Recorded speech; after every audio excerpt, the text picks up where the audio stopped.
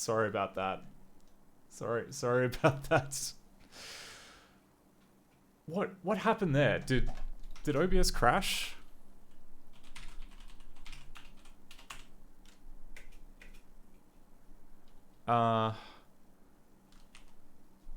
Yes. Yes it did. It's seg faulted.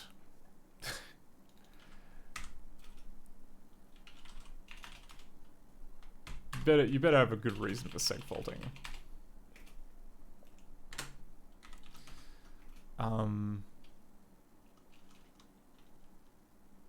Info.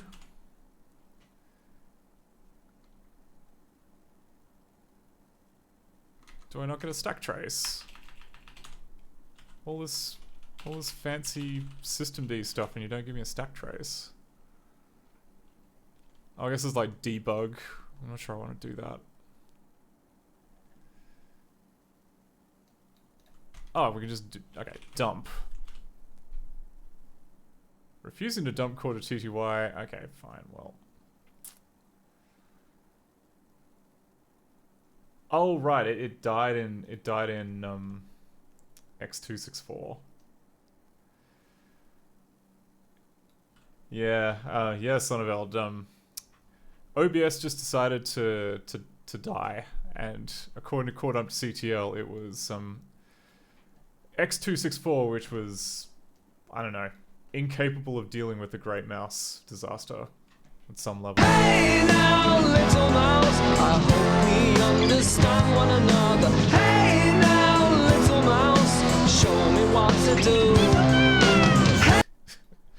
Yes, but I'm not sure when the stream exactly kind of upped and died, but we figured out that if you slow the game down enough, it does count as catching the mouse. So I'm thinking that whatever's happening, whatever event trigger sends the bellhop in, and I think it's on that frame 1193. Because yeah, there's like a, hang on, because like it tries to load a QuickTime film.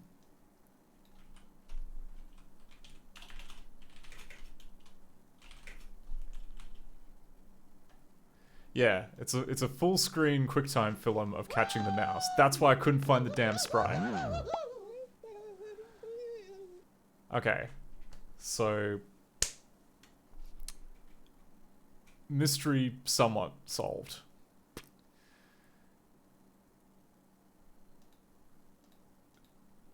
So, okay, right, working backwards, I think we can say that it must be frame 1193, which contains the film. We can double check this if we're quick. I'm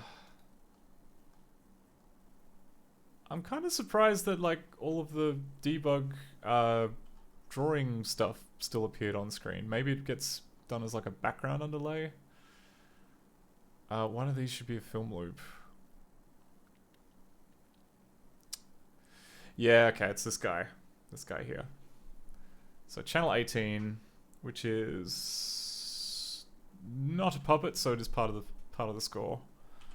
And we're currently on frame 1193, chan 1193.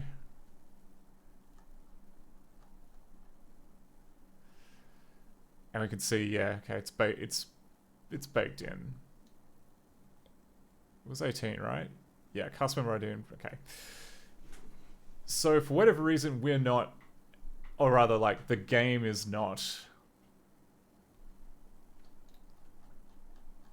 something is happening to prevent it from reaching frame 1193. And once we find out what that is, then this game I think is mostly working. If you don't count the text file to start crashing everything.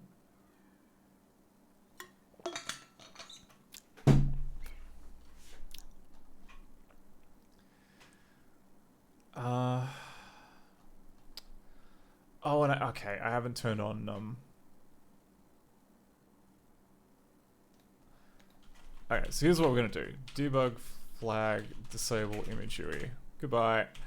Debug flag disable, actually no, debug flag enable loading. Oh, wait. Okay. So after all that, it rotated around. And did loading actually do the thing that I wanted, which was print out which frame is next?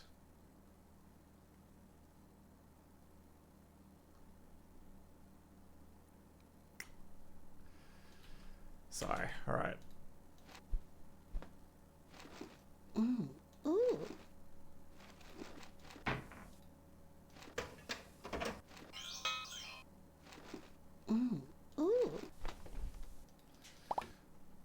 It happens each December ween, though some would say it doesn't. The best thing that you've ever seen, even better than your hot cousin.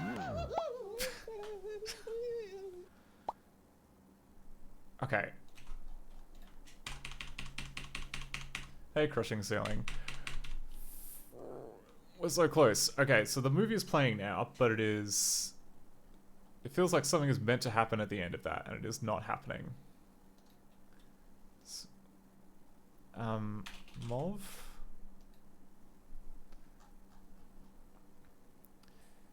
Yeah, here we go. So it plays this QuickTime film. It then does a bunch of this, and then eventually, oh yeah, we get to here, which is the one which plays back the QuickTime movie. And then it rotates around. Then it goes back to frame 1. Oh wait, no, that's frames of script. That's not the same thing. Frame 1194, 1194, 1194.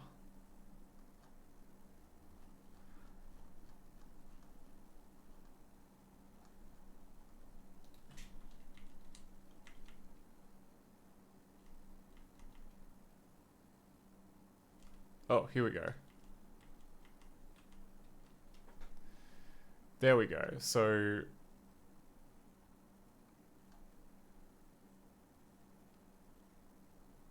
oh no, that's not good. That's not good at all. So there's so you can see here that it says thawing lingo state, like all the way down here. That implies that something is freezing script execution like a lot quicker than it should have. And yeah, I'm guessing that like at the end of this script is going to be, it's like, okay, play some files, call that, return. Okay, that isn't too harmful. I was expecting there might be a go. If there was a go instruction, then that's bad.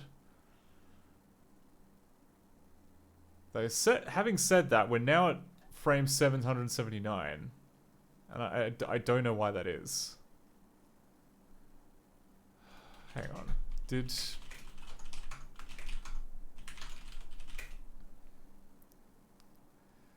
score.cpp debug. Is it events? No, events talks about freezing.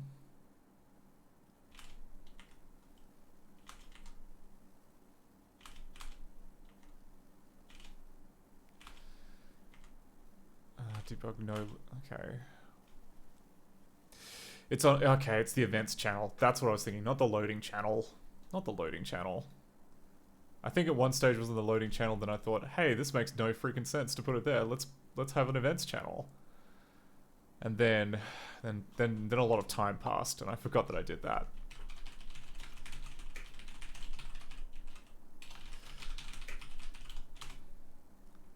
There we go. Now we've got like a whole bunch of extra noise to contend with. Okay. Okay. Okay. That happened a little bit too quickly.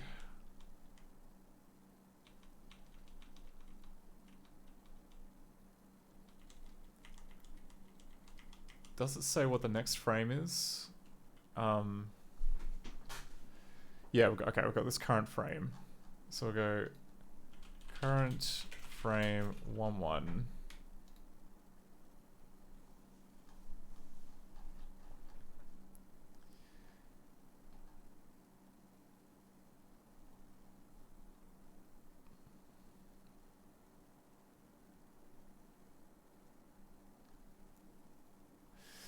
Right, okay.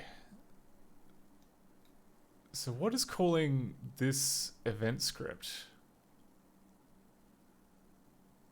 It's a generic handler.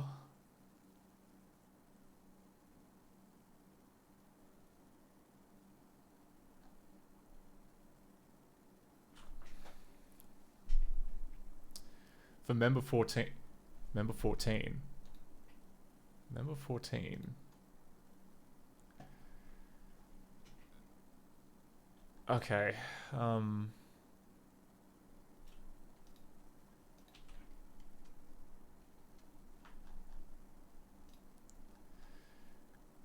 Okay, so it's... So yeah, this script is responsible for kicking us back to like the loop of the mouse running around the room. But why is this being called? Like, what is bound to this?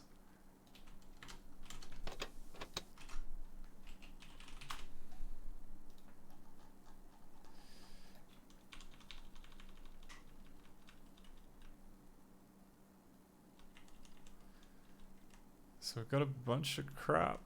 Event script empty. Don't like that.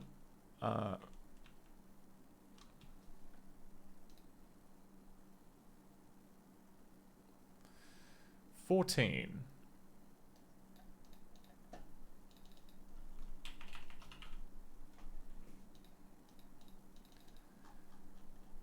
Whole bunch of ones for 140.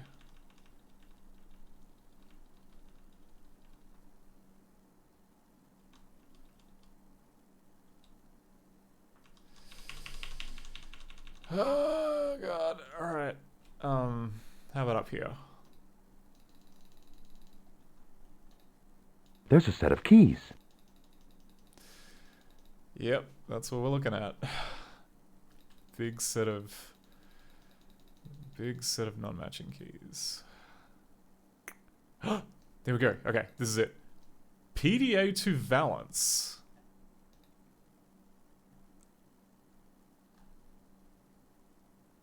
What?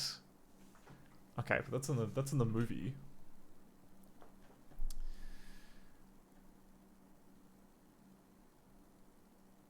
I get what? Hang on. What is the script? We need to learn more, because it's getting called at the wrong time. Director for the Great Green Mouse Disaster.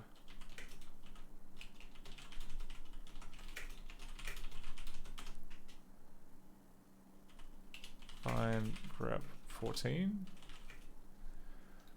Oh no, okay. So it is so it's not dumped by...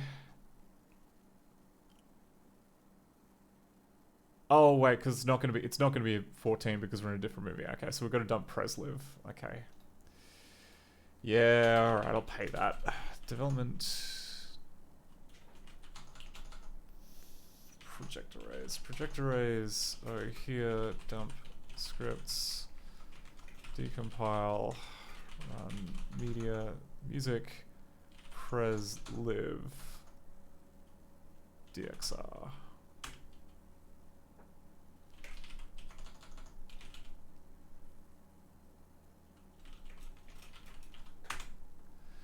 Still nothing. So, okay, so maybe this is one of those ones that's kind of actions. Export, oh, sorry, cast 14.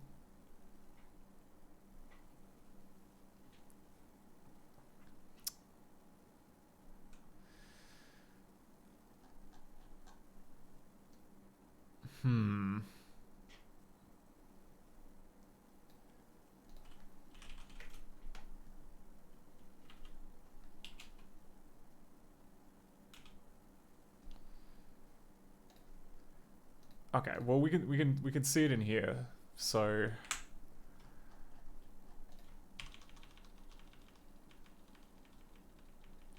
oh wait, no, okay. I remember now. So event scripts, the number isn't of the cast member, it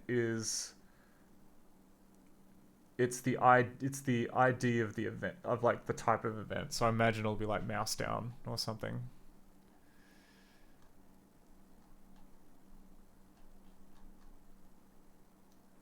But we should be able to dump it at least from here.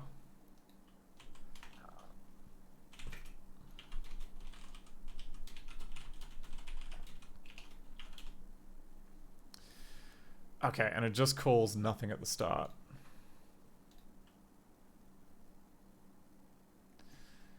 But okay, got to figure out what type of script this is.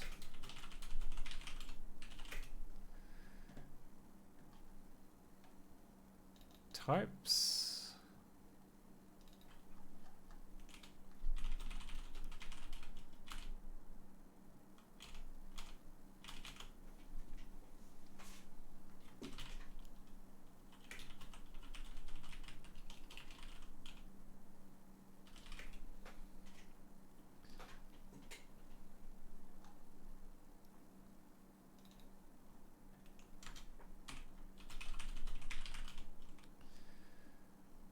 Okay. No, where's the rest of the stuff? Is it in?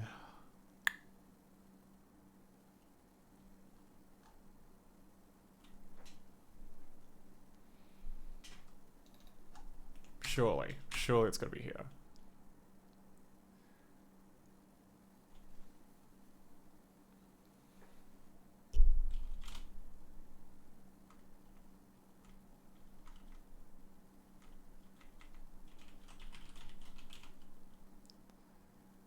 Event.event. Okay.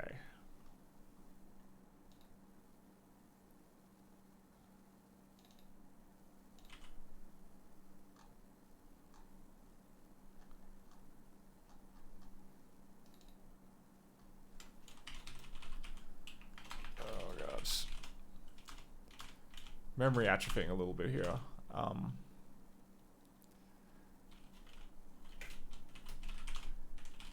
Not gonna tell me what L event is.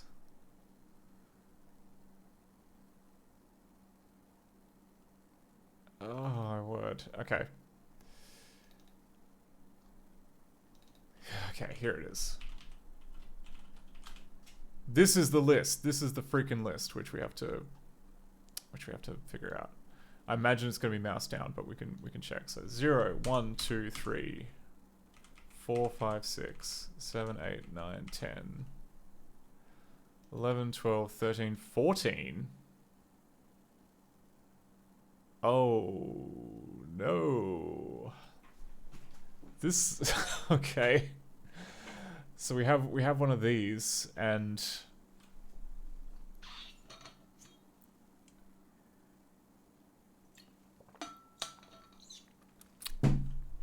why would you do that? Why would you set one of these on a sprite in the thing?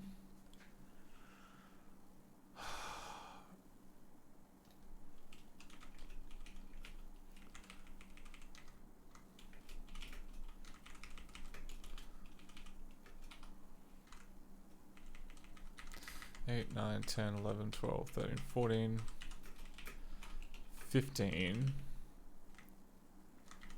16, 17, 18, 19, 20, 21. 1, 2, 2, 3, 4, 5, 6, 7, 8, 9, 10, 30, 31, 32.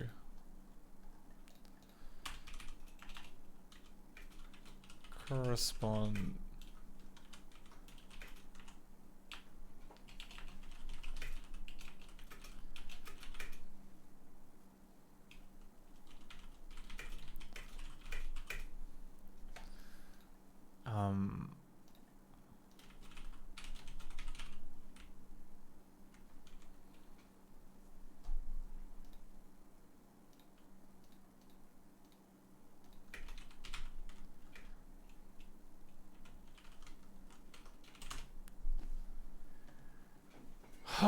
Alright. So the reason why I'm kind of a bit worried is that this timeout feature here, I don't think I've spent any time looking into whether we do that right. So I assume that it's not done properly. So here we go.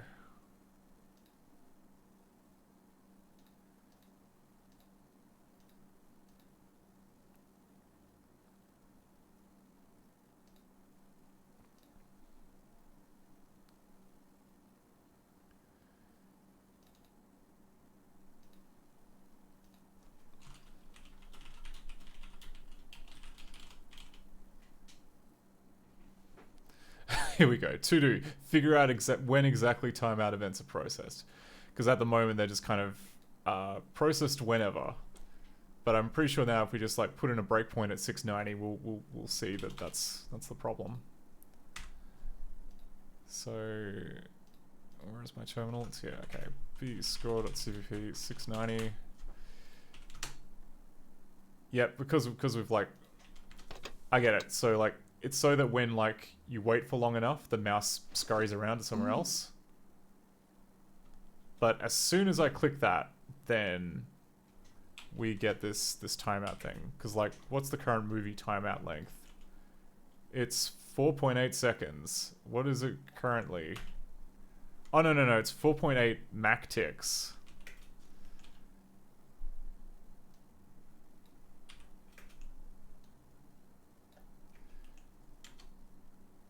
Oh. Okay.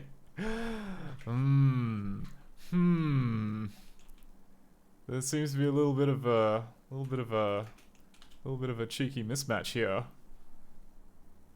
That might be easily fixed. If that's just like a simple case of like, oh, we're overflowing. And we just cast that to a signed number. Because yeah, like, essentially if this is an unsigned number and this is an unsigned number and then this one happens to be smaller, or sorry, this one happens to be larger than that one, then you wrap all the way around and it becomes a very big positive number, which I think is what's happening here. So that's, oh, that would have been, yeah, okay. That's actually quite a bad bug. We should sort that out. So what type is last timeout? I imagine it would be, yeah, it's unsigned integer. Okay, what time is get MacTicks? It's also unsigned. So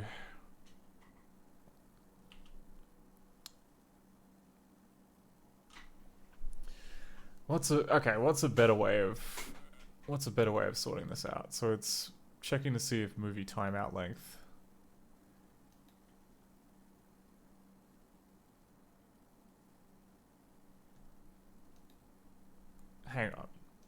Hang on. So last timeout is set to here. The current ticks is set to here.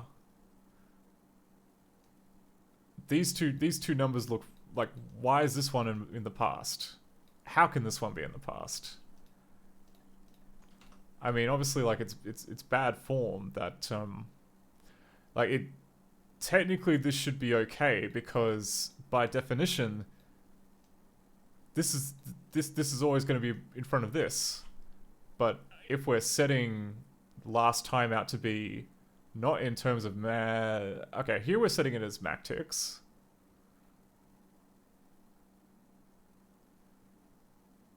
In these cases, we're setting it as last event time, which is also MacTicks. And then, yeah, okay, so it's expected to be in MacTicks. How do we get MacTicks? What's the deal with that?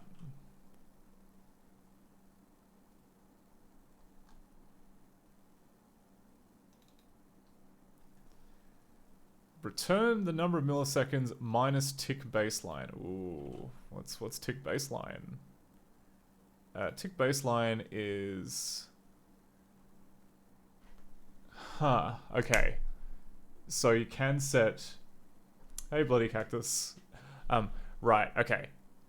So the assumption that we were holding about this, about timeout always being in front of MacTicks, ridiculously incorrect.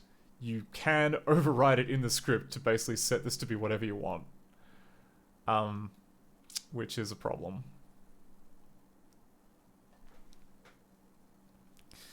Okay, let's look this up in the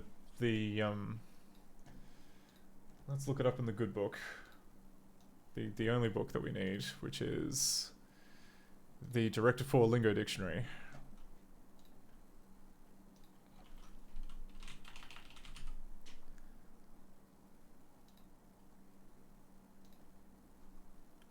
This property indicates the number of ticks elapsed since the last timeout. A timeout event occurs when the timeout lapse property reaches the time specified by the timeout length property.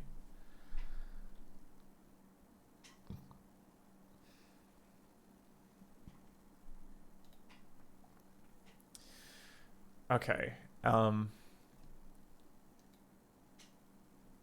Right. But it really comes down to the fact that, like, we need these numbers to be signed. I don't think it's, what do you call it? It's poor hygiene to, like, basically if we were to treat, okay, get back ticks we know can be a positive number. Movie last timeout. As we found, you can technically make that whatever the freak you want, apparently.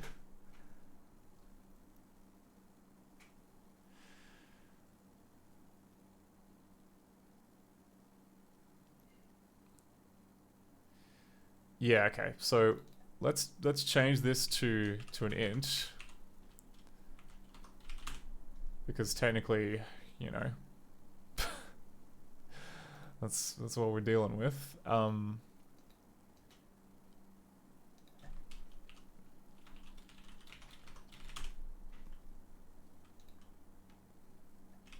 Maybe we just have to go through all of these. Oh no, just the ones involving tick baseline.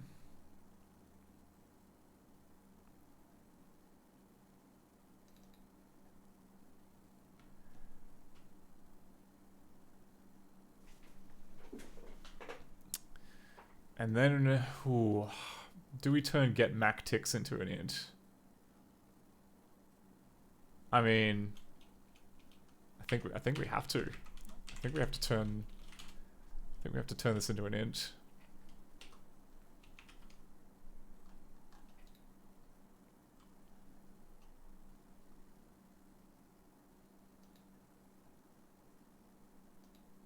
Oh my god! Of course, it's defined somewhere else.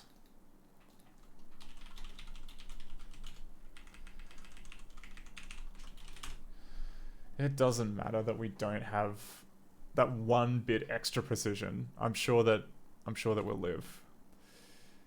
Right, okay. So that's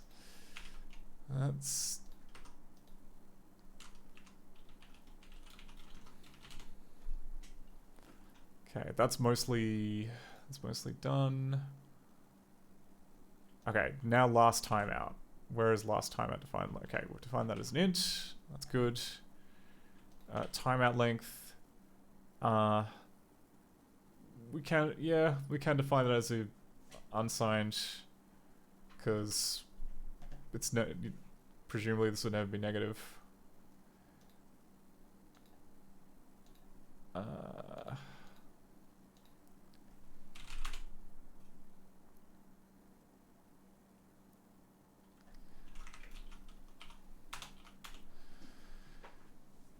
Okay, but oh, hello. Okay, and now we've broken.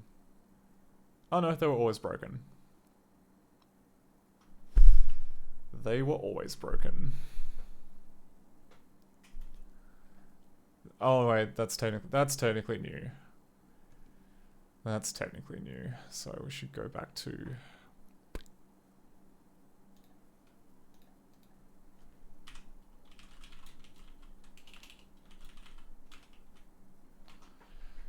Yeah, and just say that's int as well. Say that's int as well. Oh.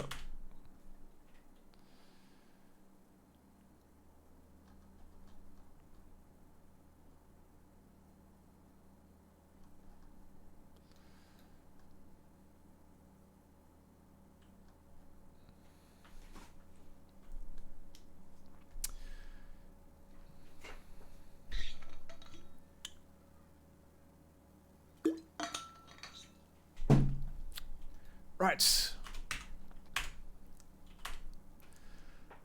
Let's see if we can Great Green Mouse Disaster.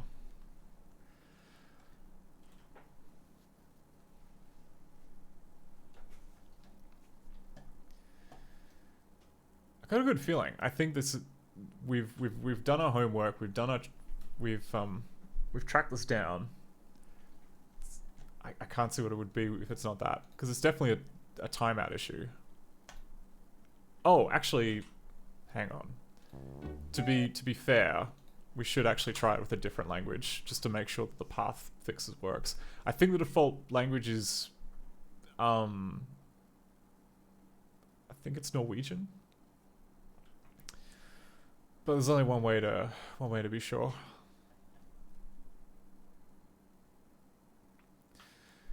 Okay, start this up again.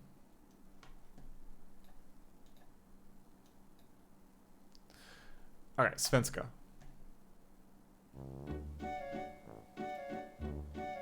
There we go.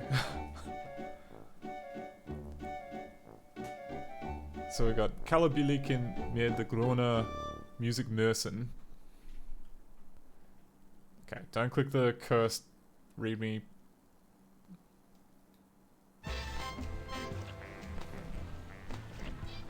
Välkommen till strandhotellet. I vanliga fall är det här ett tyst och sömnigt ställe där en katt som jag kan åldras och bli fet i lugn och ro. Hotellchefen I think the lip sync might have originally been for the Swedish version. Som tycker att tedanserna på onsdags eftermiddagarna är det mest spännande som finns. Idag ska gästerna hur som helst få lite spänning i tillvaron. Orkestern, som tro det eller ej, heter Gröna musikmössen, anlände till hotellet för en stund sedan. Vilken röra.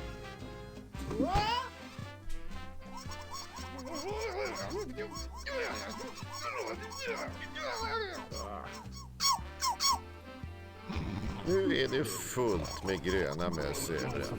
Gästerna är oroliga och chefen vrålar på portier. Sorry about that. There we go. Men om någon trodde att jag skulle orka hjälpa till med problemet så tog de fel.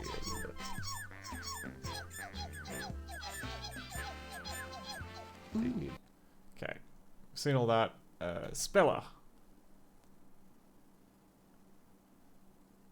Okay.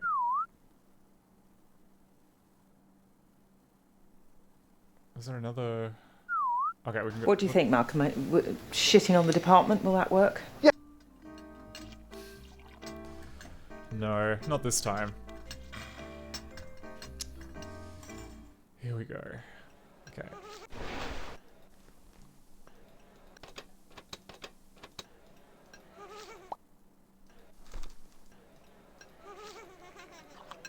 Mm-hmm.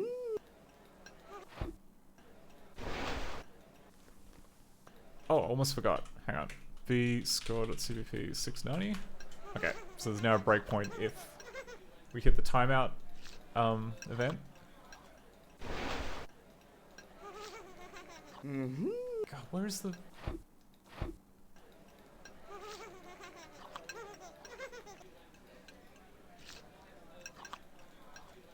Okay, it's not in the cupboards. Not in the urn. Not in the plant.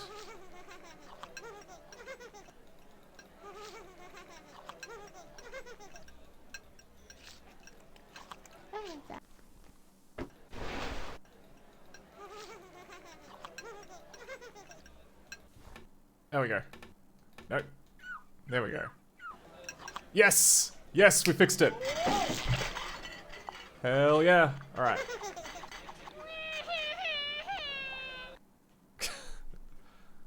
Okay. And then now we hit the... Ooh, interesting. But now we hit the timeout event because we've been in the middle of a cutscene. Oh no. Oh no. Okay. Well, hang on. This isn't good. This isn't good. Okay. So let's just unpack what's going on here. So are the figures for everything making sense? Okay, yeah, so we've got this figure here, we've got last timeout, which is here.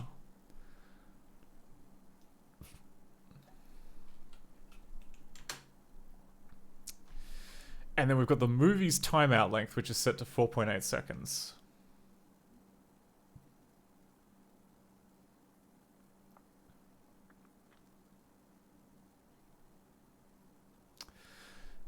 Right, okay.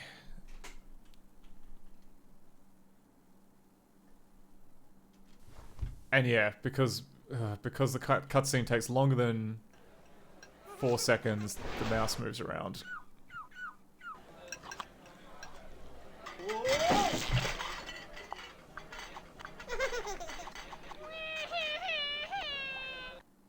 Jo visst, jag gillar verkligen att titta på när möss blir fångade.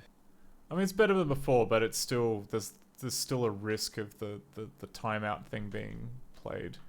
But okay, but interestingly, it booted us to the instrument.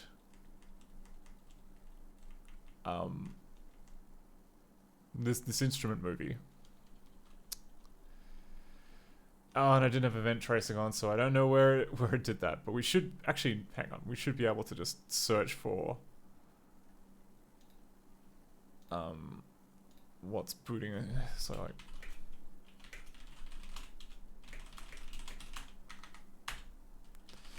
yeah, all right. So it's gonna be.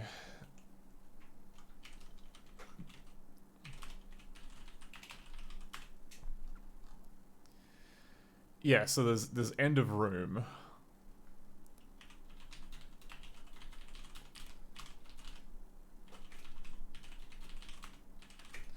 And that gets called by the actual location that we're in. And that is a score script, which presume... Okay. So we'll go to another room and we'll just try and see like what... Det påminner mig om när jag... Utmärkt! Du har lyckats fånga en av de gröna busarna. Kan du hjälpa honom att hitta rätt That looks like Swedish lip musikinstrument? syncing to me. Du måste välja ett instrument som han kan spela.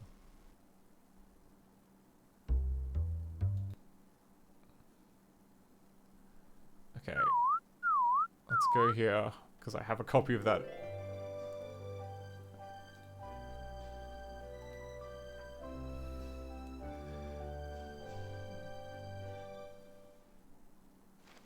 So let's wait around for a little bit. Just enough to waste some time.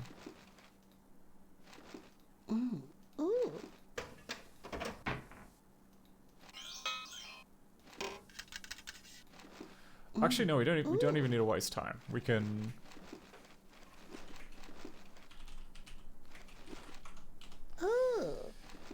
So it's score script 90.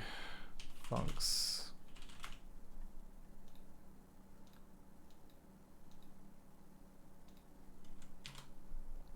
Alright, which of you calls 90?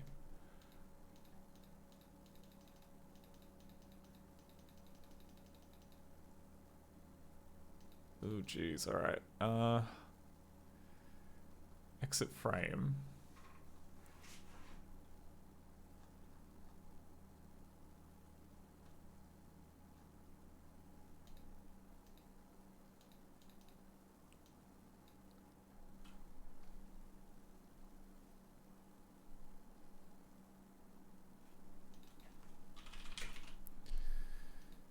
No, okay. That's a dead end. Wait, no, something must call it. Because that's the only way to get the only way to get end of room is by calling this, which is on exit frame. So markers Chan 1193.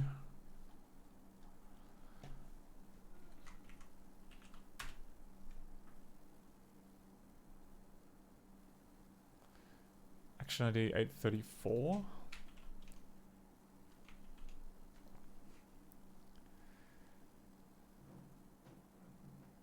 Oh, there's temp exit.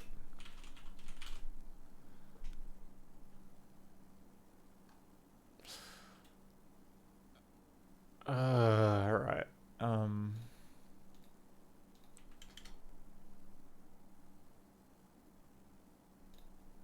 But now enough time has elapsed that the timeout counter is going to have done its thing. We'll check that the values here are correct. Yes, last timeout, movie timeout length.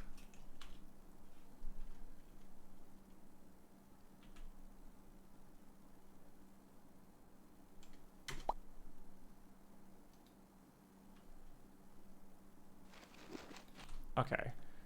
And that should mean that, like, if we...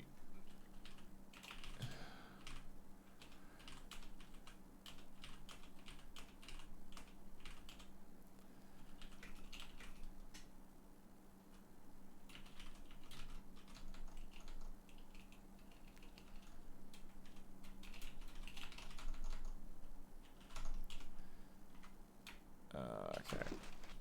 What I was gonna say...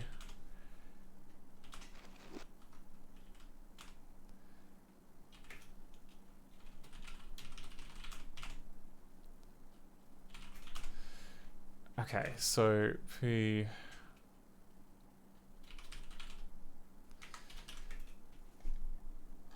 So now that we've done a timeout, like last timeout should be being updated. Yes, it is. Okay.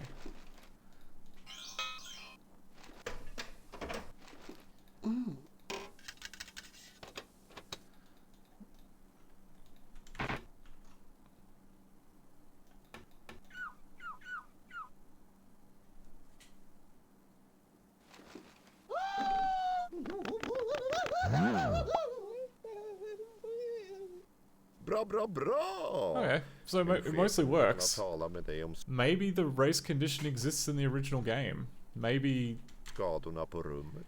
if you catch the mouse at exactly the wrong time, it will just loop around. Because I don't see how you'd get around that event not firing. And it does not look like there's anything which disables that event. So, nevertheless, like this is definitely like better behavior than it was before. Du har lyckats fånga en av de gröna busarna. Okay. Disable one. Kan du hjälpa honom att hitta rätt musikinstrument? Du måste välja ett instrument som han kan spela. Okay. Okay, and now we really have to catch like all these mice. Okay. Ooh, that's got the wrong ink type applied to it, or the ink type is broken. That's kind of cool. But you know, I think we should probably move on. Like this is a good warm up. Slowly rebuilding those chops by like figuring out each part of the engine one piece at a time. So okay, yes, I want to save my game, and we're gonna call it Potage Shanks. Fallen Kunde Intersparas. What? Oh, is it because there's spaces in it, and it's a Windows 3.1 game? I should have run it in English. Okay, that's on me.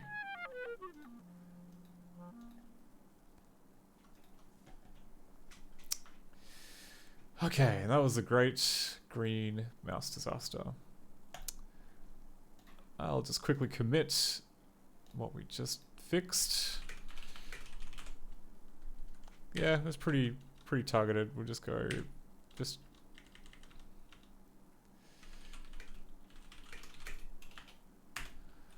director track track timeout.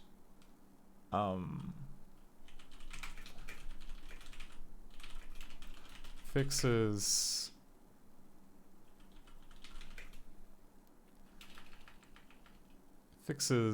broken mouse catching in the Great Green Mouse Disaster.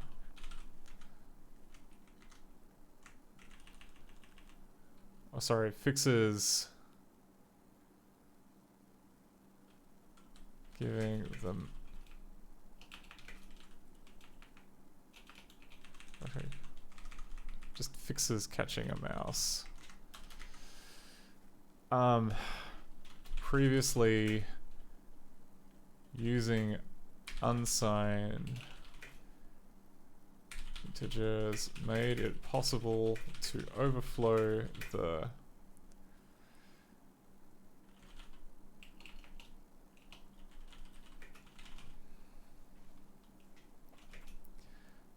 as you can redefine the current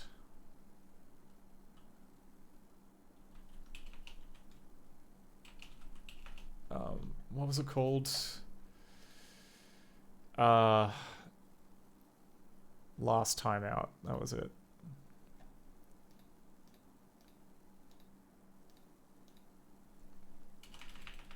Tick.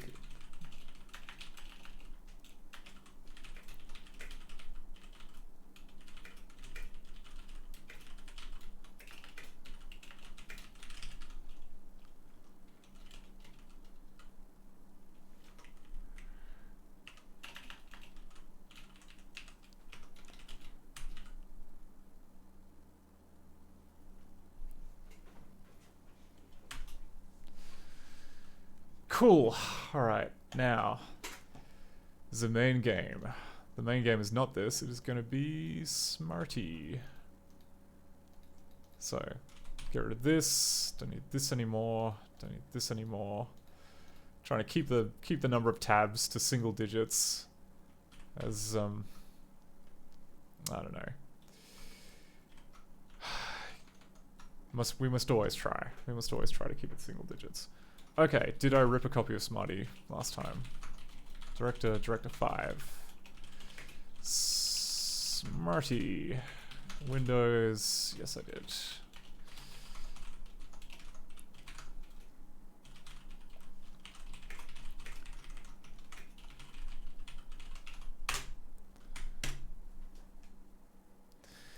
Now if I recall correctly, it game starts, it gets through the first few introductory screens, and then it just kind of goes a bit bonko. Potentially, like, that could be because, like, I think last time we tested, we didn't have programmable frame transitions added in. Now they're in there, so maybe it'll work. Maybe it'll be better. Hey, what's the rumpus?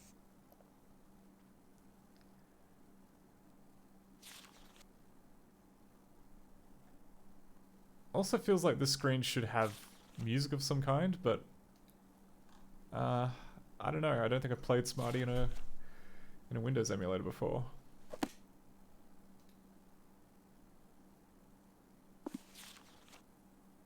Here we go.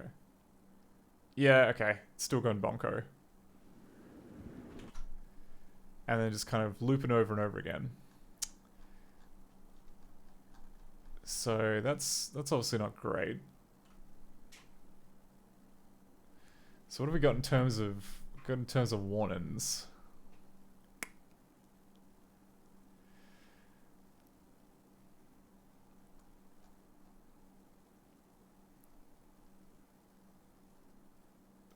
Okay, so it found the Smarty cast. It found the cast with all the sounds in it, but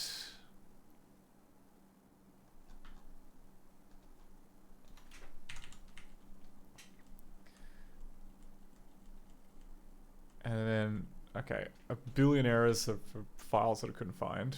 That's fine.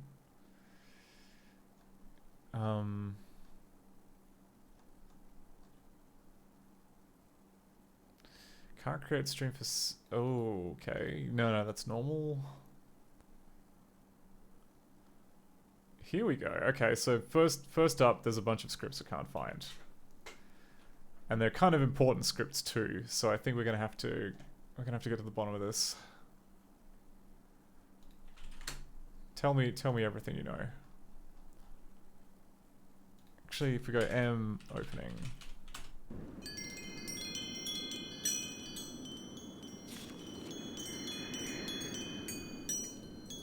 Is that meant to... That feels like what was meant to be playing before. Okay. Start over. Start fresh.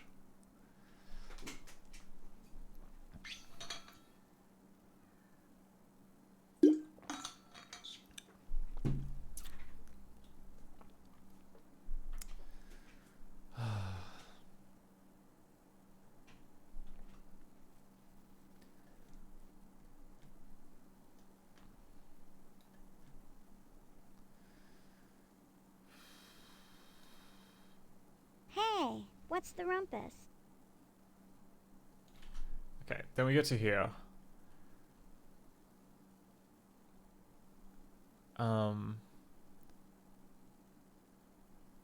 Cast.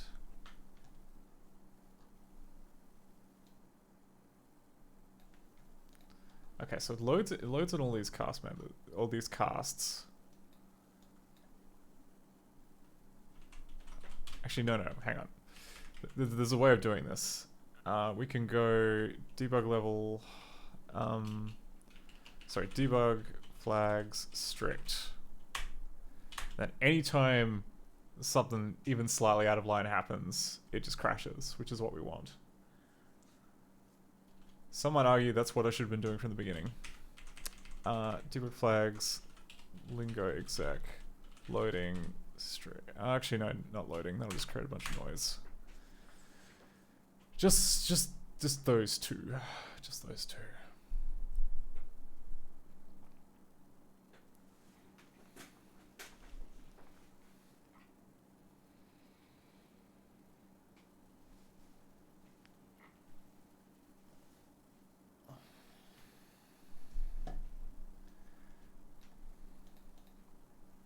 Hey, what's the rumpus? Okay, survive that screen. Survives this screen.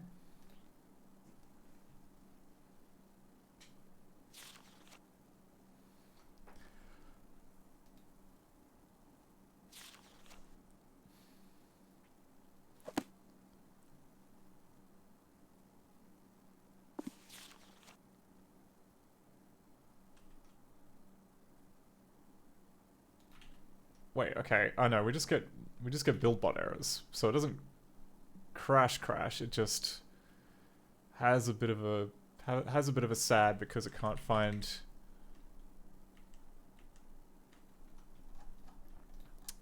certain things.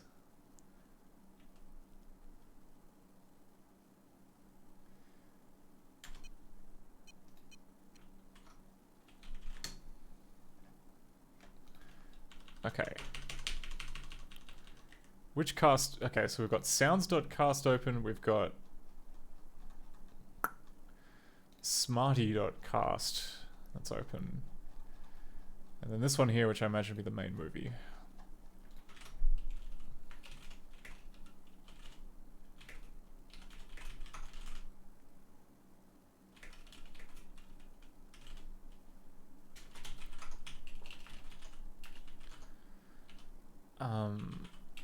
Decompile here, dump scripts.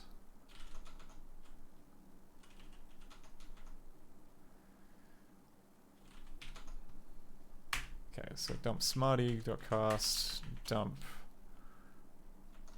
May as well dump the town while we're here.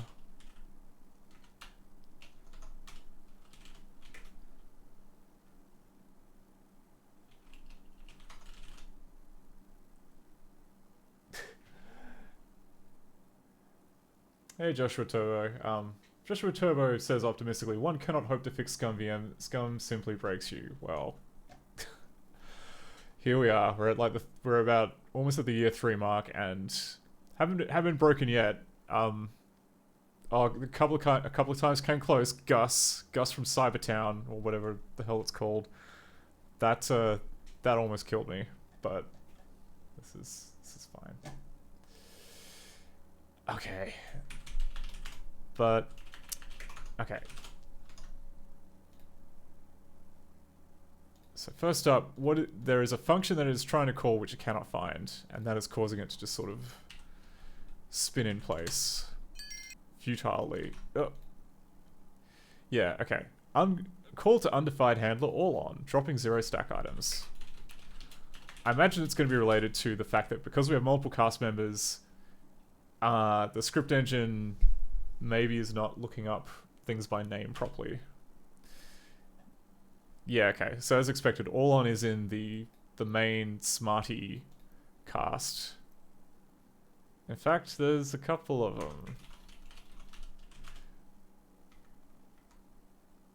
them. Wait. Sorry. There's not? Oh, okay. External this. Okay, no. It's only in movie script 87.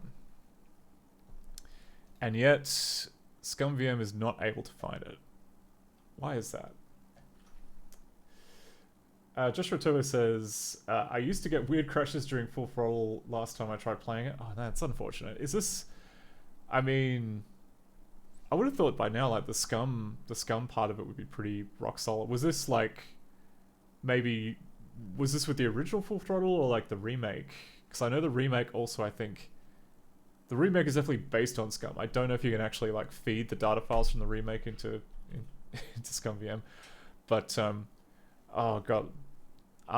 Unrelated though, like I have for the last few months I have actually been looking into the internals of Scum specifically, mostly so I can kind of nick ideas for the DOS adventure game engine that I've been working on, and I kind of understand now why. Like, I mean, on the one hand, like.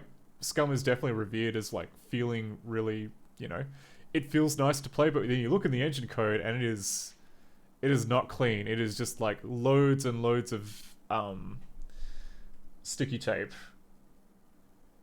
And I get it. It's because they're trying to kind of share common code between, I don't know, like a decade's worth of games, and they, you know, this is before like clean separation of things, but even stuff like.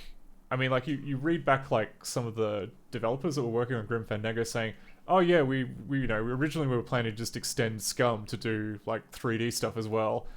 And then, after we realized, oh, actually, hang on a second, like, the scripting part of Scum is kind of mad, and we can't...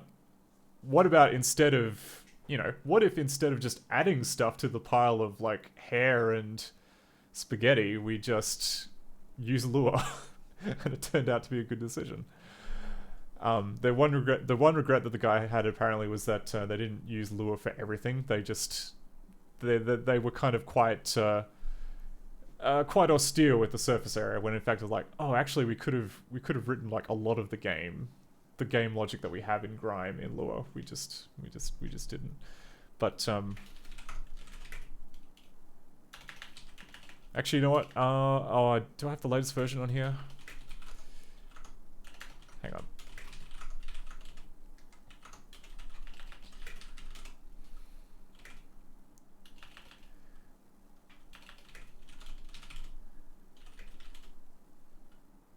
Okay, no, apparently I do have the latest version on here.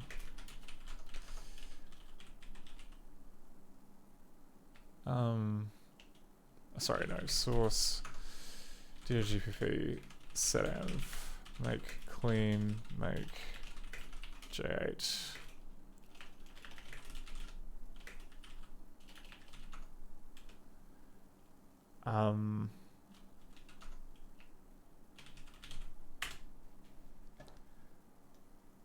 I don't think I have the latest version of like the game assets yet. So I have programmed in the introduction, but I also don't want to spoil it, so that's fine. But yeah, we've got this is like the other kind of project that we're working on, which is a game engine for DOS. which is very heavily based on ScummVM. Oh, sorry, not ScummVM. Hang on. Oh, and this is before I fixed the option screen to actually work. So we're just gonna hear the stupid music loop. But yeah, you can. Oh yeah, this is like a very old version of the game code. But yeah, nicked a lot of design cues from Scum. Nicked most of the scripting ideas from how Grim Fandango does its scripting engine stuff in Lua. And yeah, the actual game part is written mostly in C. So very basic stuff. Like all it does is it just kind of handles things like input from all the DOS device, and like all the DOS code, like all the DOS endpoints, and bleeding to the screen very quickly. But yeah, I essentially I will probably have to set up another stream where I just work on the art, because unfortunately, like without you lot keeping me honest, I just don't work on pixel art. It's just really hard to sit down and like force myself to do it without there being that external pressure. It doesn't help having just like all these other things that I'm working on at the same time. Anyway, that was a tangent. So getting back to where we were here, we got to put in a breakpoint for this so we can see exactly what's going on.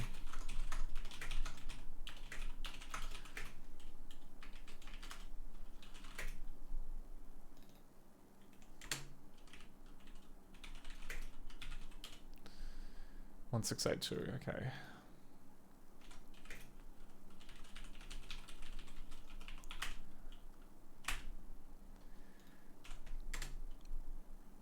Okay, happened again.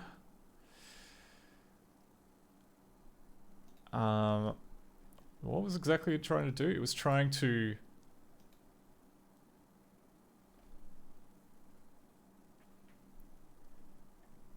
So the function symbol has a name.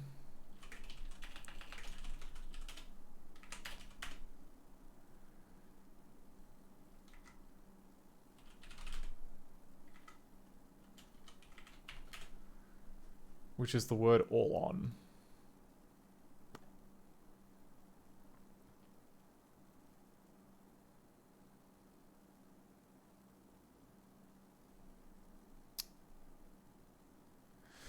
Oh, right, but yeah, this is... Okay, so this is one of those cases where, like, there's a few layers to it. So we're at, like, the final layer where it expects to have, at the very least...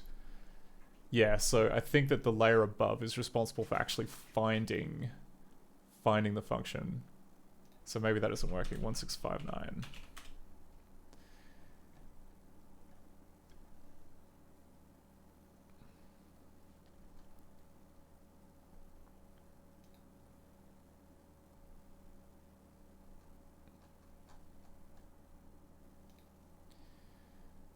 So number of arcs is not above 0, so we can just cut all of that out. It's cool. So it must be like get handler that's doing us dirty.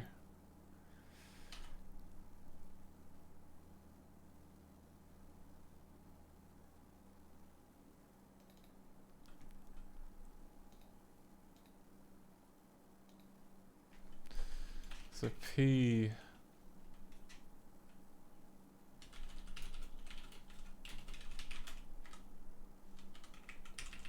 Just get handler.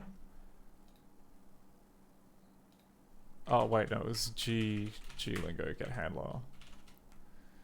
And if we pass it the name of this thing, yeah, then we get back a void symbol with this stuff here. Okay, yeah.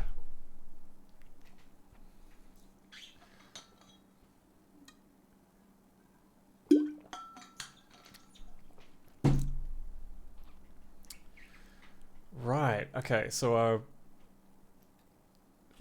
currently we do two checks. We check the current state, which is functions that are local to the current lingo context. It's not going to be one of those because we're calling a global. And then we have get current movie, get handler. So maybe this code is off.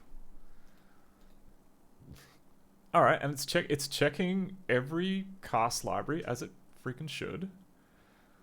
And it's checking every cast library, and it's checking every lingo archive inside that cast library. And yet it is not finding anything, which is suspicious.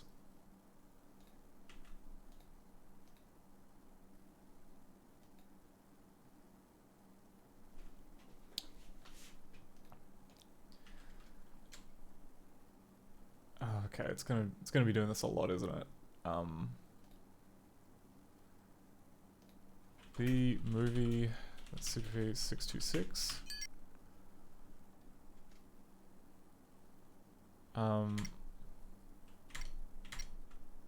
Here we go. Okay.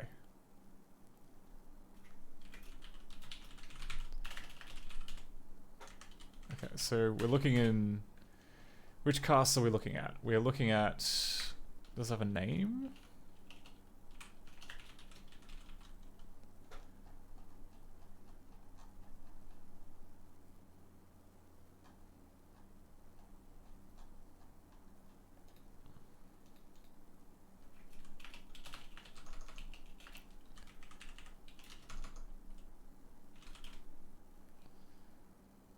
This is. Oh, okay, right. It says font map, frame rate is external, loaded cast, cast archive, Mac name. Okay, so this is town.dxr, so it'll make sense that it can't find it here.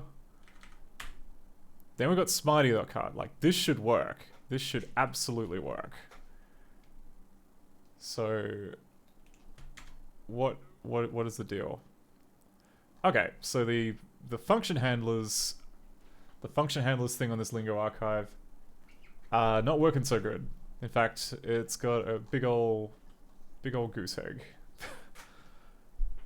Nothing in there. So that's our problem. But why? Why would that happen?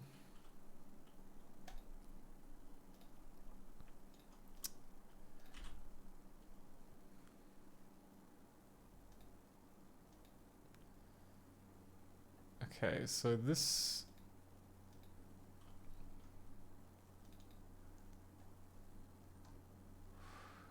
Okay, now that's the code patcher. We're looking for the place which is actually responsible for filling up function handlers, and I think it's going to be... probably this bytecode one.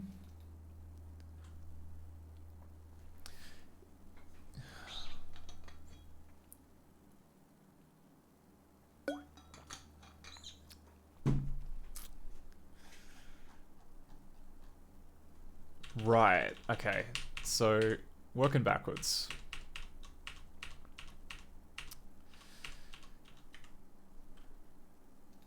So essentially all the lingo is stored in the movie as bytecode, which then means we need, at some point, this needs to be called. This method needs to be called to compile it into the C++ structure equivalent of bytecode, which is done by calling addCode v4, which is then called by this one spot in the cast code, which doesn't seem to be... Okay. Okay, so load lingo context. Do we just never call that? Alright.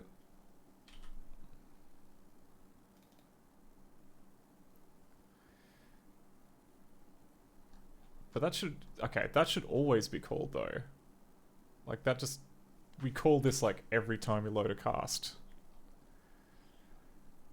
So...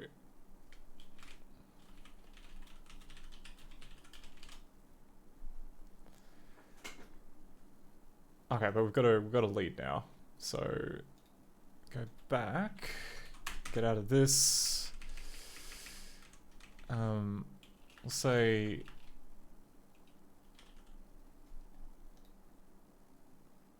That's the compile, okay. debug flags, compile, loading, and then we're going to break at 1189.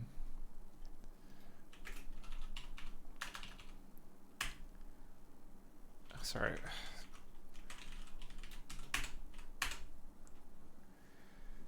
So that should give us a little hook to. Oh, and I said ling compile, not lingo compile. It should just be compile. I'm pretty sure. Oh, be cast.cvp 1189.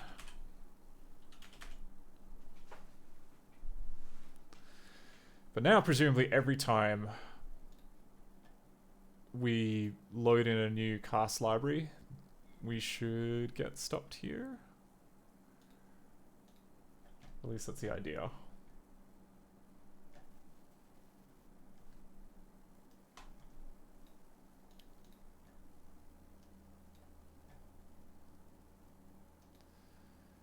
Okay.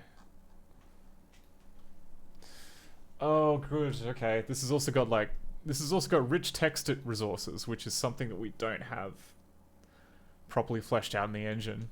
Like, I hesitate to say that we work on this today. Like, ideally, like, we want to get like the main moving around bits working first. Then maybe as a stretch goal, we look into getting the text working. Oh, here we go. Okay, so we learned the very first movie, win95.exe. Don't care. Keep going.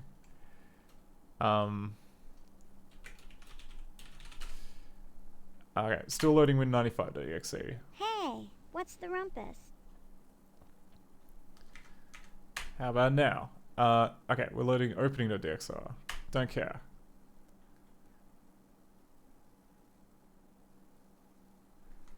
Hey, what? Okay, so it's just not loading the. I mean, did we load in the other casts? Sounds.txt. Yeah, alright. That's bad. So it's not reaching there at all.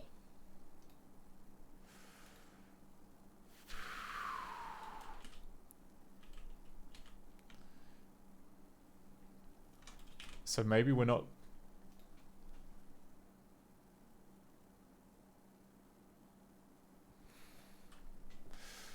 Oh, maybe this is a bad assumption. Maybe we should break on 723 instead. Okay.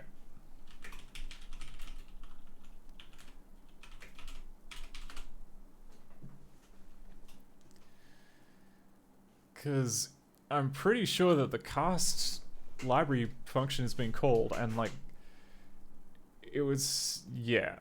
If I had to guess at like the thing that is broken, it would be this assumption here that's assuming that like the LCTX resource has whatever that is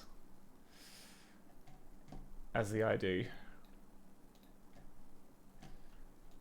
Okay. Win95.exe. Don't care about Winnote. Hey, what's the rumpus?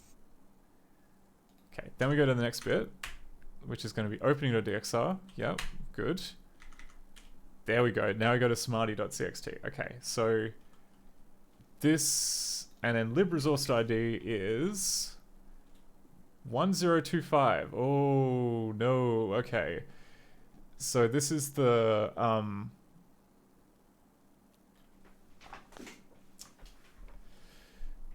this is used for a number of things. Specifically, I think for like multiplexing cast IDs in the other movies, but I don't think that like inside the archive itself is going to have like a, like if we look at like all the places that this thing is used, it's used here. That's us defining what that is. And then, okay, no, this is not right. This, I'm not sure why that's happening, but yeah, incorrect is the short version. So if we step into here, key data contains tag. Yes, it does. And then if we look at key data tag,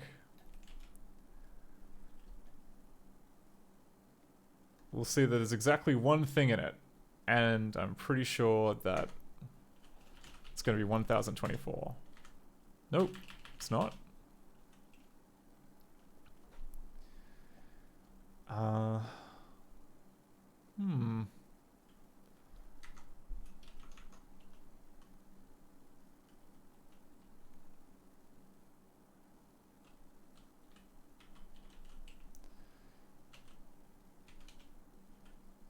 What if we step into the create operation?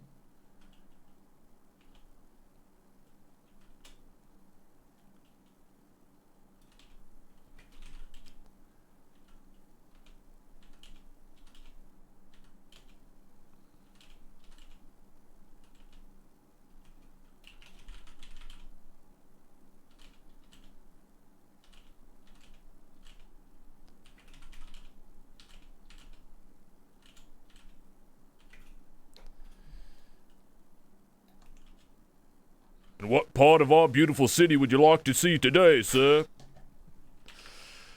Oh, you know, just surprise me. Surprise me. Okay. I'm gonna go out on a limb and say that what it wants is the number 1024.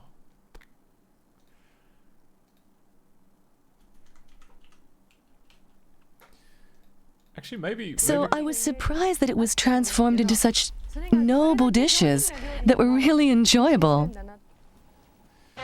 And now up, the dishes of Iron Chef Chen. Yep, it's 1024. Okay, god damn it. Alright, so 1024. Oh, do we have a constant for that? 1024, we probably do.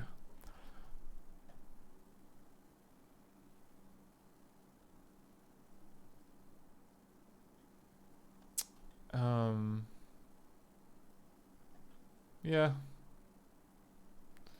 So we'll say ID is always 1024.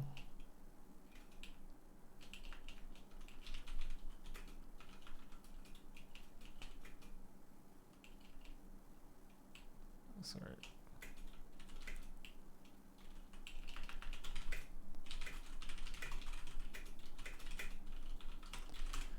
Okay.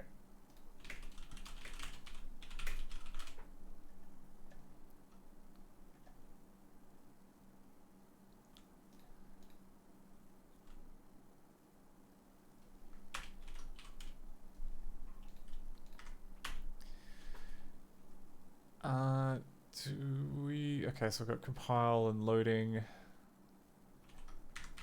Change that back to Lingo exec. And then the area that we were getting tripped up at was 1682.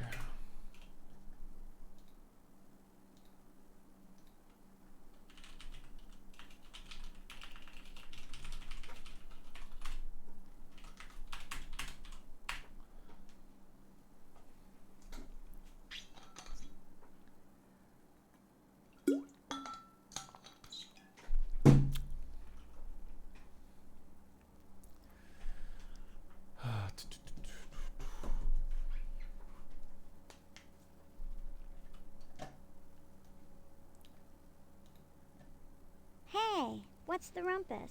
Okay, is it gonna crash? Hey! There we go.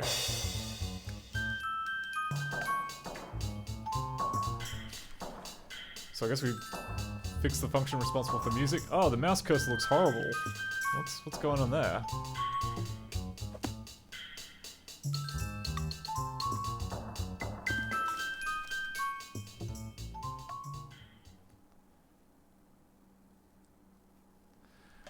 Oh, okay.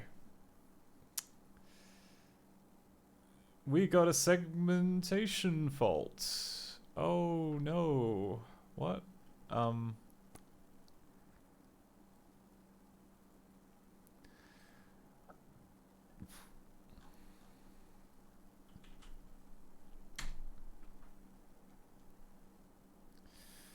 Okay.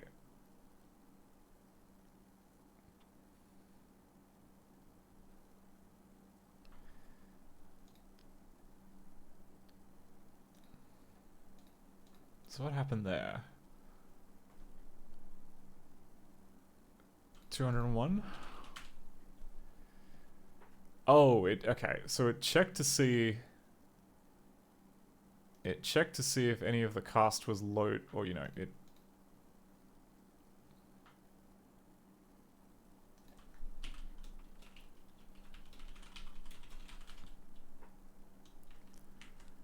So why is loaded cast null?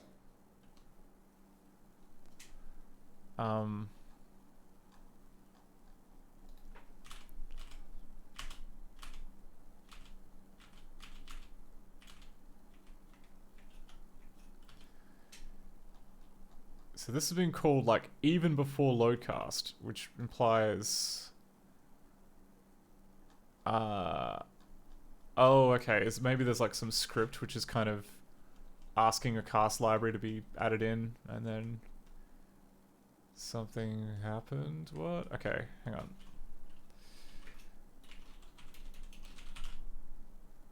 Cannot address access memory at address 8F0. Oh, that's not good. Oh, I see. No. We're okay. This is just nonsense because it's you know, the cast is a null pointer, so this is wrong. It is the children who are wrong. 1326. Okay, this is max sketch. Max sketch is what I will call this.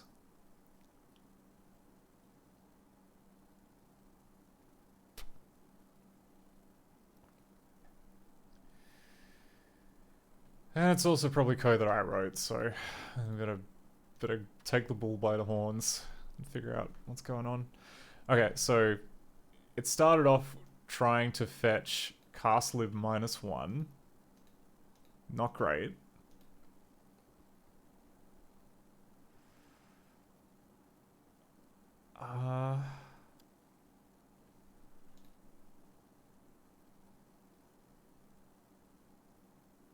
Okay, let's put a breakpoint in like unknown castlib -1, and then we can pull on the string and figure out backwards. Figure out what's going on. So, gimme movie. Unknown castlib.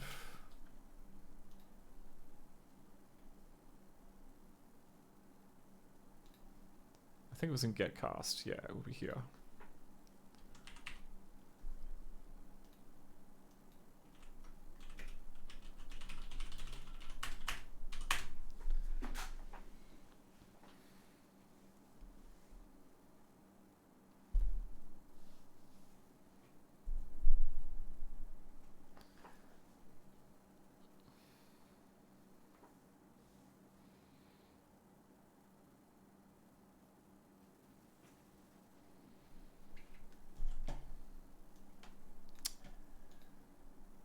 Hey, what's the rumpus?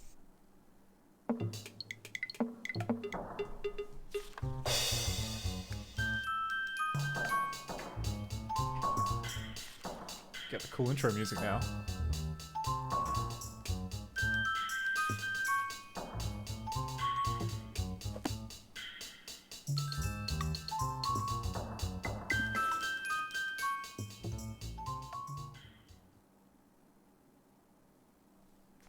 There we go. Okay, so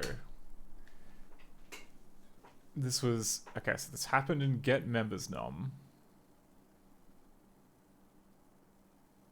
Oh no. Okay, so the actual. So let's start here, because clearly what it was trying to push. It was trying to push the name of member 181 of castlib number 1. I think that's what it's trying to do. because it got the cast. It got the cast member fine, but then this whole mess seems to be broken. Lingo bytecode.cpp. That would be address number 599. Okay. And then it calls get object prop, which is in the.cpp.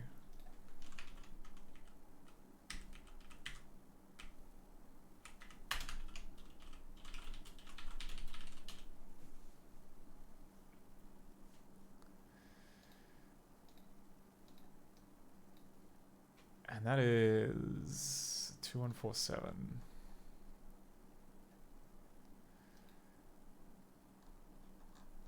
Okay, so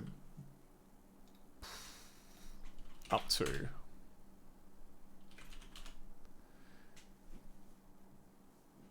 Yeah, right. Okay, this check is bad. It should be we should be referencing the library that we are using for that. That's not good at all.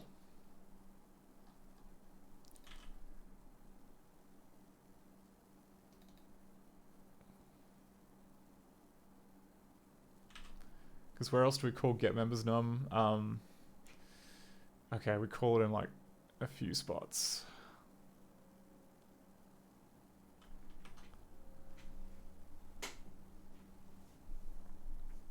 But I don't like this. I don't like that it is kind of modifying the stack. I'm pretty sure it's just because like there is. Yeah, it would be for this. It would be for this entry here, and then we've just reused it in other parts of the code, which also mess with the stack. We should make a version of this. Sorry, we should rejig this so that it does not need to pull things off the stack, for starters.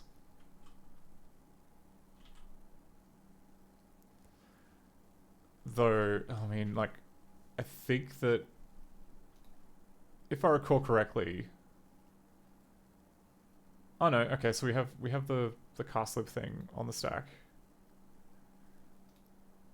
Eh.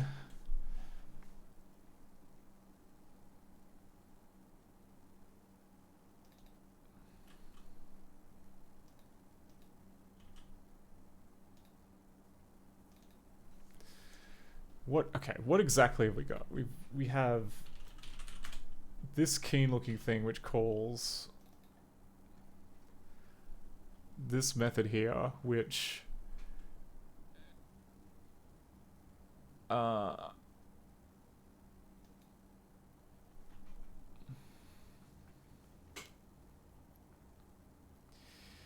yeah, alright. I think the issue is that like this stuff that you see here, like these bits, they need to go only in lingo the, because lingo the is the one that gets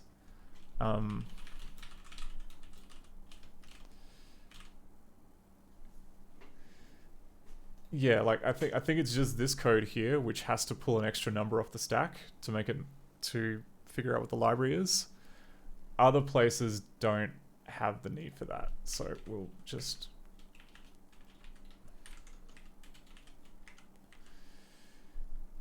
do a little surgery.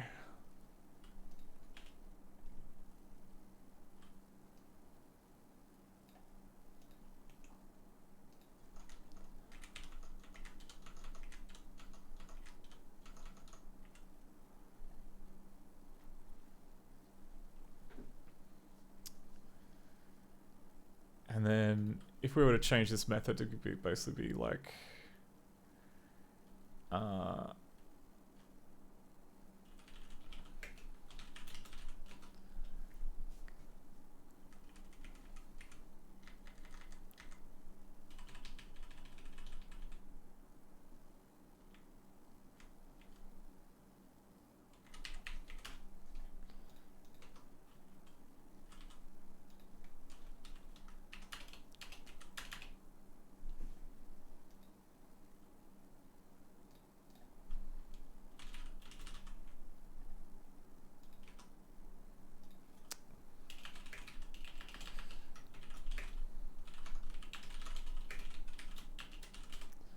think that in other places we treat cast live as a Unit 16.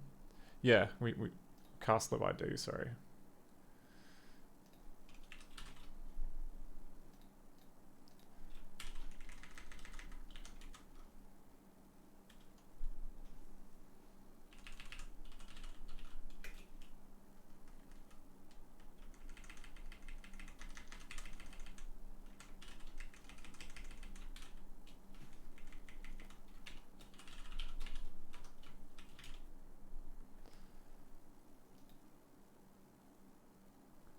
And then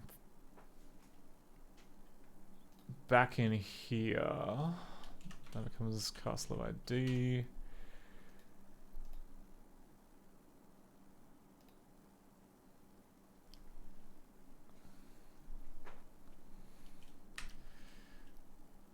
And then we go with cast.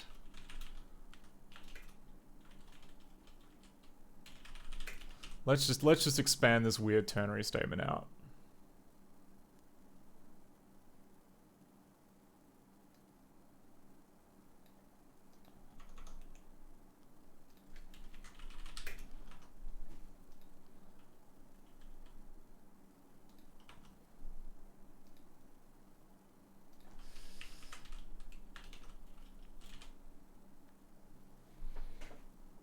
Okay.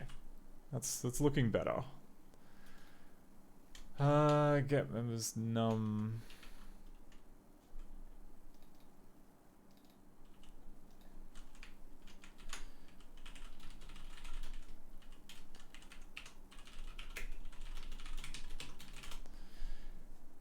Right.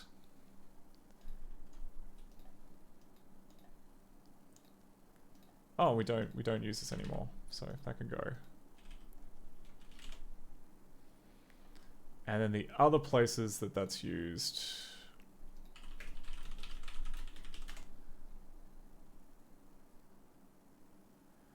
Both in lingo though, okay.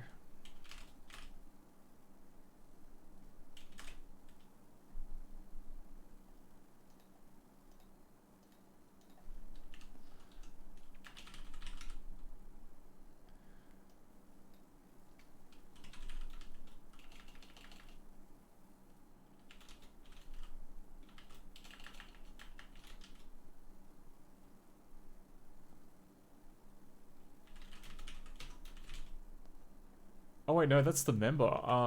Was there ID? Sorry, ID cast live.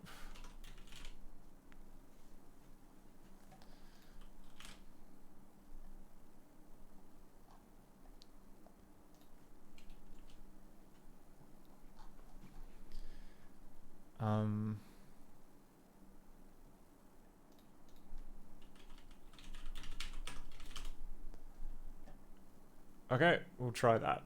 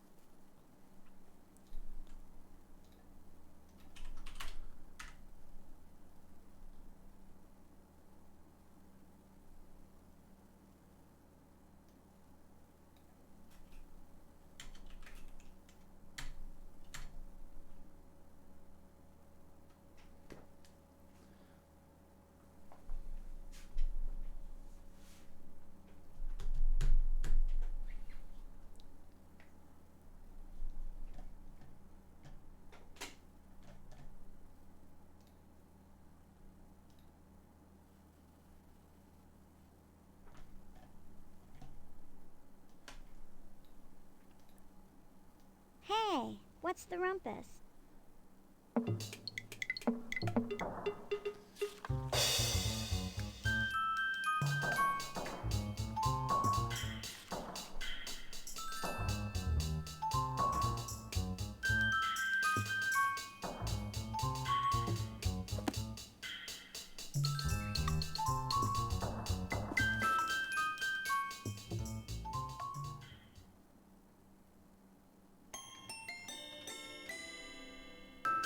Okay.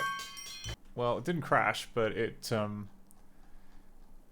is still broken.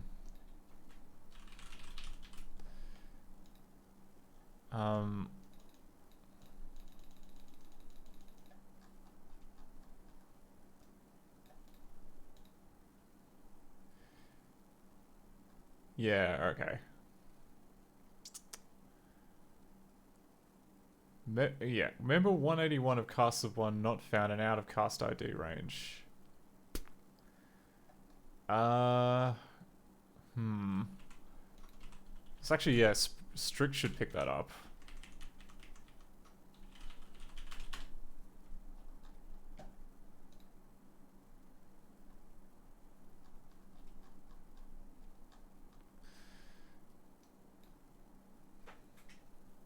I'll just run it again so we can get, like, stopped off at exactly the right spot.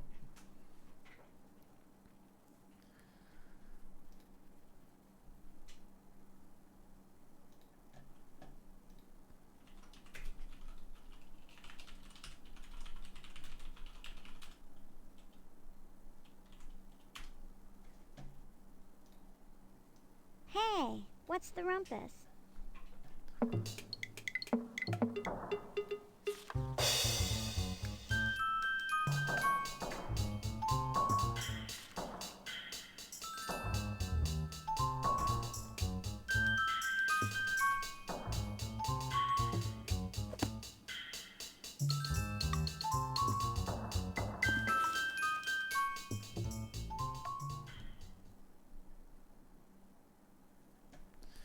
Right, okay.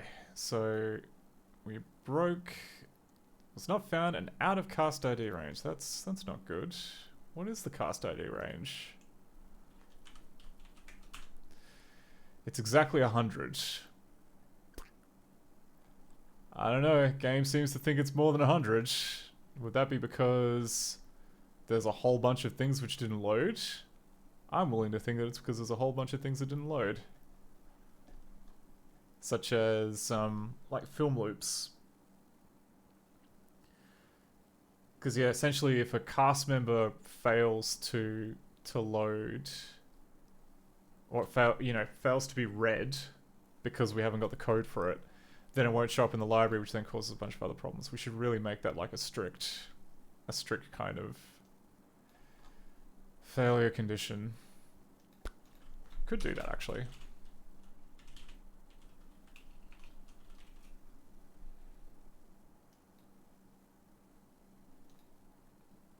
Oh, but no, it's lingo strict, so, yeah. I guess we shouldn't do that. But okay, let's...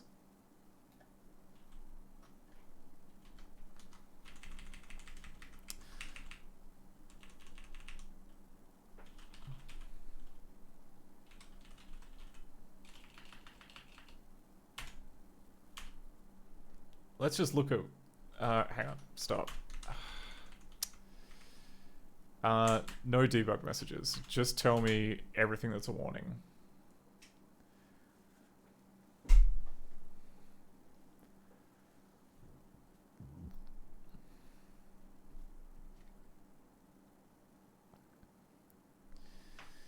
Because, yeah, if there's, like... For instance, if there are some cast members that are, like, up in the 180 region that are, like, RTE text cast members, which aren't being loaded, Hey, what's the rumpus? then they won't count, which then means that the library doesn't think that it has that many.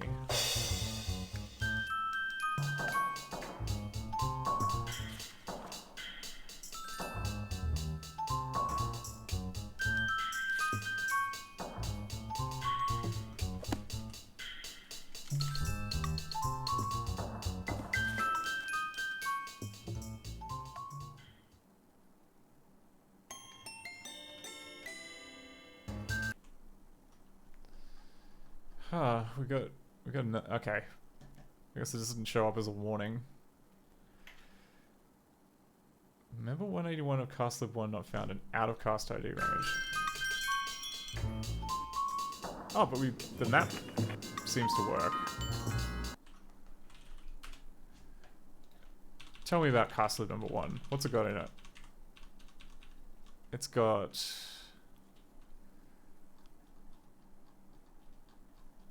140 things in it.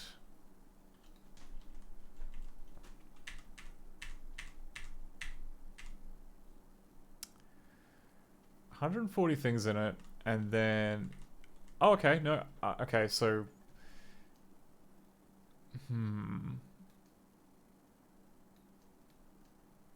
These fail, which is not a good omen. It caps out at 108. But the sound cast does have like 180 something things.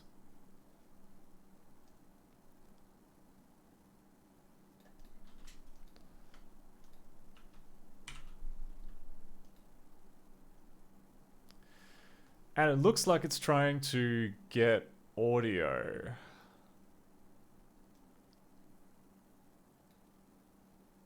Yeah, like it really looks like it's trying to fetch stuff from the audio cast. But is the script that it's being called from inside the audio cast? Is read story inside the audio cast?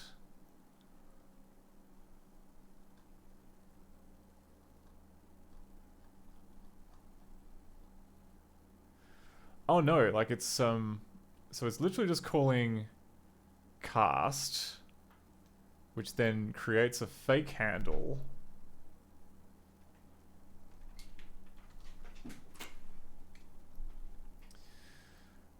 Oh, right, okay. Not sure I like this. Not sure I like this.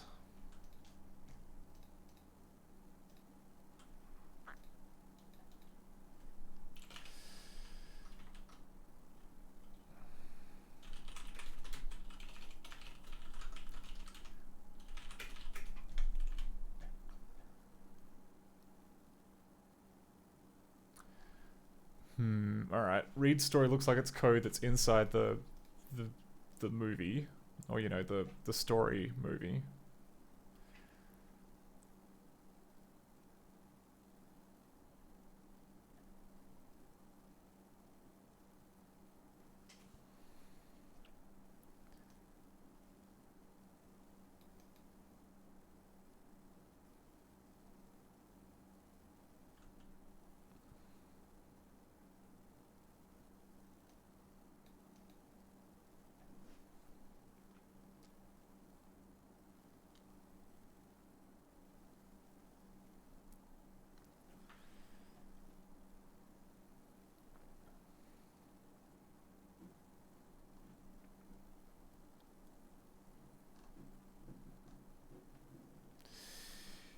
Yeah, this.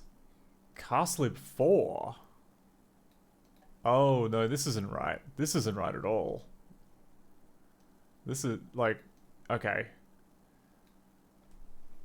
So something is very off with the code.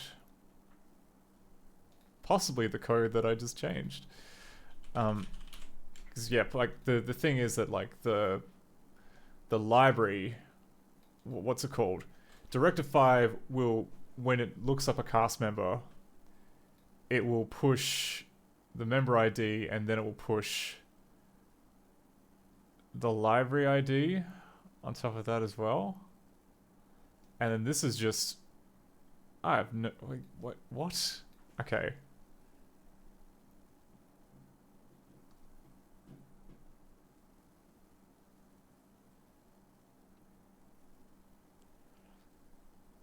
So it's getting the cast number of...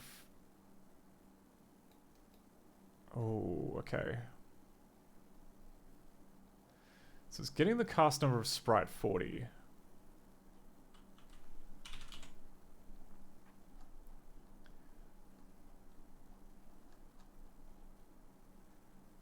Oh, we missed it. Okay, so we can't see what Sprite 40 was.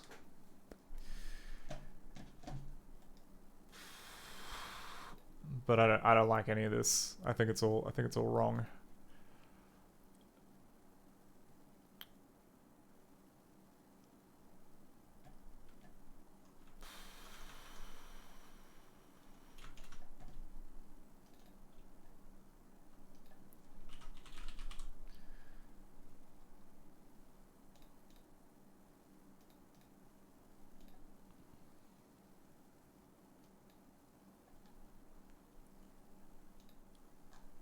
Cursor.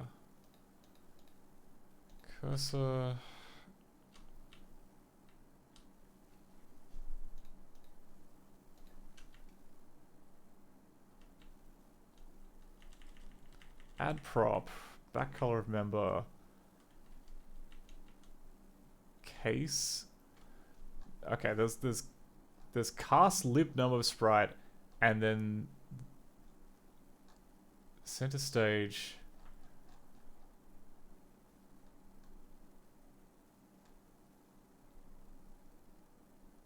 Where's cast number of sprite? Did they just forget to put it in the book?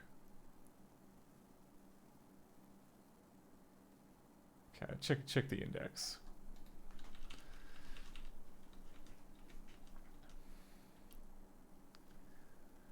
There's cast lib number of sprite property. There's cast window, number of cast libs.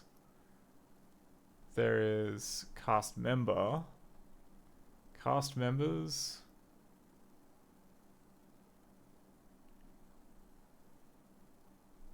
Maybe we gotta go to sprites.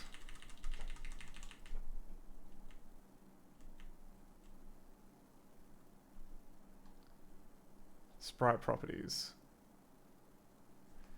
So, okay, that's very interesting. According to the D5 manual, you should only be able to do cast lib number of sprite, but I don't think that's true. I think you can do the other one too.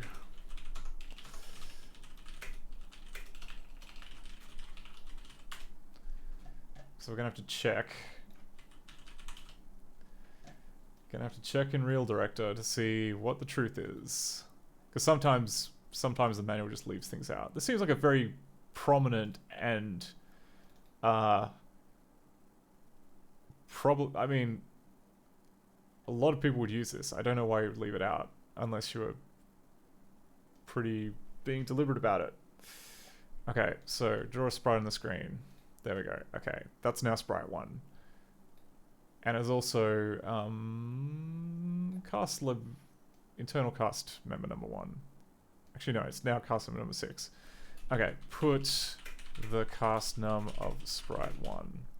6. Okay. So it's undocumented, but that's true. Okay, so it should just be returning. It should just be returning the number 6.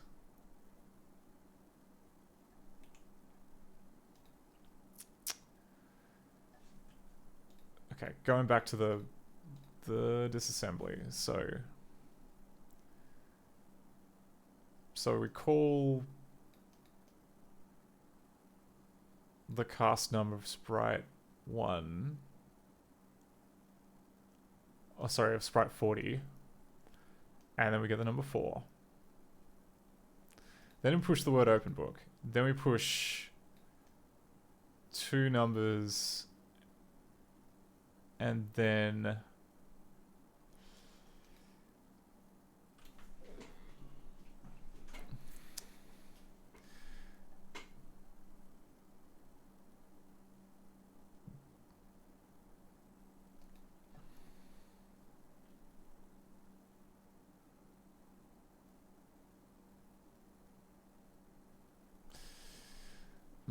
here's kind of where it gets confusing. I don't know how it's getting this. I don't know how it's getting that at all. Like, how's it getting that from 10? Like, because I know that I think the first argument gets sent to this entity switch statement thing. So I think, okay, let's look at V4, the entity push. Let's look at the big old tree of stuff that's in there.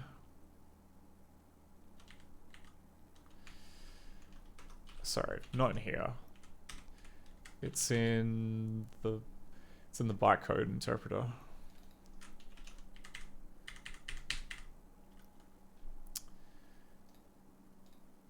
What were the two parameters? It was 6 and 4. So 6 and 4 is sprite, it is the cast number property, and then it takes in as the first number the item ID.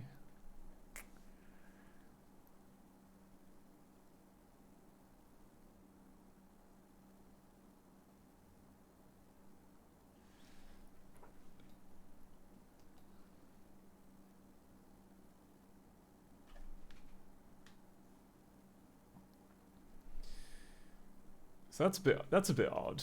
That looks kind of off.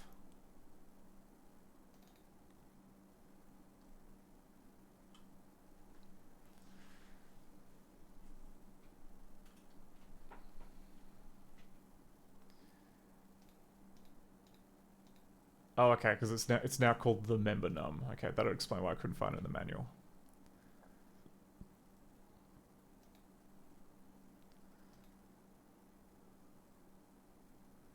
Hey, no, that's called cast num, and then there's like cast something number.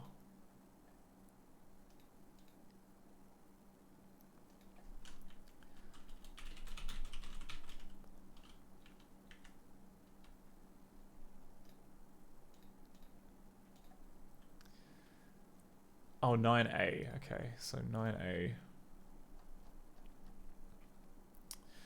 Okay, that's a brand new one, which is returning the number of the cast, which I think is down here.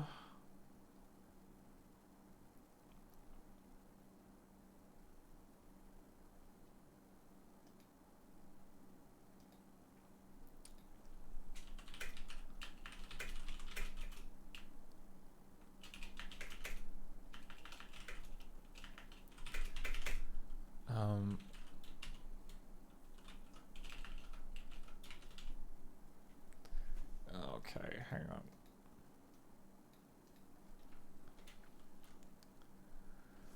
I can't remember how the... Okay.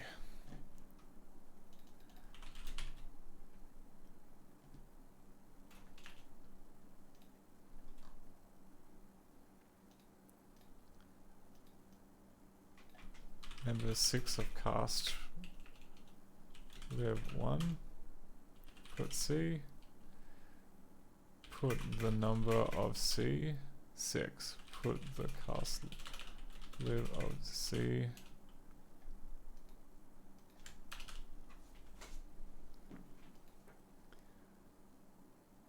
Oh, okay.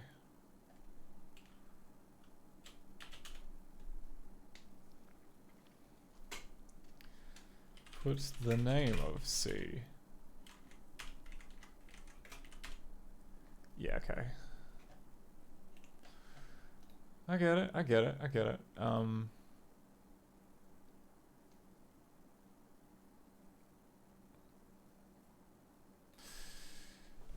Still don't understand where this comes from. Because we're passing in the number 10. How is it getting this from...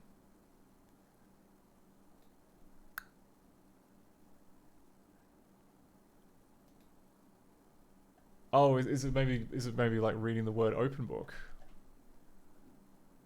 which then translates to member 4 of castlib 2.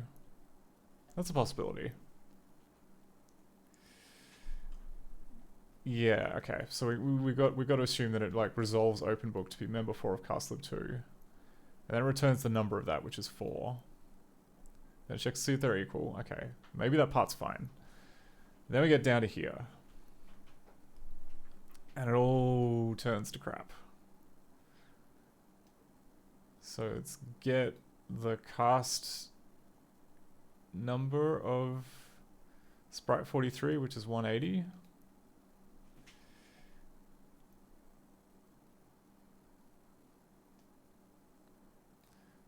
Okay, and then that translates to member 180 of castlib 4. Okay, I see now. it's making sense. It's making sense. Then it checks that, which makes sense. Okay.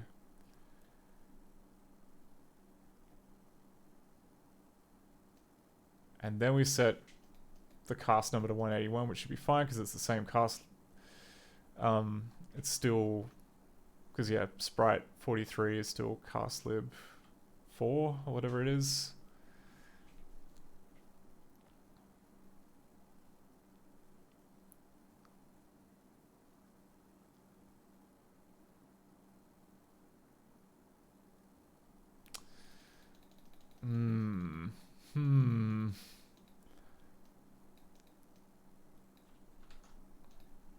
And if I go like just put cast 181, put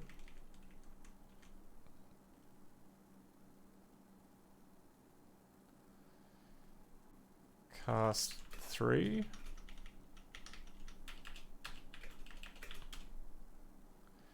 and it defaults to member 3 of castlib 1.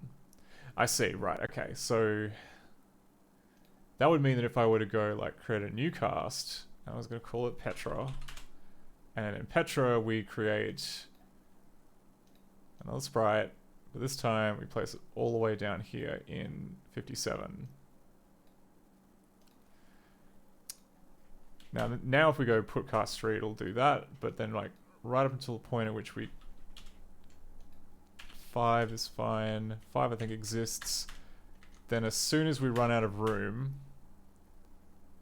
Oh, interesting. Okay, so what about 57? No, it just assumes.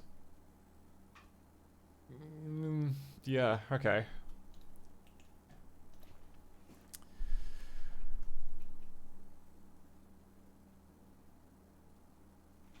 I don't know. Okay, I don't know how you do the context switch then, because it's clearly expecting this to be in.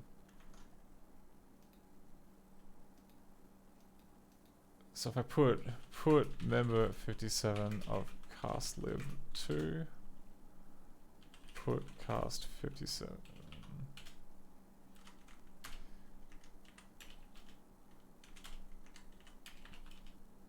That always just seems to be going angling for the first one.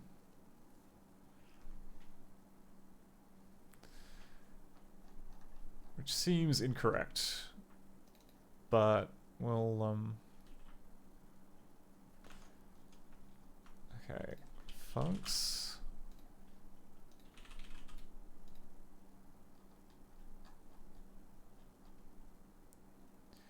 Okay, it's in cast 2, which is Smarty.txt.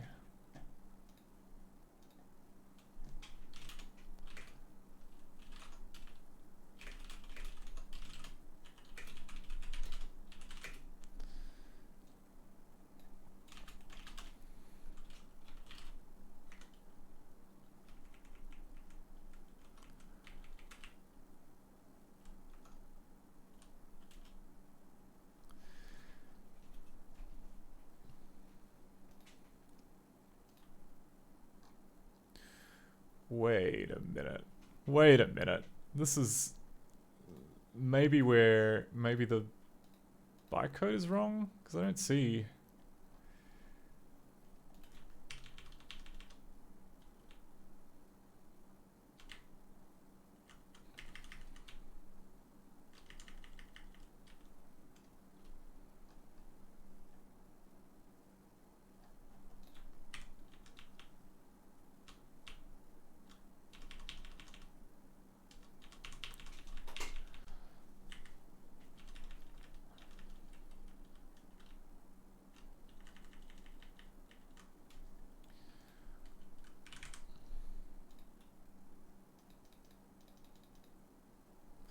This thing here, okay, so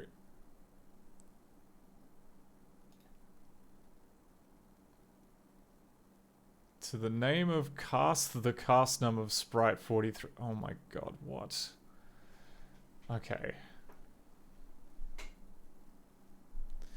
Okay, so this is the rub here. This is the rub here.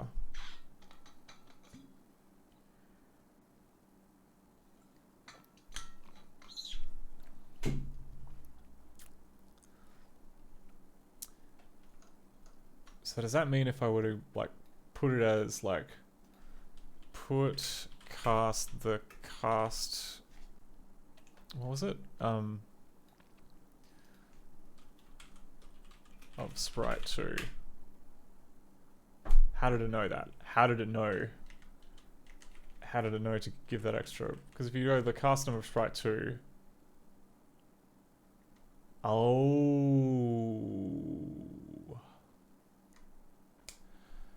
I see now. I get it. I get what's going on. So cast num is meant, what's it called? Cast num isn't always just a straight repeat of what's in the member field. It, in Director 5, it'll be multiplexed with the cast library, at least for like bigger cast libraries. Okay, which is then how cast figures out that it is belonging to a different library. Okay, we understand.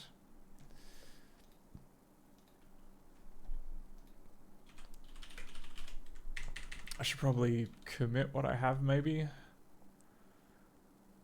Oh no, it's still part of the same general problem, so I should probably glom it all together. So the cast num. Okay. So these are not the same. These are 100% not the same. Because if I go put the member num of sprite 2, it only gives you 57, but if you put the cast num of sprite 2, you get the overload. So we'll say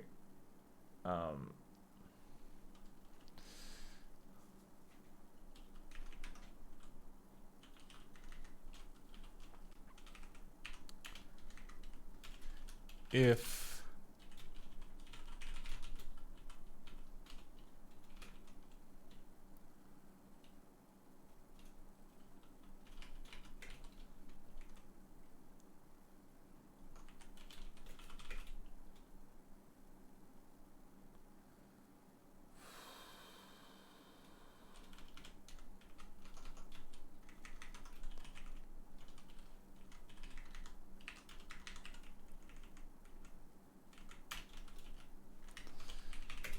D5 will multiplex the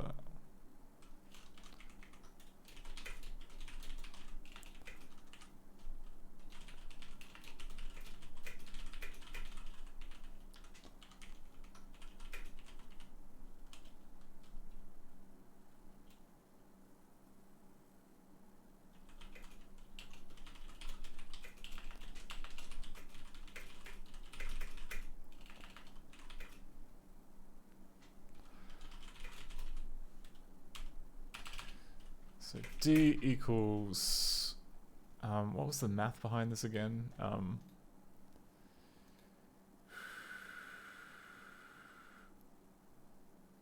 Okay, we move this here to slot number 1, and then we put the castle sprite 2, 13107.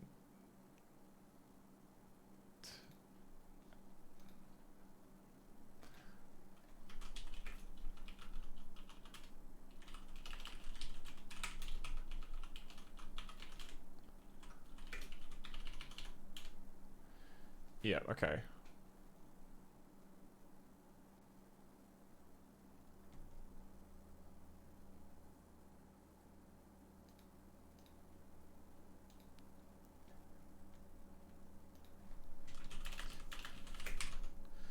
So maybe we already have like a hack for this in one of these cast members. Maybe is a good time to formalize this fun arrangement. So split that out, go into utils if you'll let me.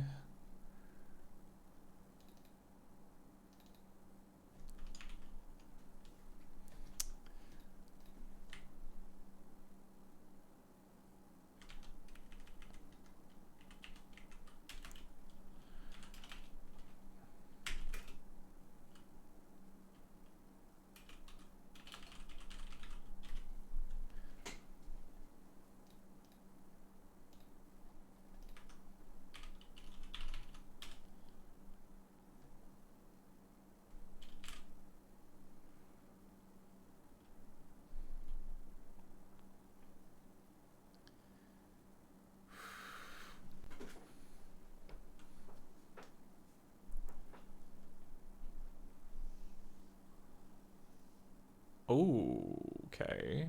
We could just make this a thing on cast member ID. Maybe that's a nicer way of doing it than it's a more oop way of doing it than in there. Where do we define cast member ID?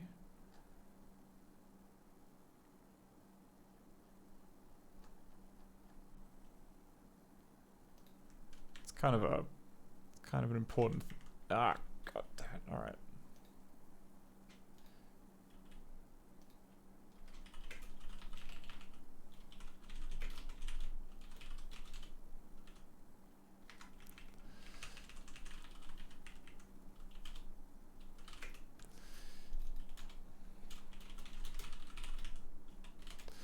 Yeah, okay, so we've got this. So we'll go...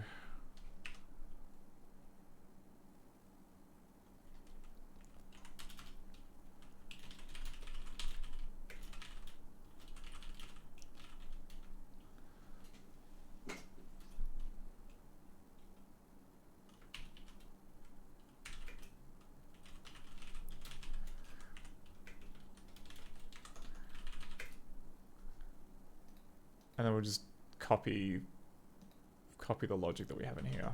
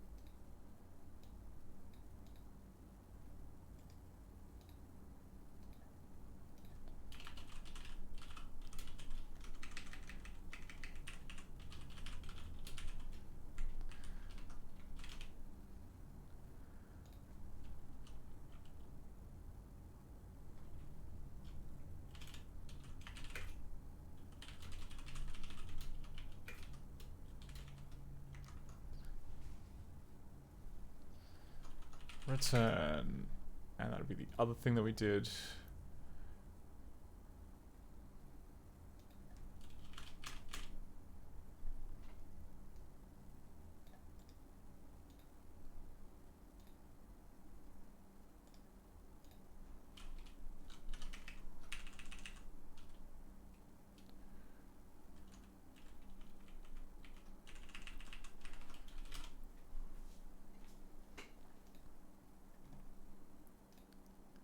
And we just go clut to multiplex.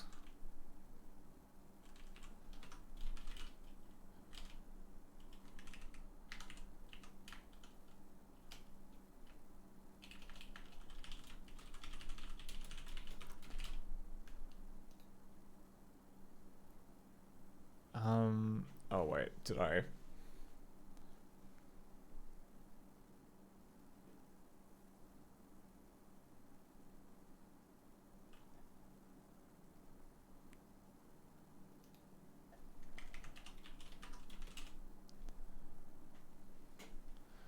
Bit of a hack, but whatever.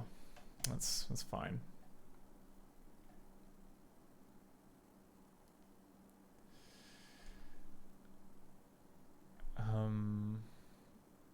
Cool, and then back here we can then go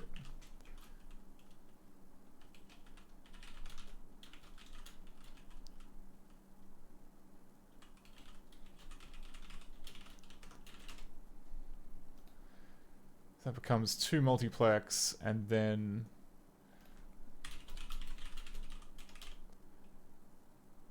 I think it works both ways as well, doesn't it? So if we were to go, if I were to go here and then make another beautiful sprite and remove this, and then so put the cast num of sprite 3, set the cast num of sprite 3 to the cast num of sprite 2. put the cast num of sprite 3.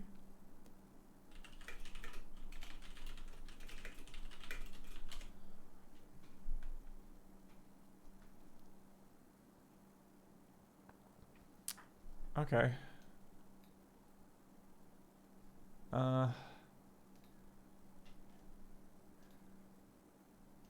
Well, it's set the number. Put the member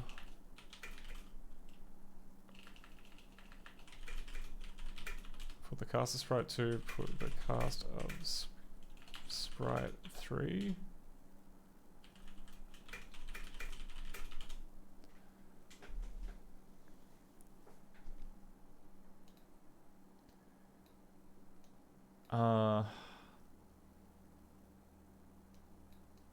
Okay, this is not going well.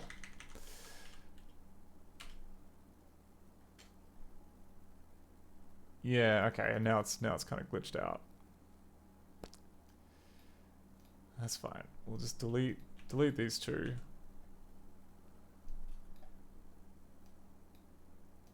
Okay. Put the cast of sprite 3. Put cast of sprite. Oh wait, are they being put into? Go, get in there. Ah.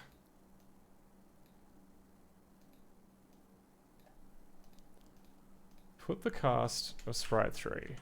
Put the cast of sprite 2.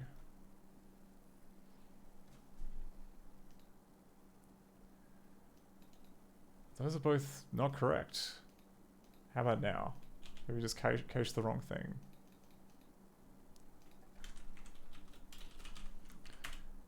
Put the cast number. Okay, the cast number of sprite 2 is correct. And the cast number of sprite 3 is correct. Oh, I guess because like the cast of sprite 3.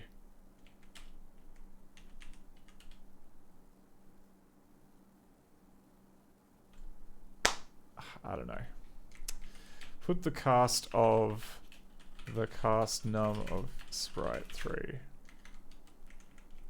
It must be just trying to interpret the number 3. Okay, because that works as expected.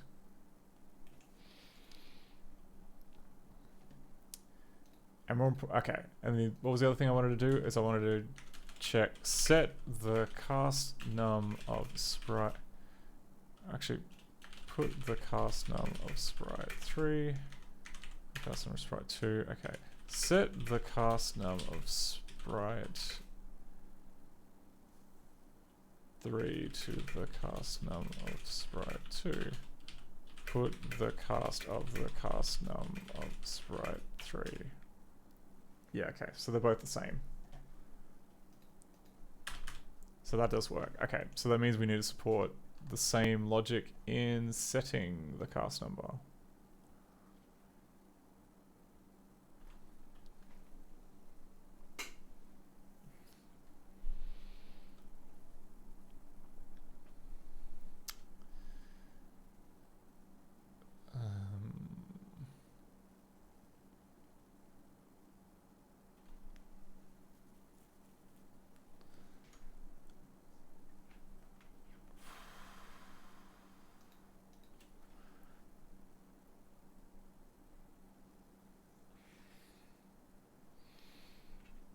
Okay, there's like a lot going on.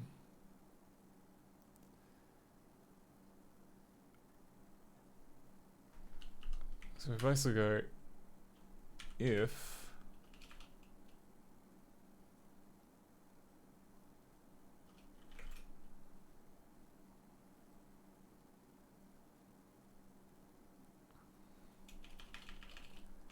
we could also override as member ID.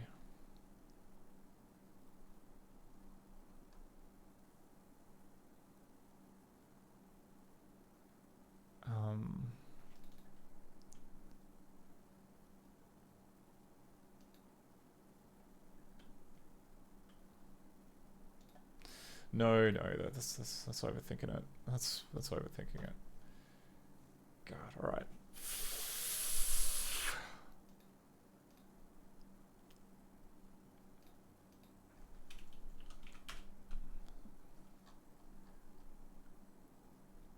So we'll go if field equals, okay,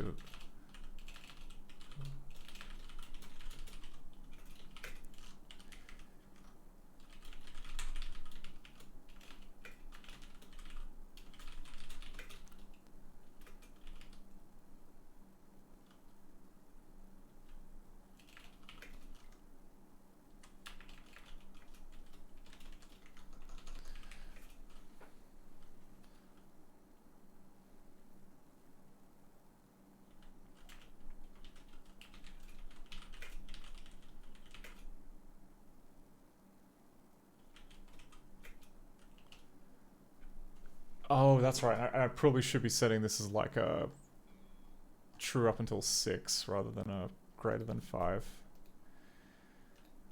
Ah, forgotten basic hygiene. Basic hygiene rules.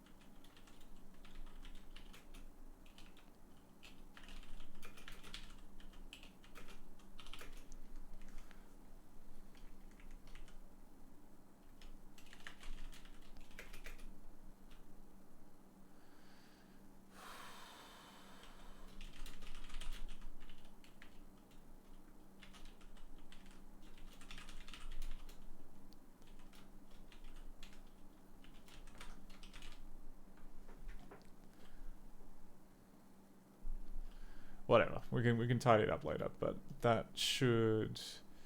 Okay, that should sort that out. Now the other part was like, will the cast accept composite IDs?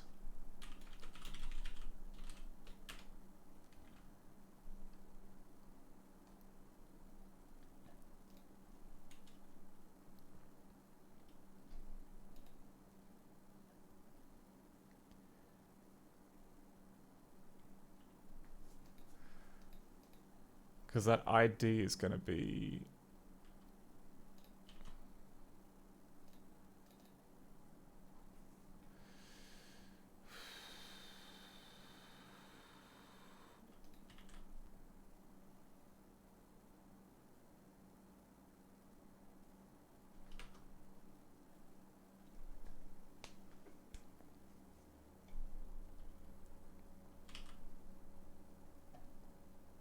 Okay, maybe it is safe. Maybe it is safe to just do it in there.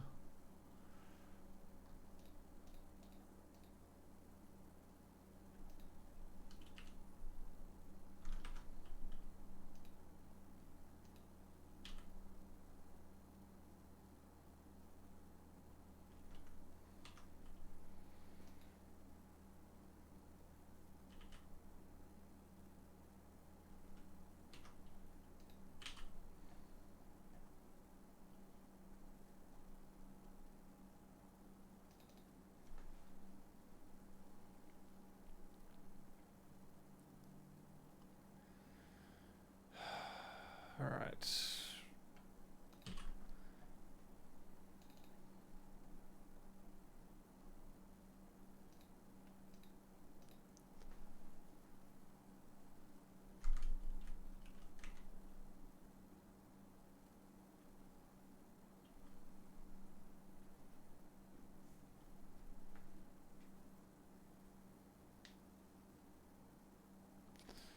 Okay, where's it getting member ID? Member ID is from here, okay.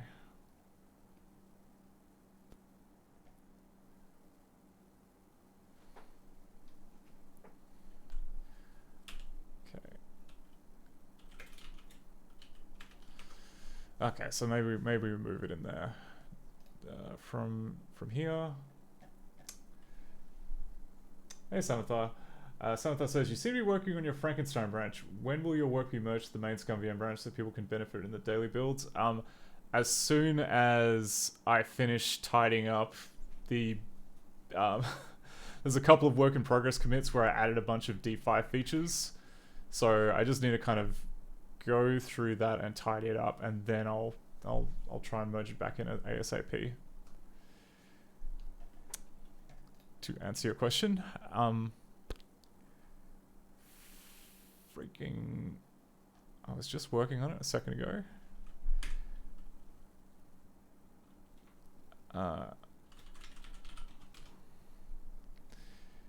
Yeah, okay.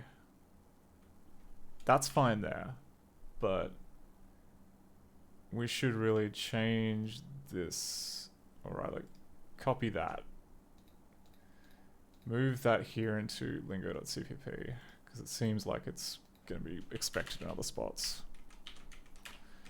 And also there are not going to be IDs which are bigger than 131,972, because the normal limit for a lot of things is 16-bit.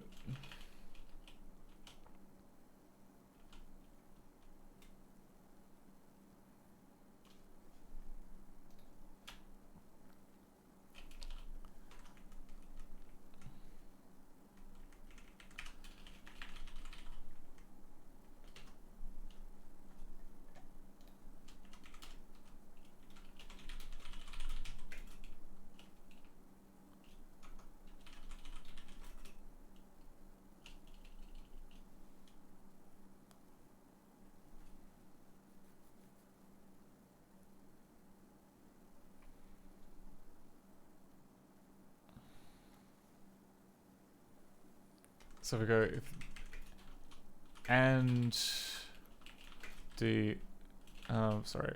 member ID greater than or equal to 2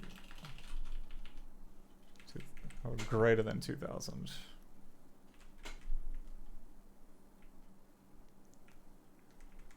Return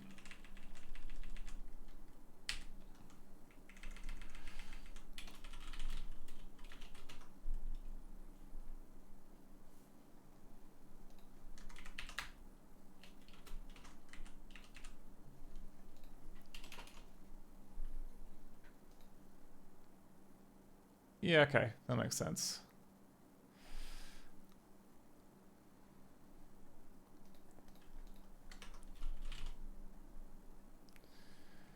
And then all the way back here, we can basically just revert our change.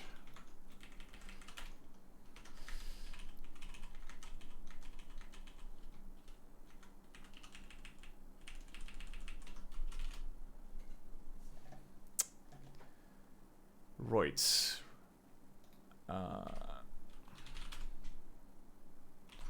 Oh, did I add in a, I didn't add in a header, did I? So we wouldn't be able to find it. Oh no, we didn't end up modifying util.cpp, so it's fine. Quickly now.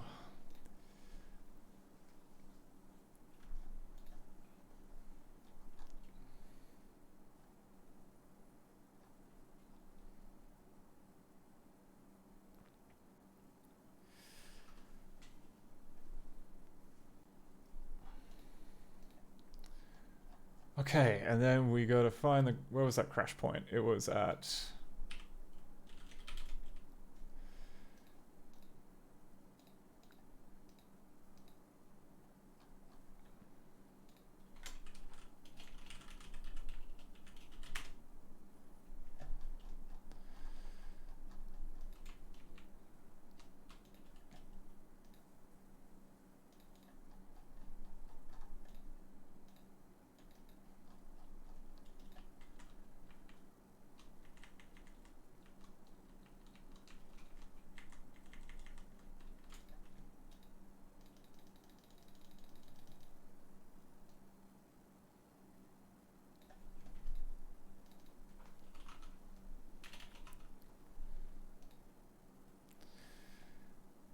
And out of cast ID range. That was the error message.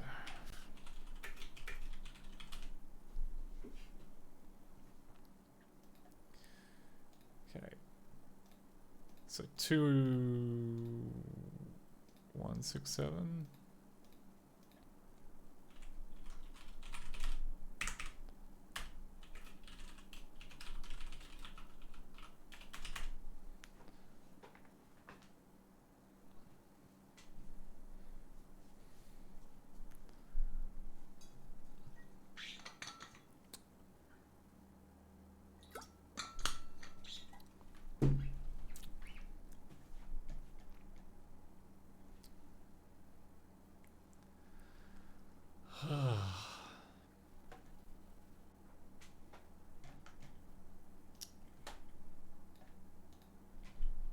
Hey, what's the rumpus? Okay. Is it gonna crash? Is it gonna crash? Will we hear more of the story? I hope we hear more of the story.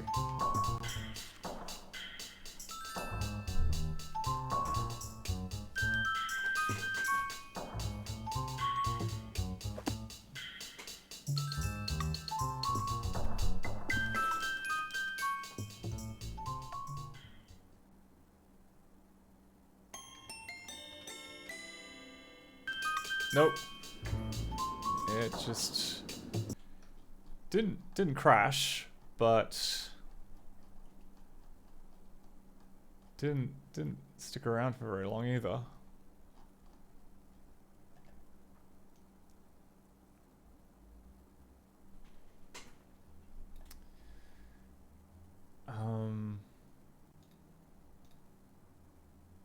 Okay, I think we're gonna have to breakpoint and read story.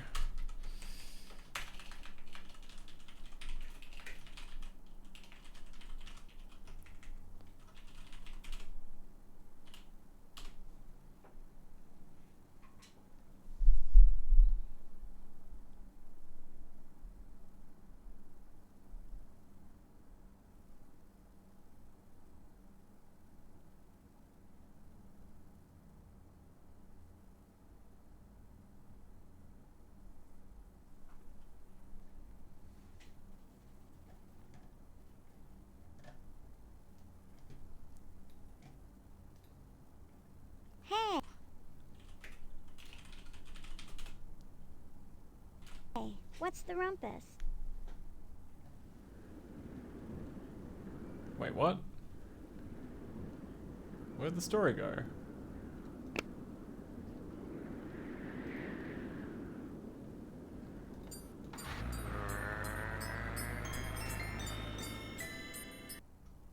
Okay, here we go. So that's...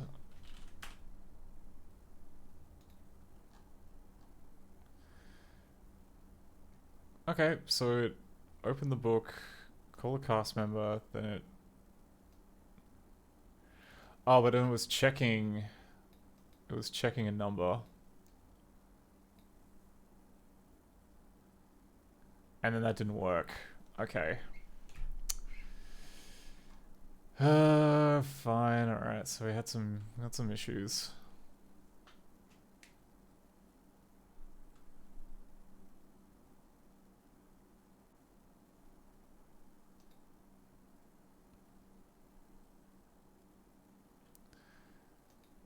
But the other number that it's comparing it to is the cast number. Okay, so we need to fix the number of member to also use the multiplexed.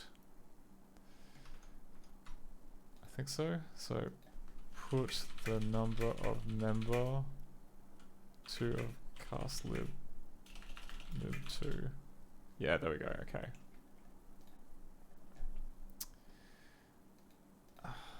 The number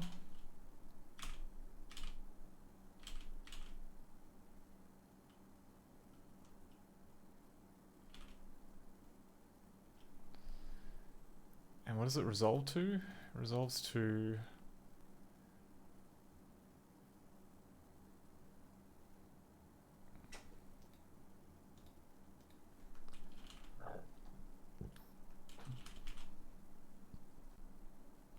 Yeah, okay, this is this nonsense here.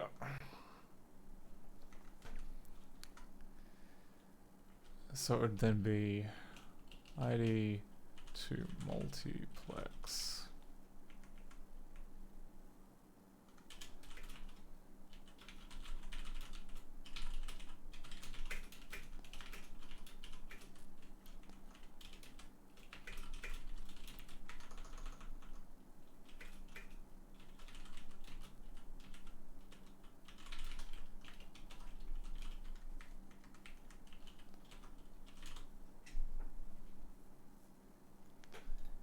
Okay.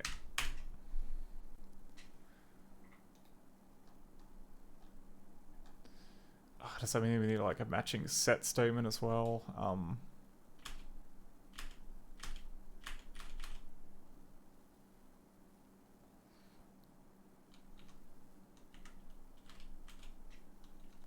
Because that's in get object prop, set object prop.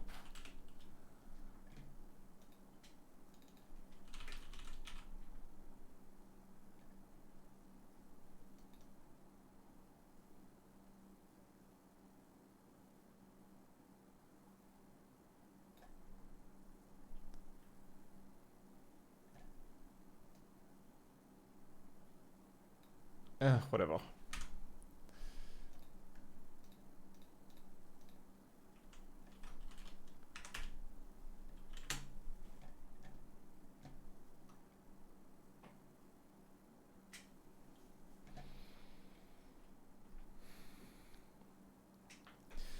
But yeah, the reason why I don't merge directly into ScummVM is, especially with like stuff like this, is because well, I mean, we have like the building, what's it called?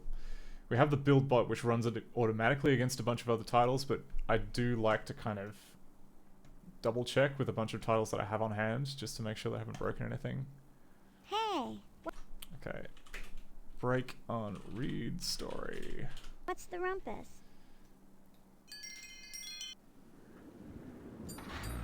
Go to the snow cone man.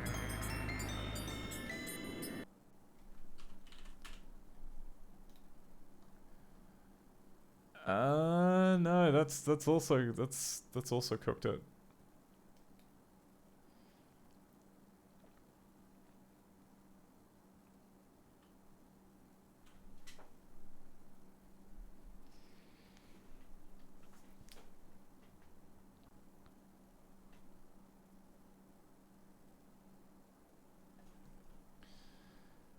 Nine A. The cast, the number. Why is that,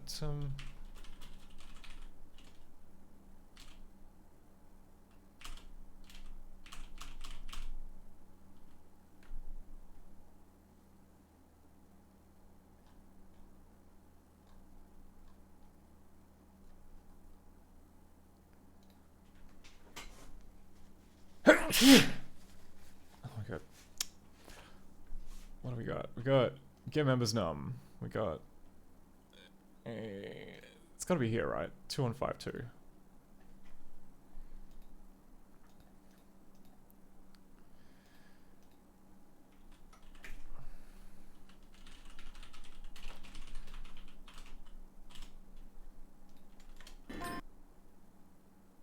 Okay.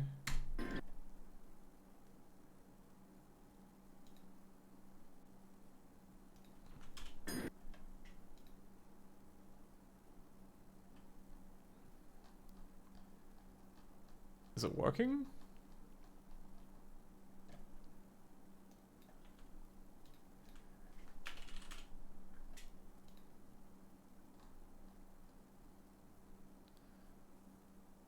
No, no, it is not.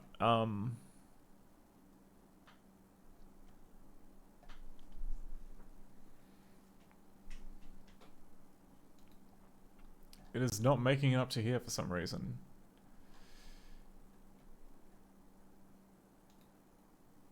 Right.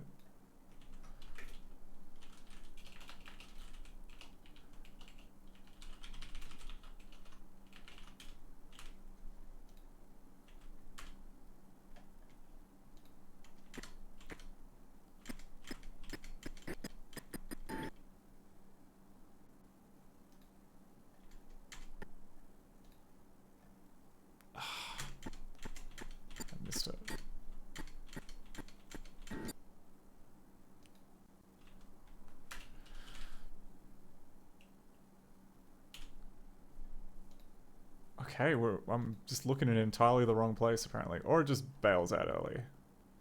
Lingo get object prop.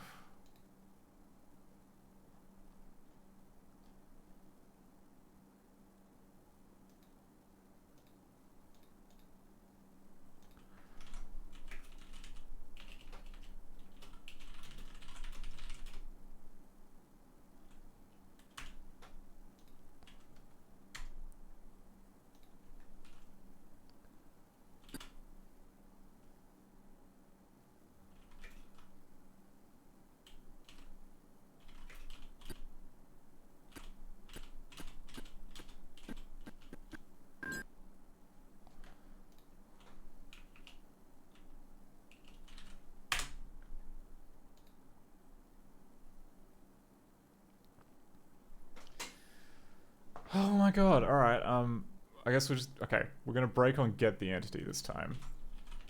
Doll 3. Continue.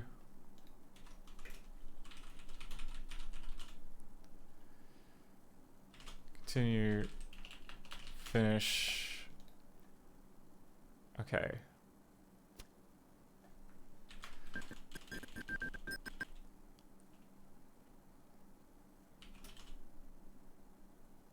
Yep, and we returned that number.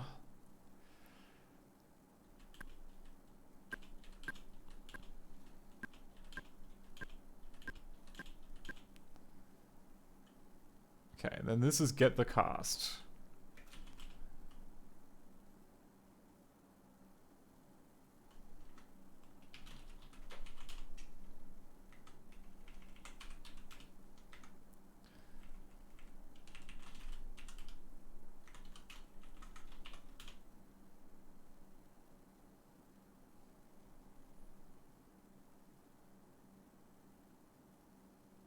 Okay. And then we step into it.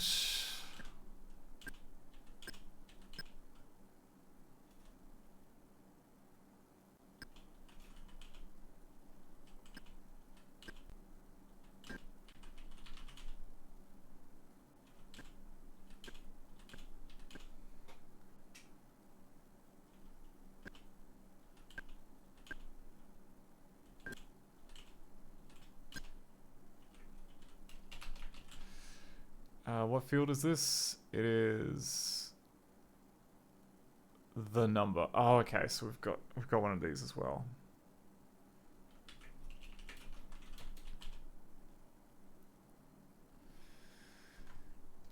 Right. So we'll change.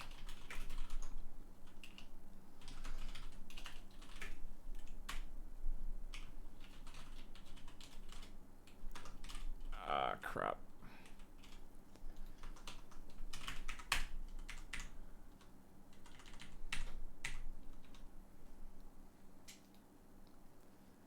This. So the member number is always going to be that. And then the number is going to be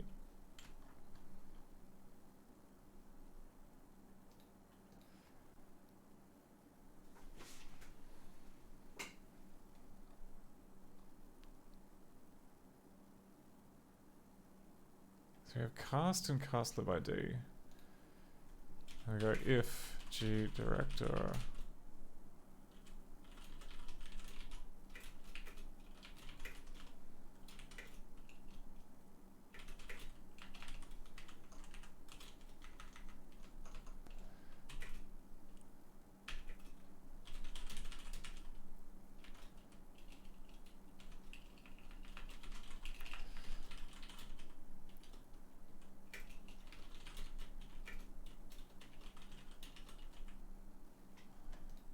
so it was cast lib ID.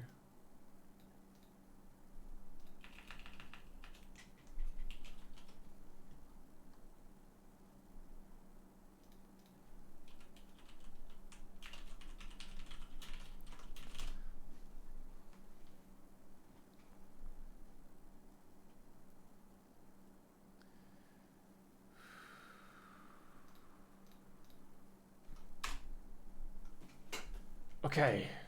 Will this be it? Will this be enough to get the story?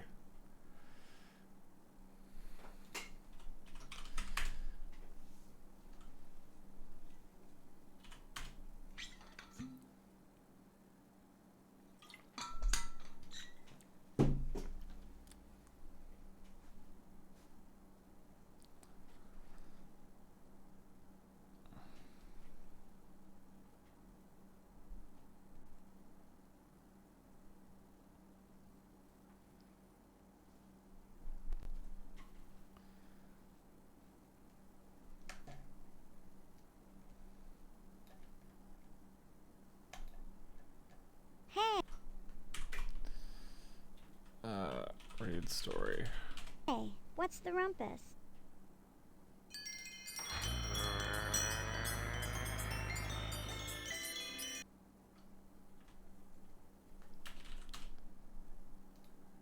Okay. Interesting. Oh, why is that doubled? Why is that doubled?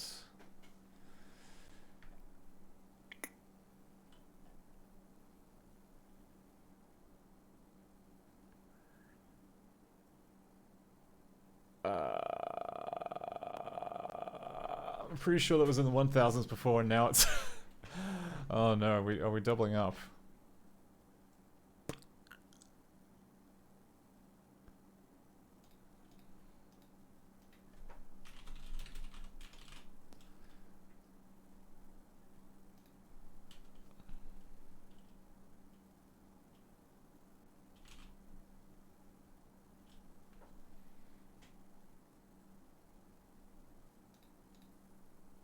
Anyway, does it...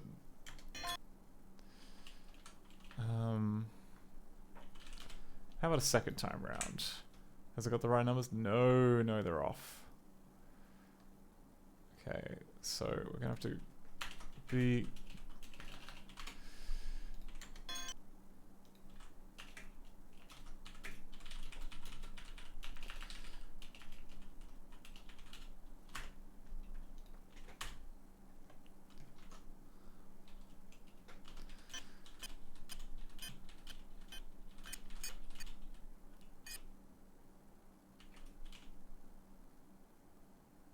I went past it.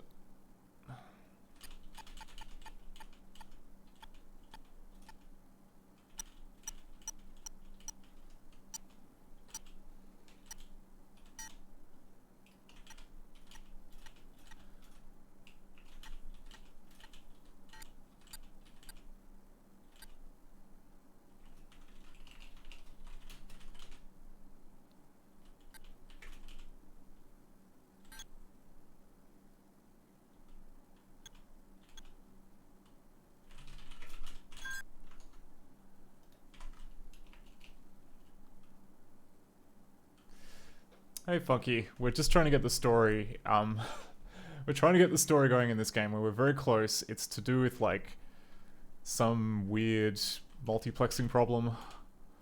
Where have we got?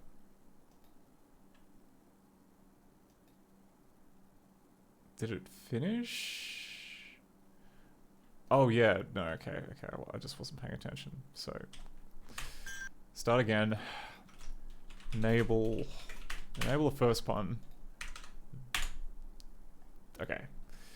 So now I can step in and see what's going wrong.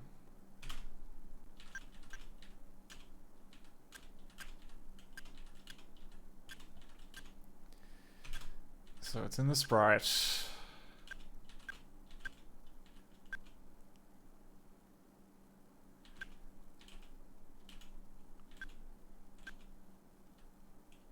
Oh, okay.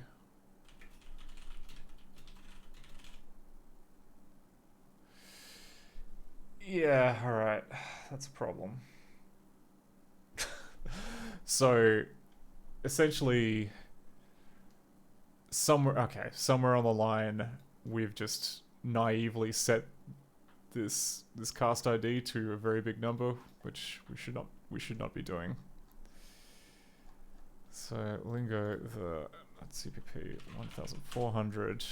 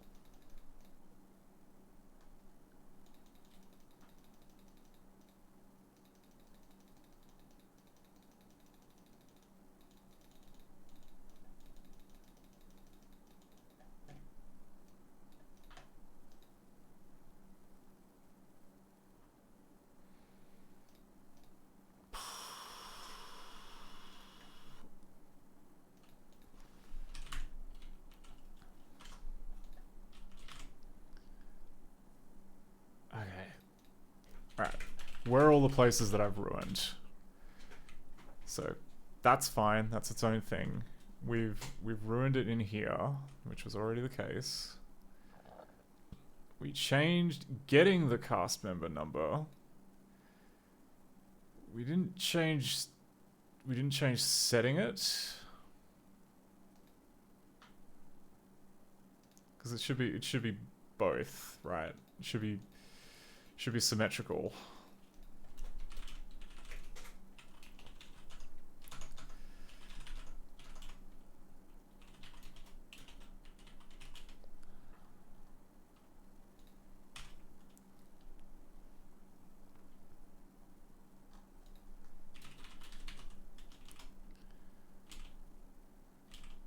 Okay, so the number is read-only, so we can't set it. That's fine.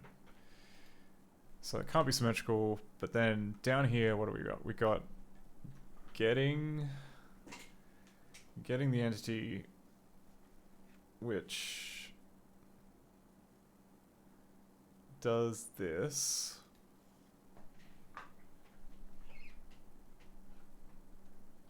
Okay, that seems legit. Then we have all this, which fixes it.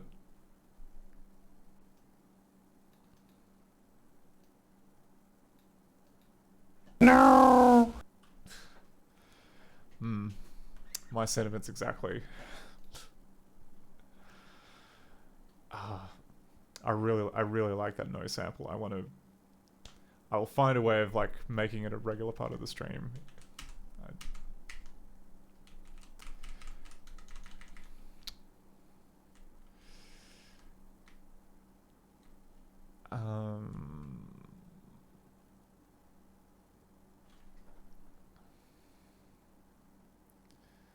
It's an object prop.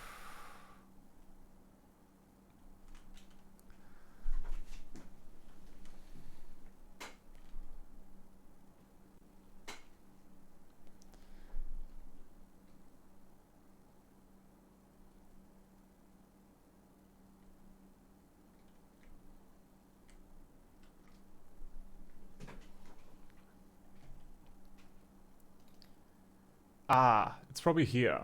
It's probably... Yeah, it's probably get the sprite. Oh, sorry, set the sprite. I haven't fixed.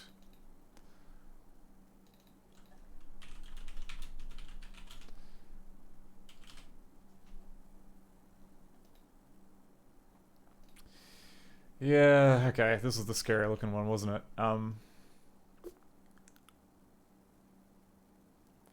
Which I thought would be fine because we were using D as member ID. But...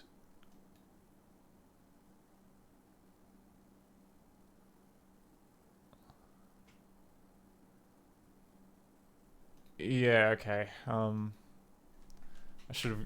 okay, easy, alright. D as int less than or equal to 200.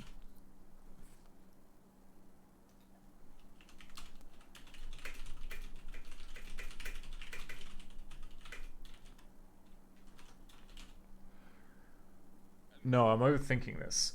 No, I think probably it should be like, if it's...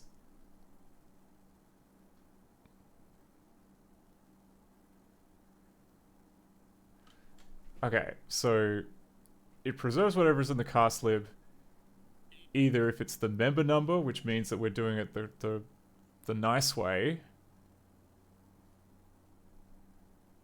Oh, sorry, yeah, okay, so...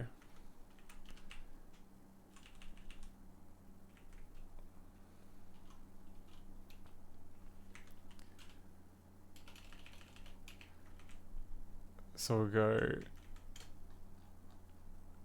field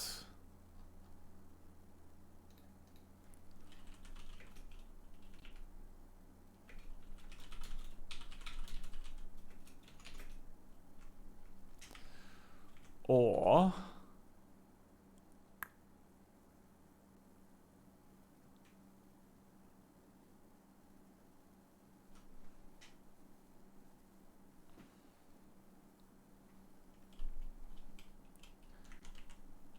Actually, no. We can just do a double tier. So we go if G director get version less than 500 field k that never num.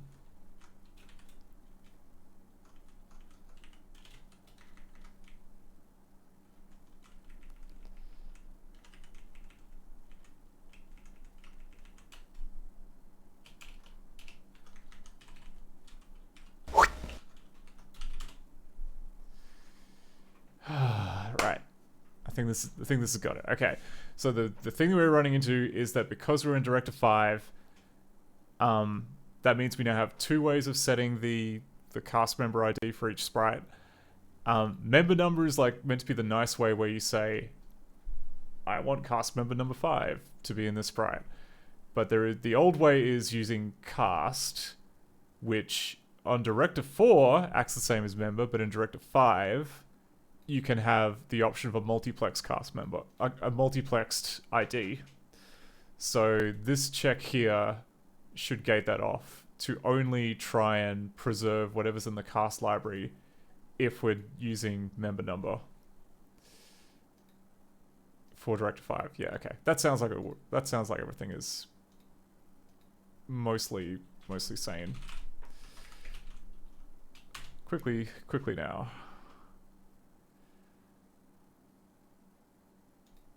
Okay, get rid of this.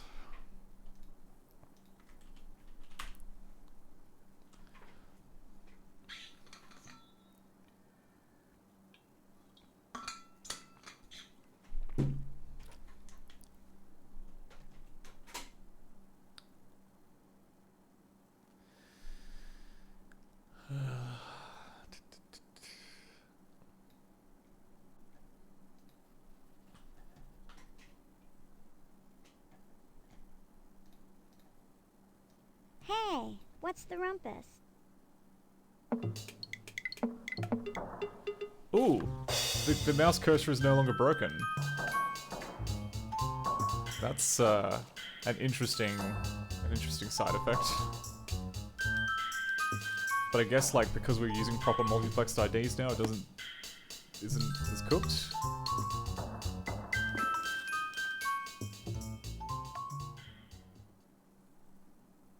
Mimi Smarty Hell was yes, the smartest kid on her block. In the fall, she walked to her school through leaves falling like autumn confetti. There, she learned the mysteries of mathematics, the beauty of books, and the glamour of grammar. In the winter, she pulled a sled piled with storybooks to and from the library, leaving two parallel lines like penmanship paper behind her.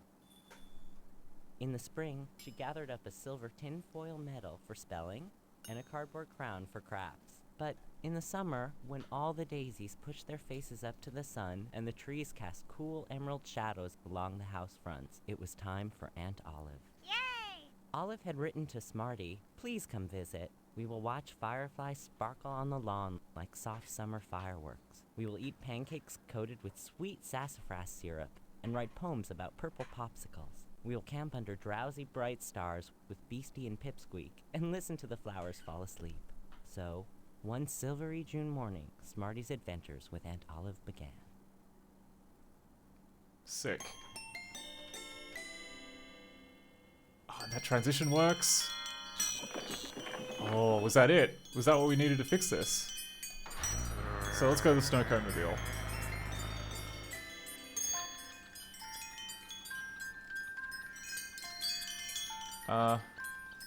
Every summer Here we day go. at 4 o'clock, Olive, Rose, and Smarty heard the cranky, crazy calliope music of the ice cream truck.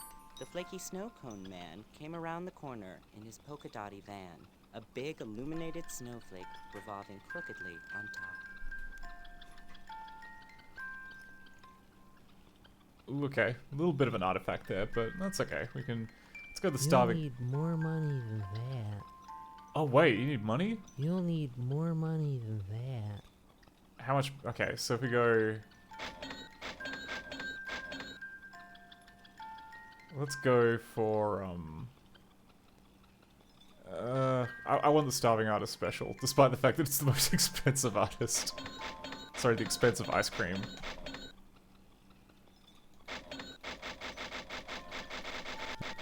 Here we go. Whoa, slow down. All that ice cream will give you a stomachache.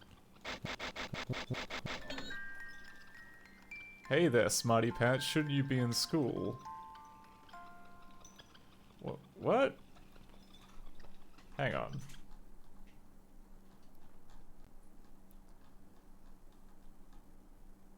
Confront kid at 0.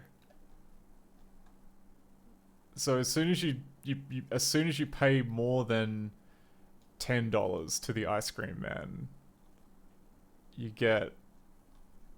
Hang on. Let's.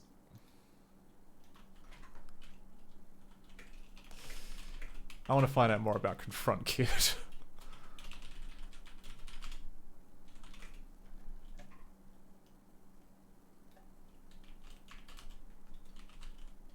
Hang on. No.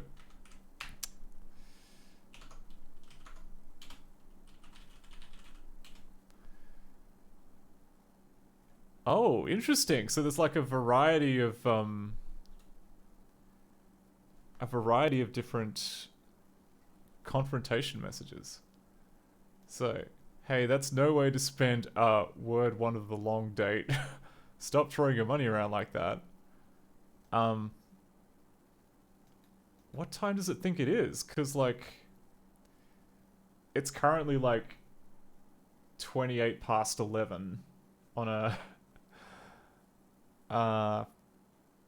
yeah, on a Thursday. So, what are you doing up this time of morning? Shouldn't you be ready for school? Shouldn't you be in school? Should be...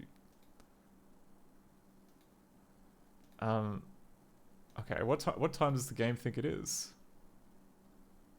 So it's figured out that it's figured out it's the Thursday. And it's not Sunday. And it's got 11 PM.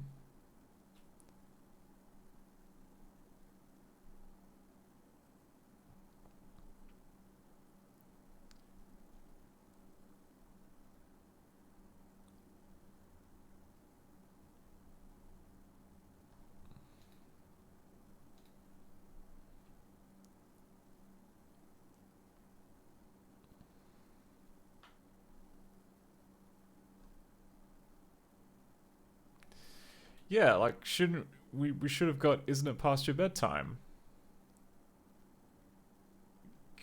Oh, okay, here we go. So I think that this check might be failing. So it's checking if character 1 of the time is greater than 9, but in one of those wonderful kind of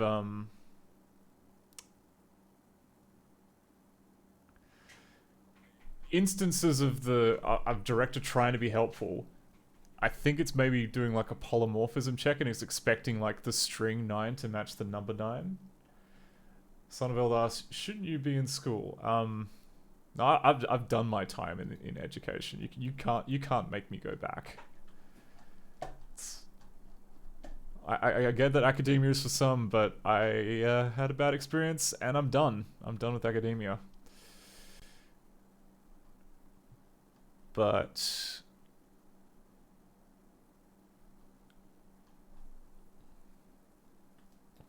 yeah, okay, so it's getting... Oh, okay. No, we've found a bug in the chastising system. So it's actually working as intended. It is... I think it's working as intended. Like, the trick is that because it's 11 PM, the first character of the time is the number 1. So it's expecting us to be at, I guess it thinks it's 1 PM.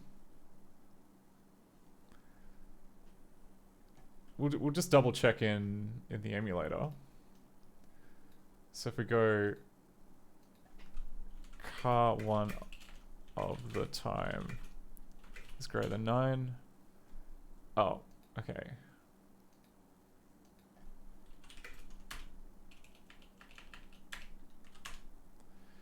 Car 1 of the time. Yeah, it's a... Okay. So, yeah. Thanks to some sloppy coding.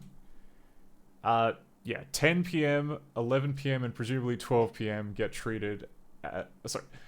10 p.m., 11 p.m., and 12 a.m. get treated as in-school hours. Hey, what? It took all my money.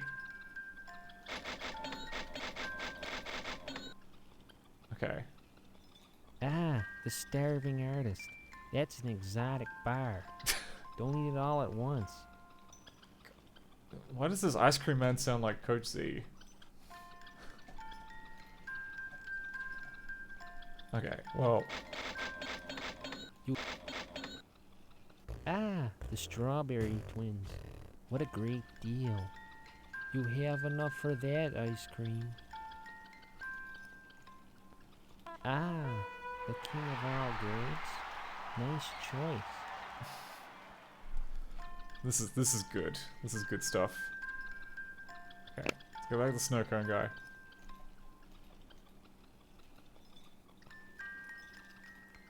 Oh, and the mouse cursor changes to indicate what you can and can't click on.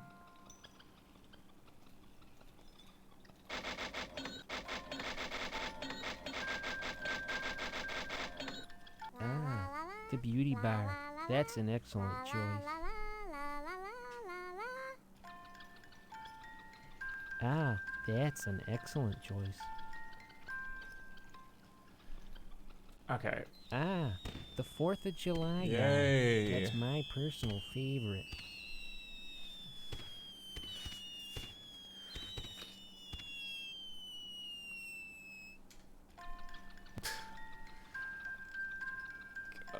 Alright. You'll need more money than that. Ah, Gimme. the Lone Star Lemon. That's an excellent choice. Oh, the Lemon Saloon. Is there anything I haven't eaten yet? I think I've had one of every ice cream. Whoa, slow down. All that ice cream will give you a stomachache. Okay. Well, I guess that's enough. I don't know. I think my favorite is still probably the Starving Artist, just for the fact that it is the most expensive one there. Least favorite, sorry, it's probably going to be the Jingoism flavored ice cream.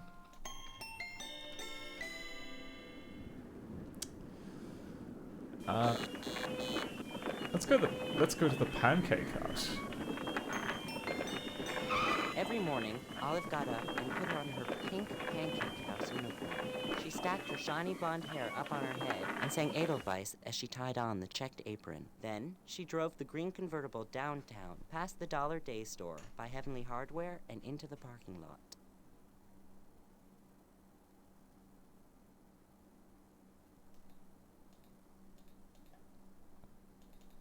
Okay.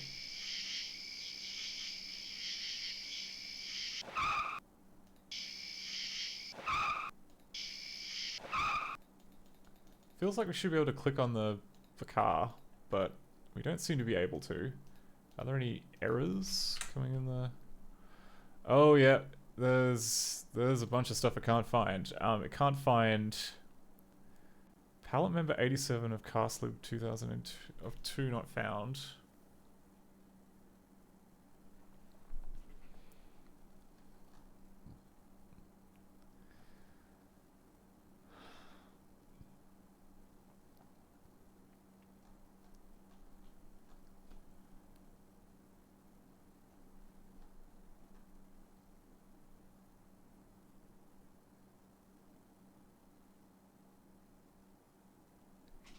Okay, why is it trying to...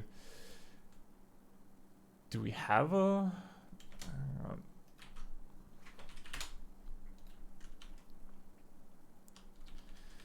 '87. 87... That's not Castlib 2 though, that's Castlib 3. Castlib 2 is here. 87 is a movie script. Hang on.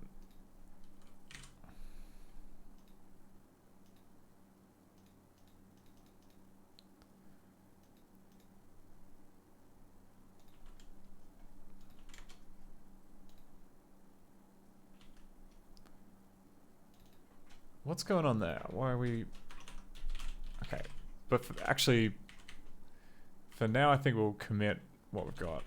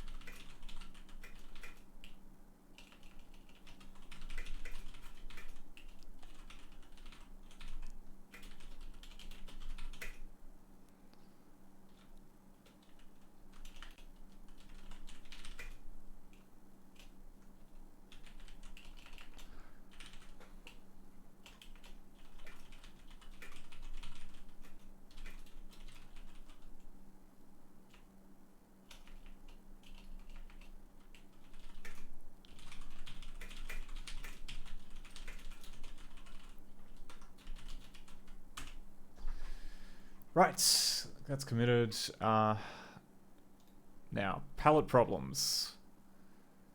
Where is it trying to get? Something is trying to load a palette ID that is not correct. I want to know where. Get pal.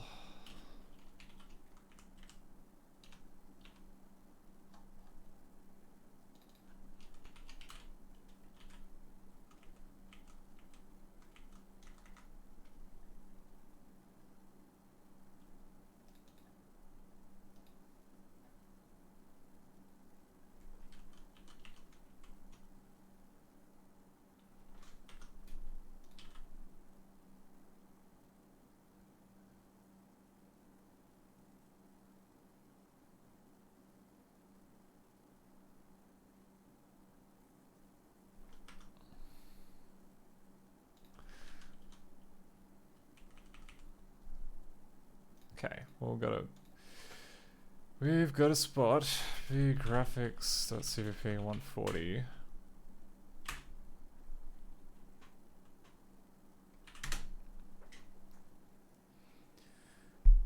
Oh, okay. So the score is trying to do it. The score has got this palette on the thing. Sometimes that happens. Sometimes people edit the score to have a different palette, and then it's kind of like leave garbage in that entry. I'm pretty sure that like Gahan Wilson's Haunted House had a bunch of that going on. But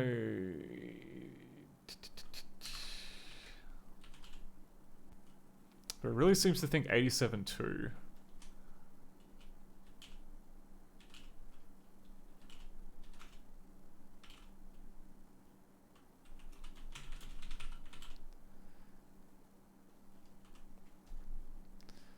Okay, and that's in the score code.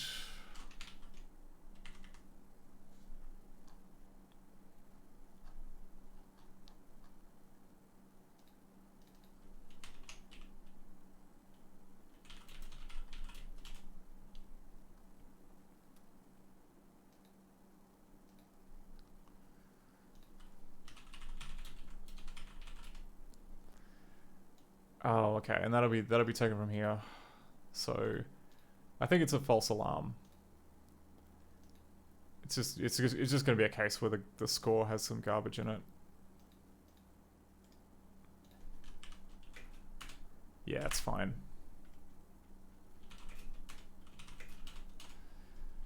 It'll create a bunch of warnings, but who cares?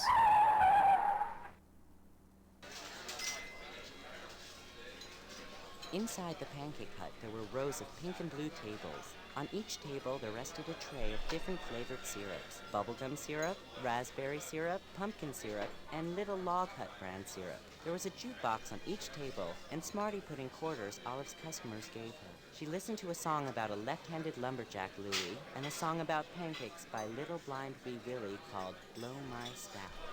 Oh, that's right. Get to listen to Obscuratory's favorite song if I'm not much mistaken.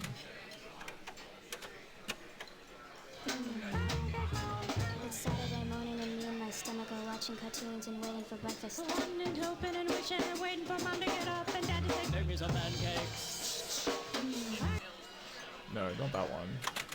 I thought it would be like Runaway Pancakes, but Pancakes. Pancakes. no. Pancake boy.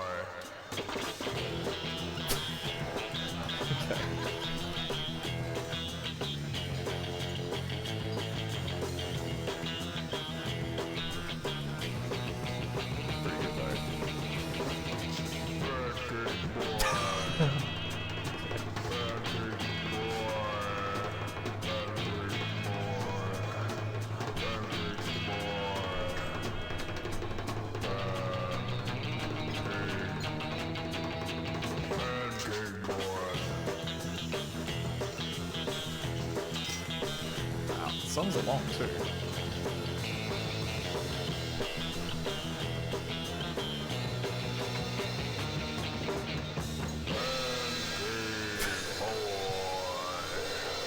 That was Pancake Boy.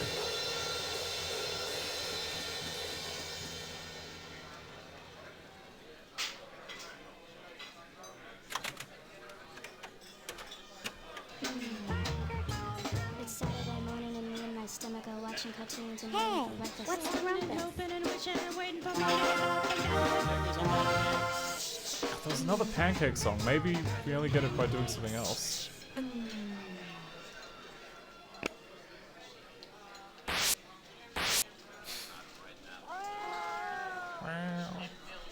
Inside the pancake hut, there were rows of pink and blue tables. On each table, there rested a... Yeah, we know about the 3 syrups.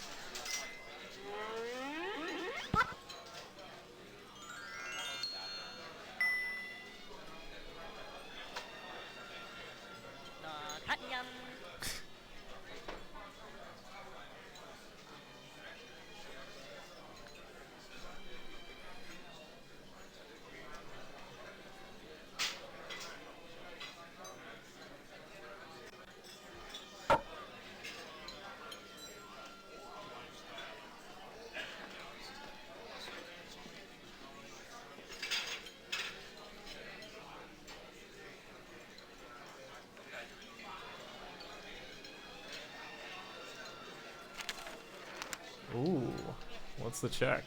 Coffee, 120. Tax, 128. Total, 128. Thanks, Olive. Dear Olive, please come to the Pix with me next Saturday. Oh, jeez. Don't hit on someone while they're at work.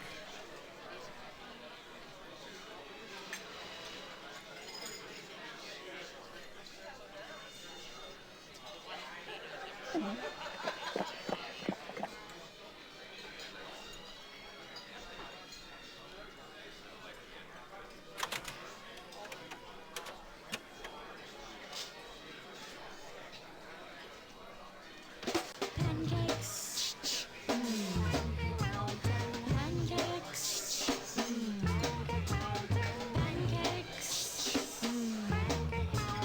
Pancakes.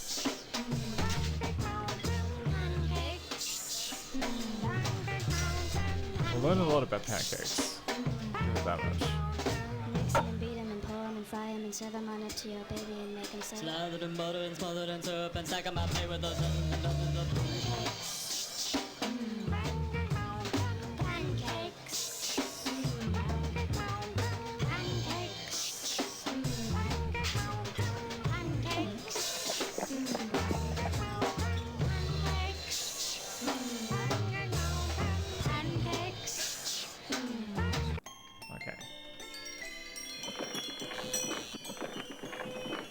What else we got? We can go to...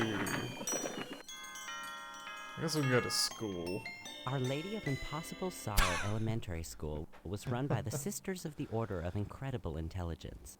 Smarty was trained by them in the arts of mathematics, science, theology, basketball, and drama. And Olive dropped her off at the big whitewashed school each Monday morning. She skipped off into a sea of backpacks and tennis shoes, band-aids and bandanas, smiles and grimaces, broken eyeglasses held together with adhesive tape, and brown paper sacks filled with peanut butter and banana sandwiches. Summer stage rehearsal. Smarty was invited by the kids at Our Lady of Impossible Sorrow Elementary School to join in the summer stage production. She and the kids wrote and directed an experimental stage extravaganza called Angel Food Cake. A special summer edition of the school paper, Pearly Gates Press, called it a fiasco. Now, this was a word that even Smarty didn't know, but she decided she would look it up in her pocket dictionary the first chance she had. Oh, okay, that's fair. I wonder if, like, the colors look a bit off on the screen, and I don't know if it's because the palette is meant to be different or if it's just because they ran out of colors. The time has come, the walrus said, to talk of many things, of shoes, of ships, of sealing wax, of cabbages and kings, and why the sea is boiling hot and whether pigs have wings. Oh, so you do get up. I was beginning to think you worked in bed, like Marcel Proust. Marcel Proust reference. You're not gonna ruin this Christmas, Mr. Potter. No way.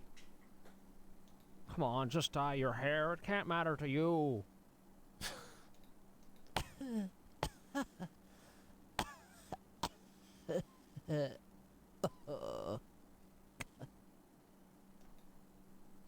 Bravo! Oh gosh, can't we do Shakespeare? Oh, I am Fortune's fool. Gross. I feel like 12 pounds of potatoes in a 6-pound sack. Oh, so you do get up. I was beginning to think you worked in bed. Yeah, like Marcel we know. Proust. Proust. The time has come, the walrus said, to talk of many things, of shoes, Oh of god, no, ships, you talk of for sealing ages. wax, of cabbages Please and stop. kings, and why We're the sea done. is boiling hot and whether pigs have wings. Okay. Bravo! Bravo! Break a leg! Break a leg! Bravo! Oh, there's Break different... a leg! There's different things? Oh gosh, can't we do Shakespeare? Oh gosh, can't we do Shakespeare? Oh gosh, can't we do Shakespeare? Okay, maybe oh not. Gosh, can't we do Shakespeare?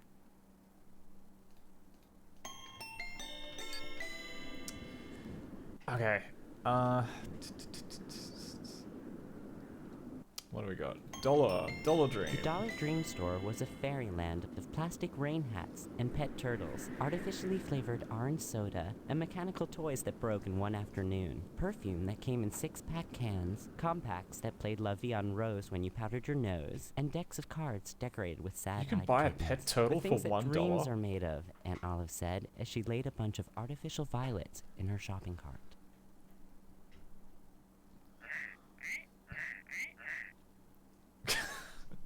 Funky Mr. Jiggins says, OGCWDS in chat for oh god, can't we do Shakespeare?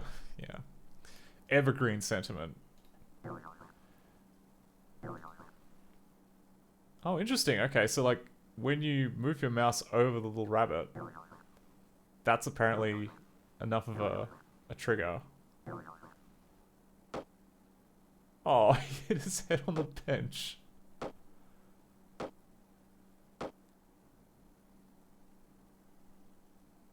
And then he's gone. Okay. That's a lovely bit of detail.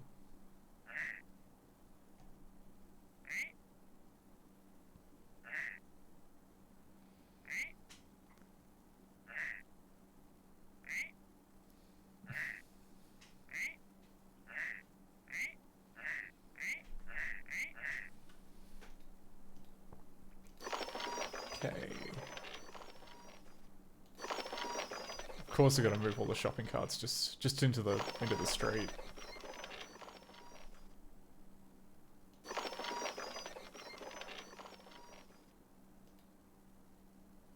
Okay.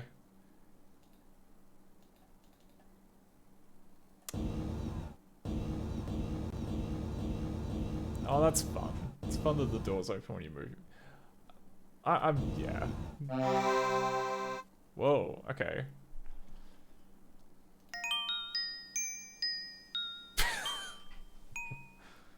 Drucy. It's got a very kind of we're out of bought number plates energy to that name.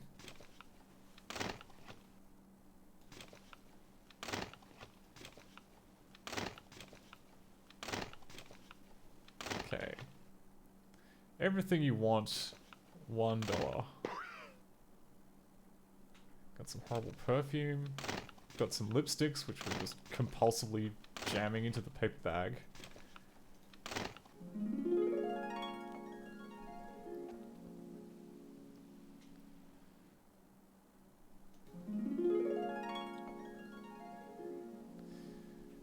Okay, I got some lovely daydreaming about fairground lights.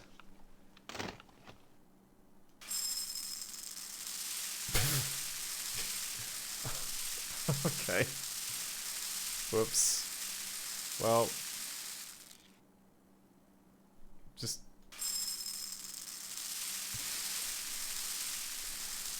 I don't know if anyone has that Halloween emote from Twitch, which is like the trick corn or the treat corn. That definitely feels like a trick corn. I don't know if it's Drucy. There was a cashier named Lenore Lovepetal who usually worked the register in aisle 9, home to pets, ankle socks, and magic spells. Aunt Olive told Smarty that she and Lenore used to be waitresses together at Wigwam Burger. Lenore was studying to be a librarian now, and she stayed up late memorizing the Dewey Decimal System and learning new spells to sell to Dollar Dream customers for 25 cents. Wait, you can get spells for 25 cents? Sparkly eyes and a bumper sticker on her pink Volkswagen that read, "My other car is a broom." This is nice. This is very ahead of its time for 1996, I'm gonna say. Oh, and we let out the fireflies.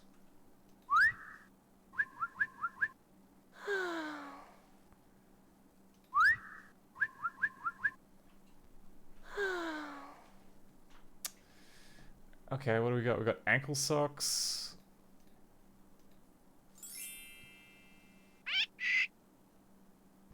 Okay, sure.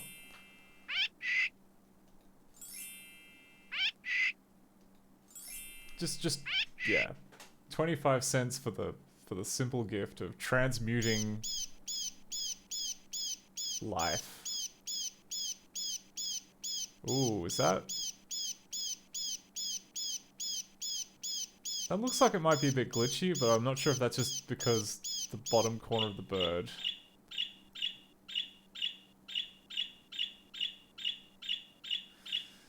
Yeah. May have to like check on the original to see if that's...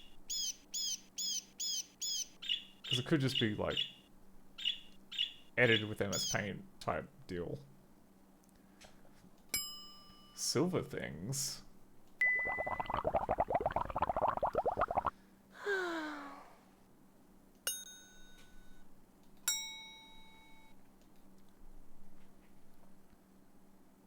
Oh, there we go.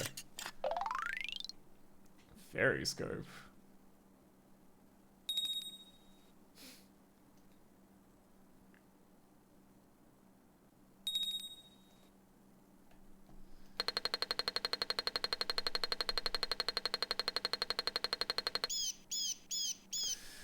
Okay, Pisces the fish. Pisces are mysterious and magical and they are likely to have ESP. They will probably dress up like a fairy or a sorcerer for a costume party.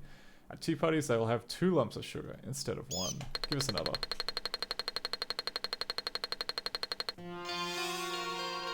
Ah.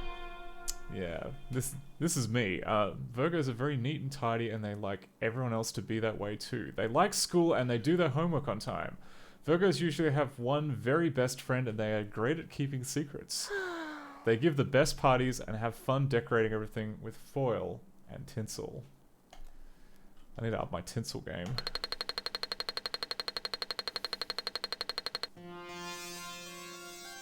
Aquarius, the water bearer. So I guess we're in Oh no, we're not quite in the Aquarius zone yet. Aquarians are incredibly smart and will ace all subjects at school. They're a little kooky and they're the first to try new things. They might wear yellow pants and purple tennis shoes, for example. Wow, how madcap. How oh, crushing ceilings Aquarius. Okay, so gotta say, yeah, like really snappy yellow pants and purple tennis shoes that you're wearing today.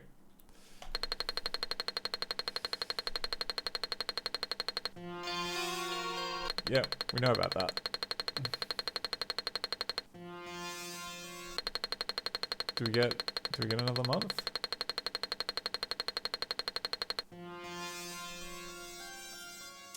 Oh, Funky's a Gemini. Funky is a Gemini, so okay, we'll try and find Gemini. But for now, we've got Taurus. Tauruses always get their way in the schoolyard or at home. They like to work math problems out slowly, and sometimes even figure out the right answer. Tauruses love to snack on donuts and soda pop. They are known around the world for their great hairstyles. Okay, well...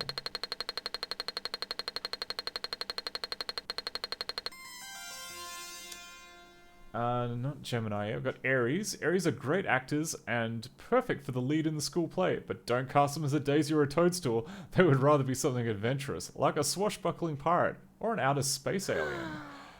Aries are known for spending their entire allowance on candy and trinkets from the dime store, and their piggy banks are usually empty. They like to sleep on top of the blankets instead of under them.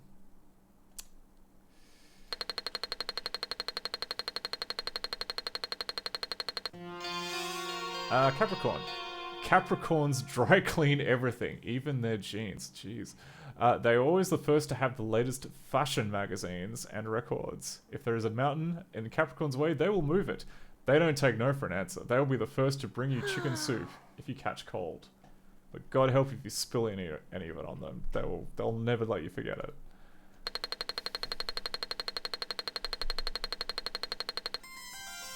Yep.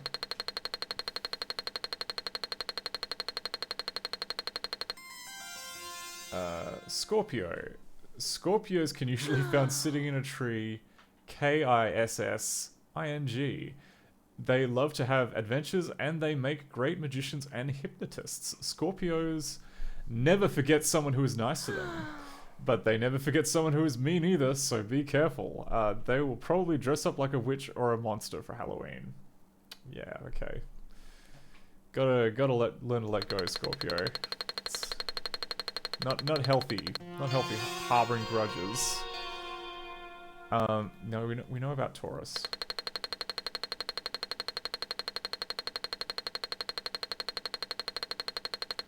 Oh crap, Leos are so cute that when they're babies, their cheeks are always hurt from being pinched by little old ladies all the time. Oh, okay. I clicked too many times on the wheel.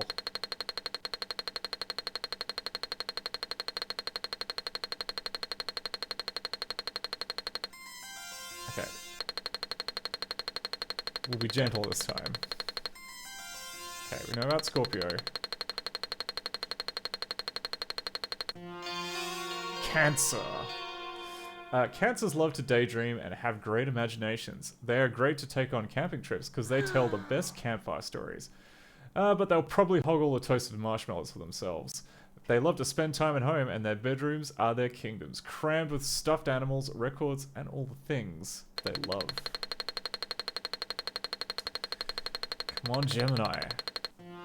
Oh, how many times have we got this?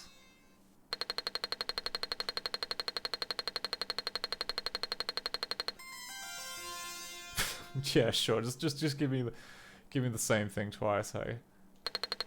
I wonder if if you click the symbol, does it give you the thing that you click? No. Sagittarius. Sagittarians love to hold hands and they love to go on vacations. They are so fun to be around that they make every day exciting. If there's a roller coaster, they will be the first in line. If there is a pie eating contest, they will win it. Sagittarians usually put too much toothpaste on the toothbrush. What an odd extra detail.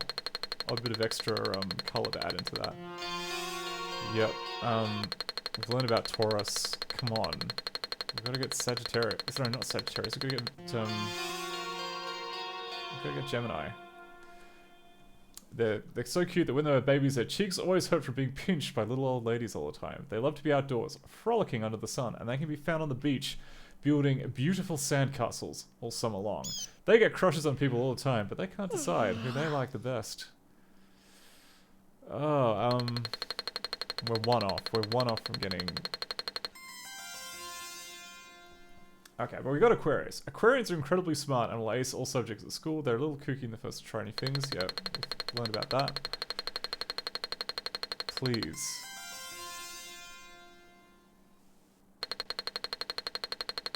Just a little Gemini.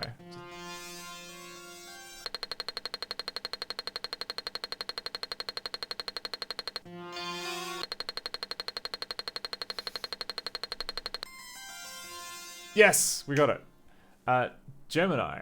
The Geminis are good at almost everything, and they usually have lots of hobbies. They love to have fun, and they like exciting things happening around them all the time.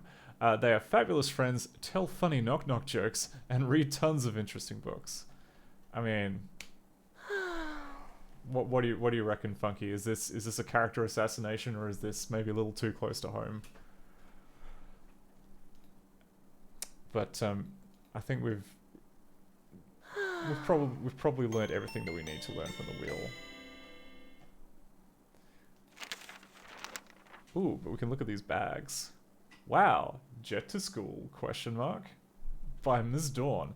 A new jetpack for kids is under development in a top secret lab in rural Virginia. The lab is run by NASA, but the project called JetJet is being funded in part by Scram, a wealthy invest. Scram is funded for the most part by children. Yeah, I can believe that. Oh, they're magazines, not bag. For some reason, I thought they were bags. What's a big date magazine?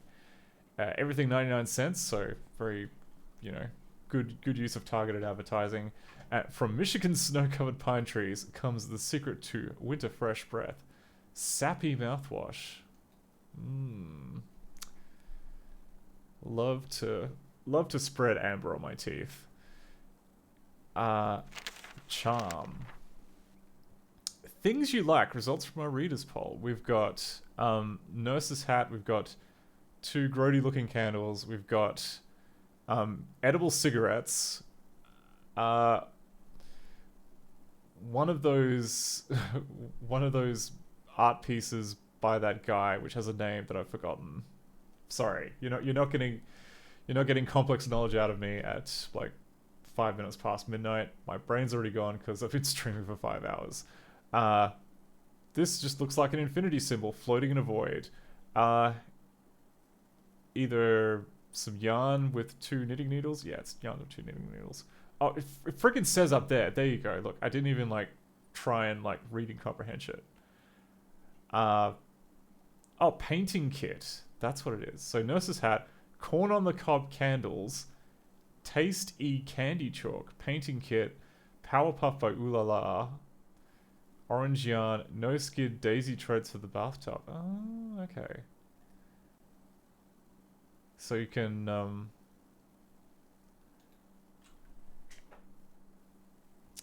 instructions on where to buy. Okay. Wonder? It's very abstract series of things to think about, but okay. I think that's it. I think we've clicked on everything in the dollar store. Hey, Dr. Buck Doctor. Yeah, it's Dollar Dream. Like everything that you can imagine is here for $1. So it figures that they'd get short on space. Hey! Hey! Hey! Hey! Hey! Hey! Hey! Hey! The Dollar Dream store was a fairyland. Okay.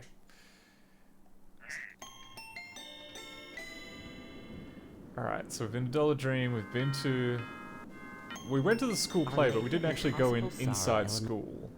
We didn't go inside Our Lady of Impossible Sorrow. O. Lewis Elementary School, scholarship and character development with a special emphasis on basketball and dramatic acting. Drama time!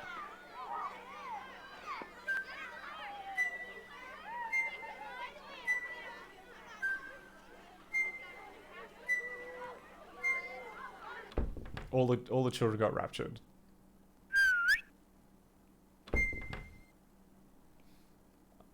Oh wait, no, they got taken to the play. Okay, that's what this is. Smarty was invited by the kids at Our Lady of Impossible Sorrow Element.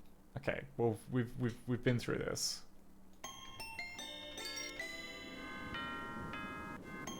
Was there any? Our Lady of Impossible Sorrow Elementary School was run by the. Was there anything else here, or is it just do the drama? Yeah. Okay. Drama time.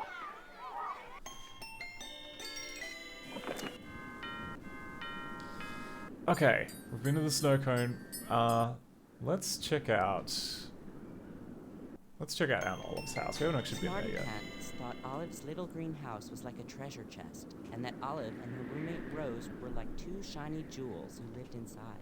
In Olive's house, there was a world within each closet, cupboard, and cranny. Art is everywhere, she said. She made sculpture from scraps and paintings from pumpkin seeds. She made a bust of the dog Beastie from bottle caps. Oh, that's a cool sculpture.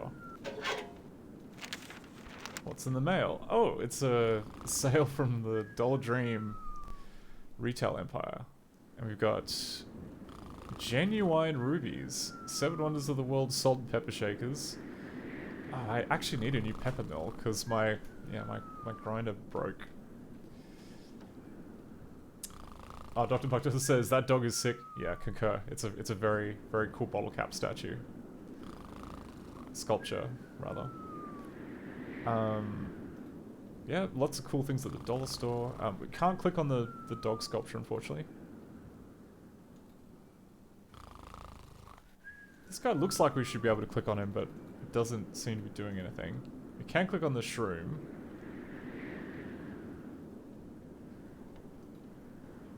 Oh, okay. Ooh. Down the basement. Just...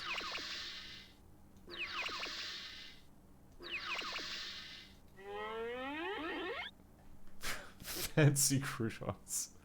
For use in salad or to eat at a special occasion. Oh. Party? Salad? Interesting, okay. So there's like a box of kindling down here. I guess you can move it into the... Oh, there we go. So we can move it into the furnace.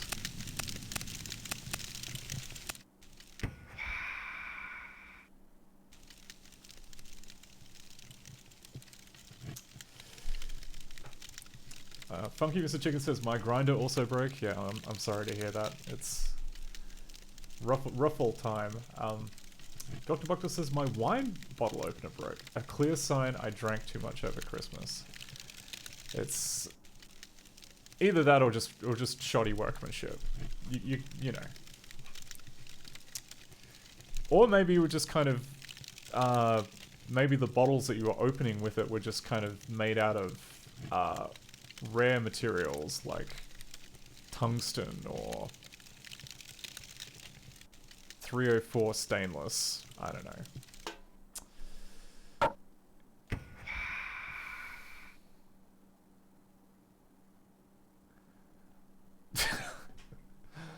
I'll see you and raise you. Good guess, Dr. Buckler. No, wrong nationality, I'm afraid. We've got ourselves... I'll see you and raise you. Got ourselves a Poirot lettuce here. I'll raise you a bag of croutons. Ah, croutons. Oh, this guy. I'll raise you a bag of croutons. Ah, croutons. What we got? Michigan mushrooms. Got ooh. What's this guy? You're bluffing. Don't keep dropping cigar ash on yourself. That could end, you know, that can end in tragedy. Bluffing. You're bluffing.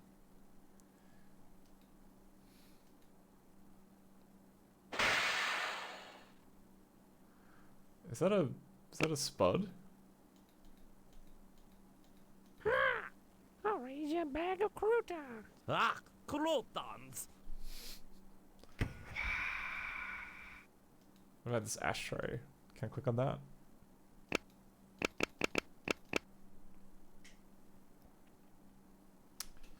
I'm interested. Draw all. So this guy is very clearly like, how is that like, he's composited in the scene, and you're meant to tell me that like this is okay.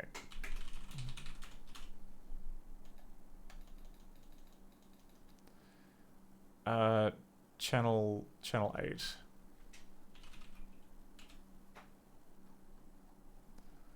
So channel 8. Okay, channel 8 doesn't have a script.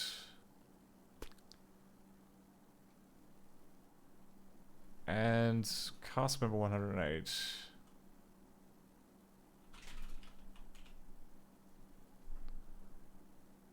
Called the Celery Man. Does have a custom palette, does not have that I can see. Oh, actually no, funks.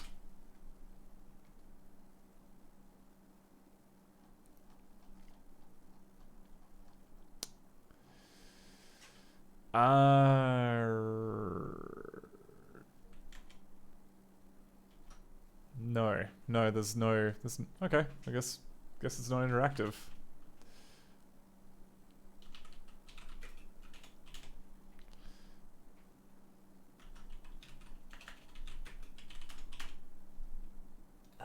I see you and raise you one bag of croutons. Smarty Pants thought Olive's little greenhouse was like... Okay.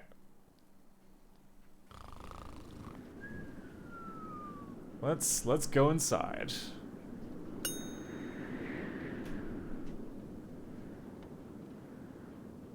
Hey, beat it.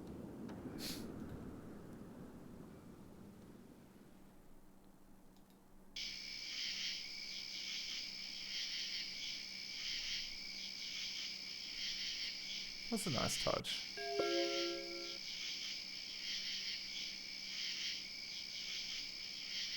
The cat Pipsqueak could stare into the fish tank for hours. Smarty always wondered what her big yellow cat eyes were looking at, so she stared into the bubbly blue water too, and watched the aquatic action. The fish slipped around a blue castle and into a hole in the side of a sunken ship. Smarty peered into the ship and saw singing starfish, undulating anemones, and other strange sights.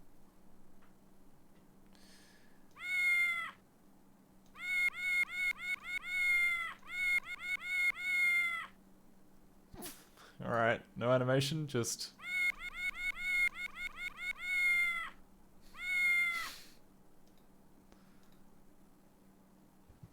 Ooh. Hear the Oyster Orchestra featuring King Bubbles at Clam Castle. Plankton eats free.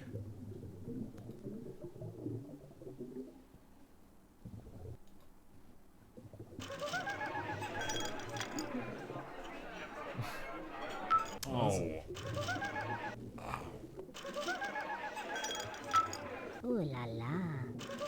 Ooh la la. Zoot allure. Zoot allure.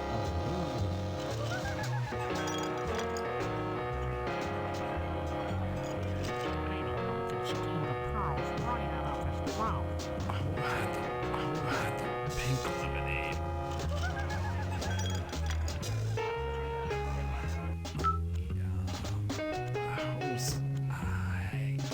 Who had them?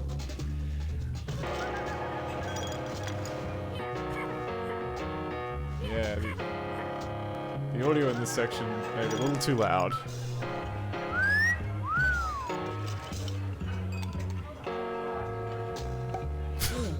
Yeah, just start a fire, my guy. I can't remember. Let's see. Who had the pink lemonade? Let's.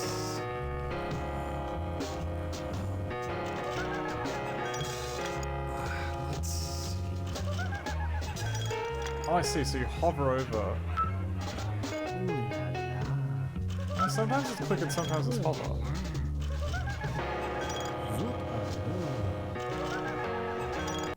Anyway, go back to the fish tank. Oh, there's another place inside the fish tank.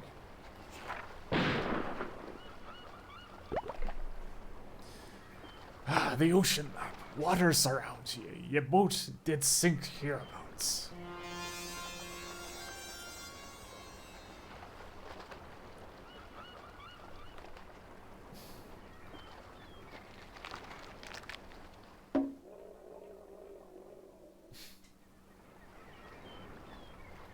Your old catfish food.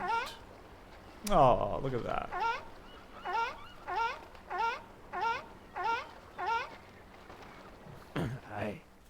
Aye, across cool emerald oceans and tepid tropic seas I have travelled in ships, wooden or iron, propelled by the four winds or great glowing coal furnaces.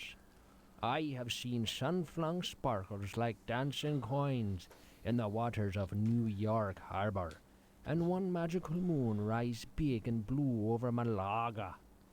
I have peered upon pearls as big as oysters, and eyed oysters as big as treasure chests. I have been tattooed in Thailand, Tunisia, and on Tuesday Island. I have kissed Mississippi mermaids and danced the Florida flamingo. I have imagined the ocean in the midst of the desert, and beheld the night skies, starry archipelagos, 1,000 miles from landfall. And now I contemplate life from the living room fishbowl, happily recounting my sea-swept adventures to dime-star tropical fish, to silent plaster palaces, and beautiful barmaids at the Clam Castle. 'Tis not too solemn a fate to rest forever in the turquoise aquarium waters of the bright and charming Smarty Pants. But sometimes on Saturday nights I catch a glimpse of the wild blue sea on Aunt Olive's television, and how I yearn for the ocean then. You who spend your lives on land would never understand.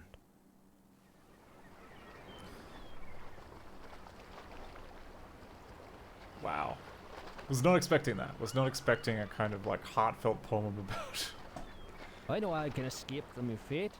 I'll make me a pink marshmallow dirigible and float away. Ah, pink anchors, green barnacles, blue oceans, and new purple catfish food. Aye. I know I can escape from your fate. I'll make me a...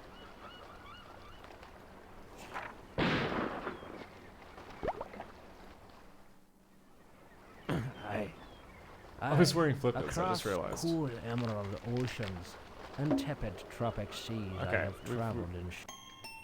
Heard enough from you. The cat Pipsqueak could stare into the... Okay, what else we got in here? What about the bathroom? Smarty took a bath on Saturday nights. Olive filled the claw-footed bathtub with warm water, and Smarty would dump in a box of Sir Soapsalot extra bubbly bubble bath. Sir Soapsalot would begin his handiwork, and soon Smarty would be raised on a soapy tsunami. She made disguises from suds. She could look like Santa Claus or a Swami. She piled suds up into castles and cathedrals, or drifted dreamily on a foamy cloud. Okay, Monsieur Suds, Senor Soapsalot, Countess Clean, and Sir Soapsalot. I mean... Bonjour. Buenos dias. Right, rub-a-dub-dub then. Greetings.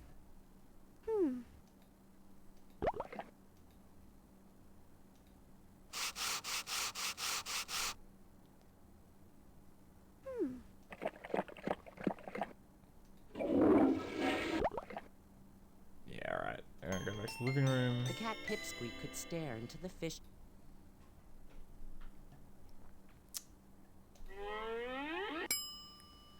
Top secret notebook. Oh wait, this was in the beginning, wasn't it?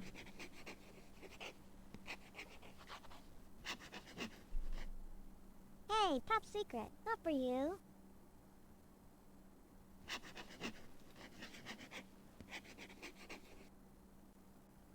Okay, do you want to write something? Yeah, of course we want to write something. Do you know the secret password? No. The new secret password is...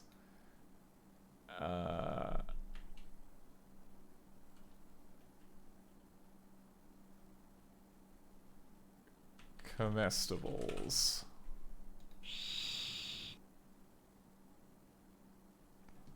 Okay. The colors seem to be inverted, which is an interesting problem. Could the... I mean... Maybe it's down to palette mapping? Maybe there's like some kind of scene palette which doesn't match up? Oh no, no, it's just all selected, that's why. Okay. Okay. List of people who have done... Oh, and we've still got this issue. So... A long-standing issue with the text entry widget in the Mac widgets library is as soon as you kind of switch onto a new line, it doesn't fix the caret position. So you can see here that like, even if I like type in the middle of a word, actually if I type in the middle of a word, it moves at the right spot. But if I type at the start of a word, then you can see here that it's off by 1. And if I type it, and God help me if I type at the end of the word, it just boots it to the very beginning. So okay, let's just restart. List of people who have done me wrong. Henry Kissinger.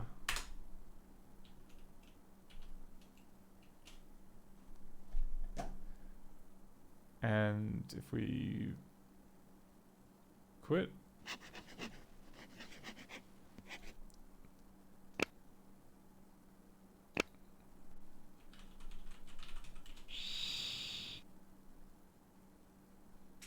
Oh, okay. So it didn't seem to save the contents of the book.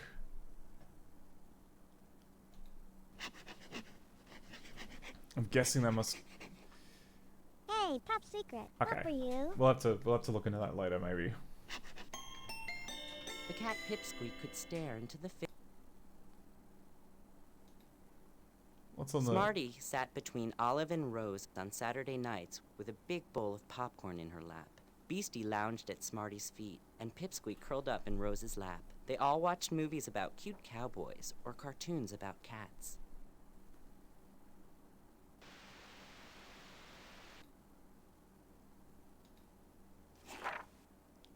Two shows to watch. The Unkept West, Natural Splendor, Television is Okay.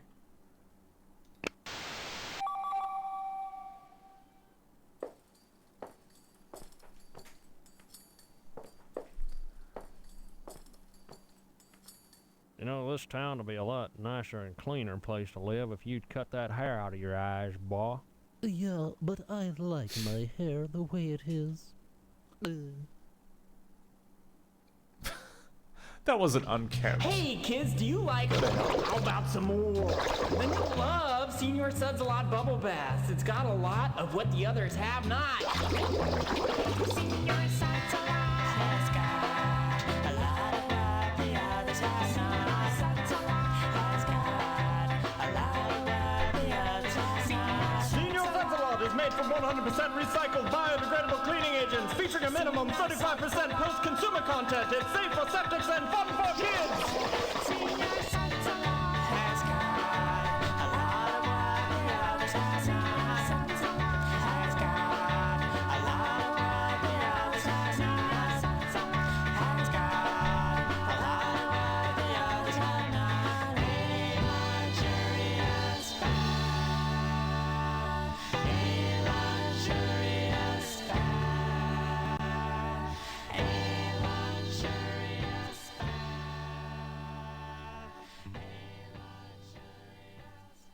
not gonna lie.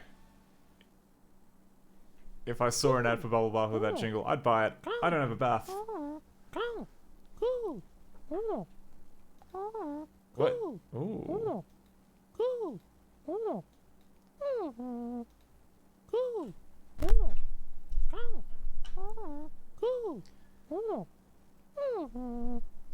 Tax office. Oh no.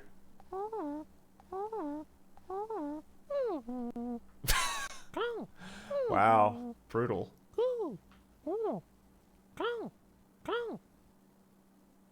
God. Incredible programming on this TV. Oh, and we can move the... We can just move this little guy everywhere. Just, here we go.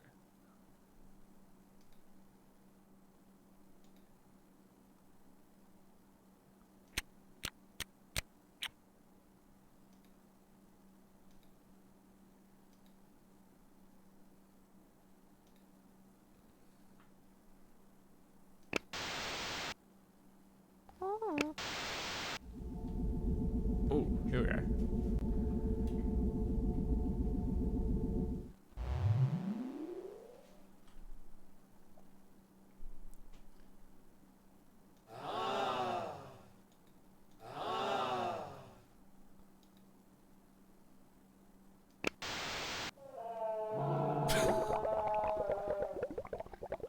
Okay. Okay, that's a close second behind the Suds Alert commercial.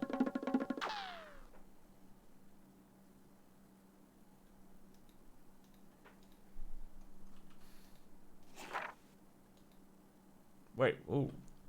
Whoops.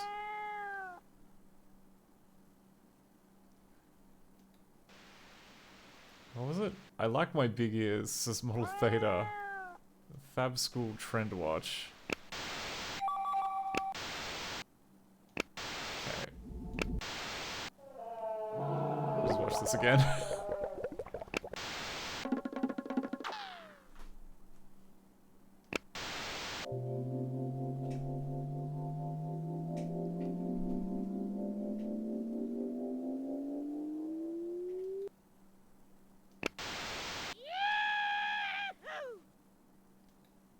Okay, just vertical sync issue. Okay, that's all the TV there is. Whoa, oh.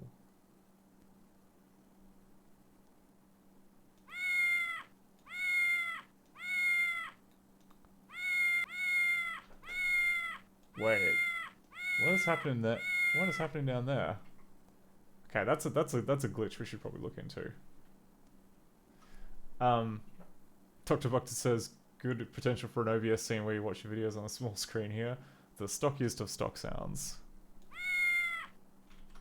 Draw all.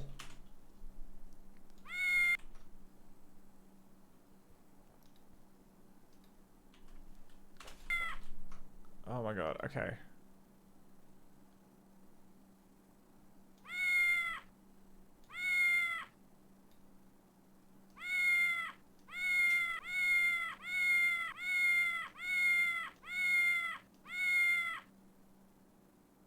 Okay, interesting. So I think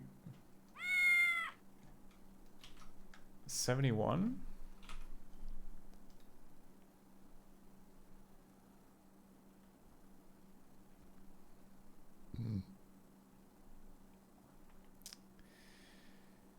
Yeah, all right.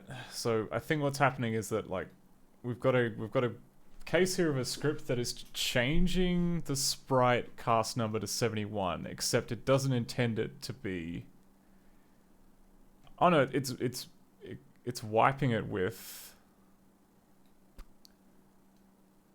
Oh right, I get it.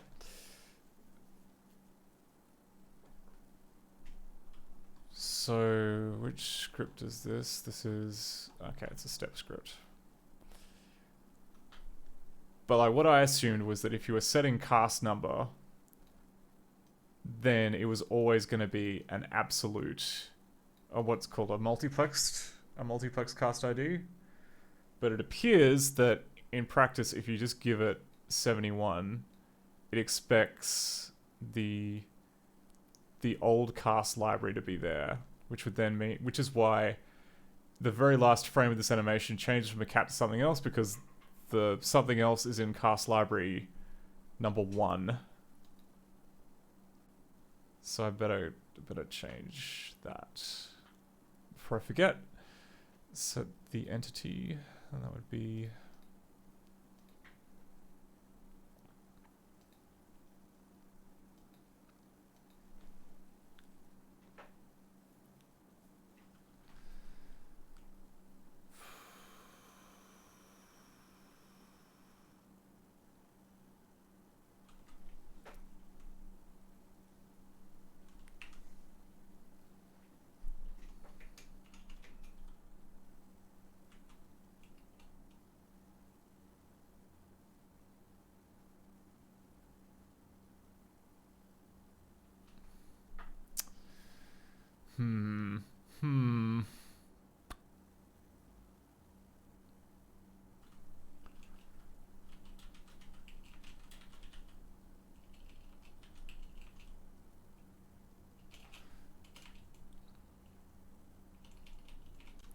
So I think we're gonna have to merge these together.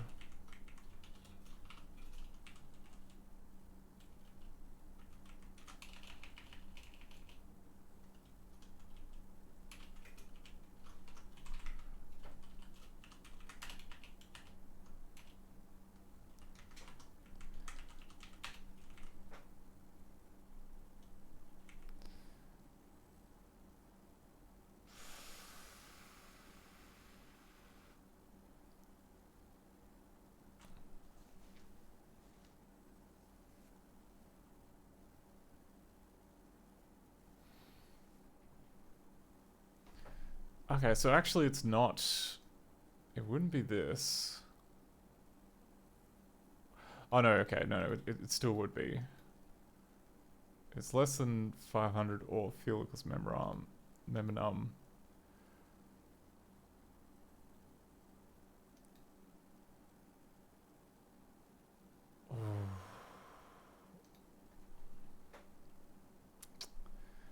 God, this is such a crappy check.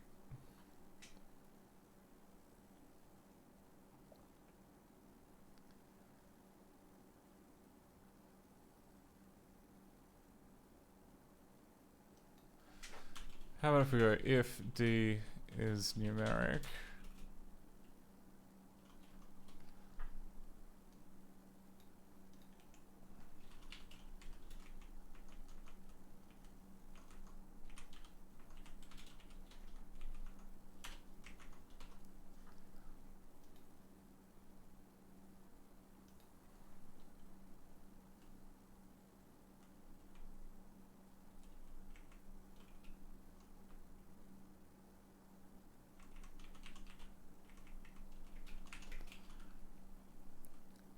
D is less than 2000.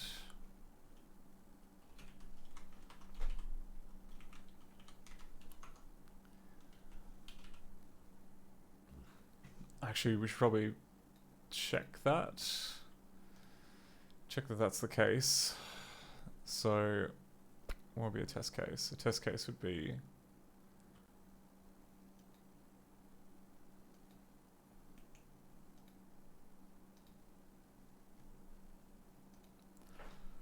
put the number of member... No, so put the number of... sorry, put the...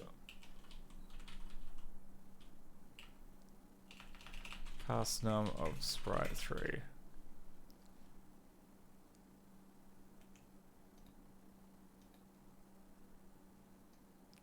Oh, we set the cast num of sprite 3.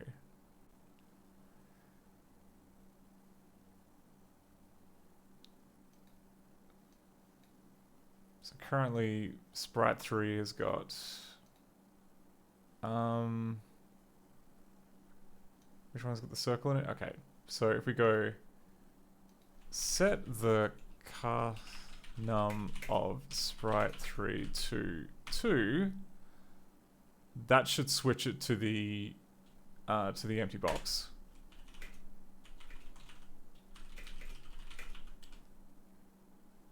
Okay, put...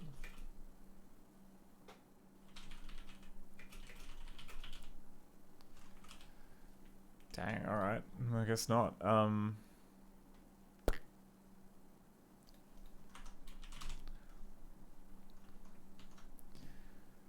What is... Okay, what is the actual script?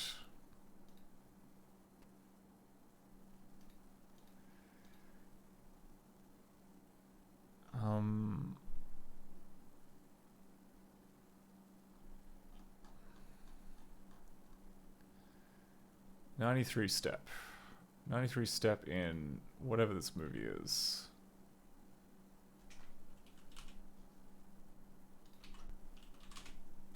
TV.dxr.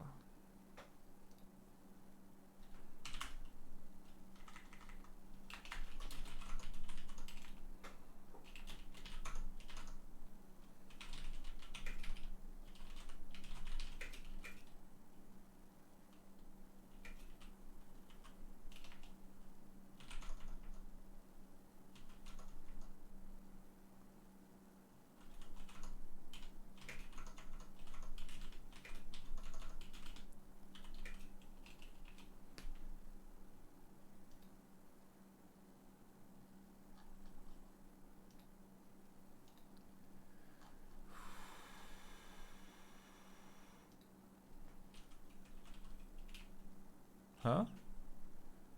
Oh, okay. It's not in there, is it? Where's 93?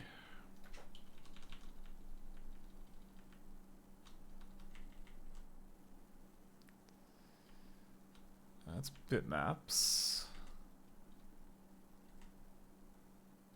Ding. Okay.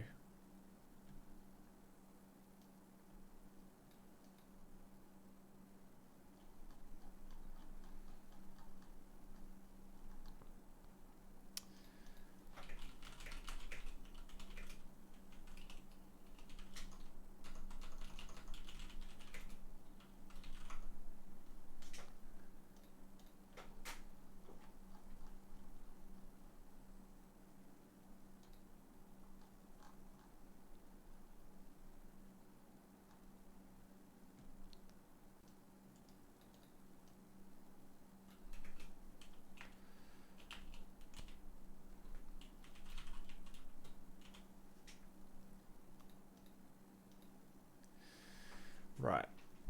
Set step thing to word 1 of the whatever, and if the cast number of sprite is the step thing last, set the cast number of sprite step cham to the number of members step thing. Set the cast number of sprite cham to the cast number of sprite step cham +1. Okay. So maybe this branch is the one which screws up because it's like the very final frame. So the number of member step thing.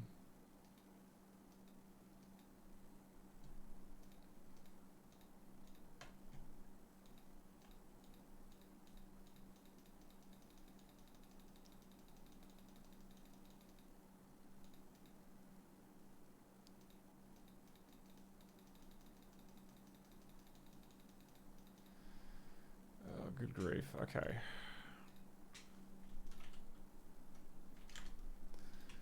Let's just click on the cat again, it's quicker.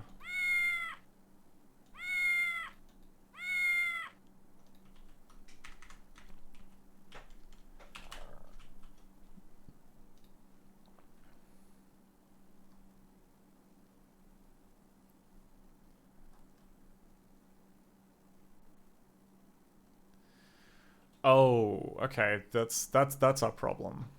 There's our problem. No match found for member name Pipstretch and last and lib 0.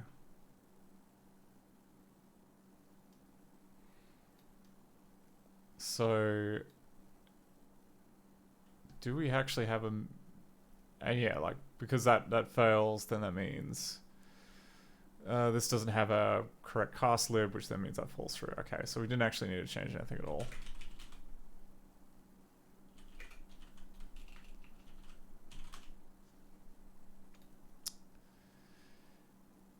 Now, having said that, pip stretch last. Cast.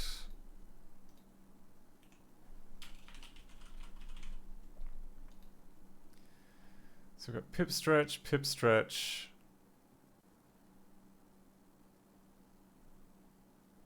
We don't have a frame called pip stretch last that I can see.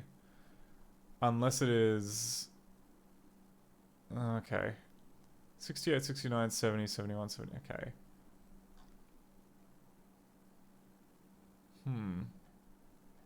We've got pip last.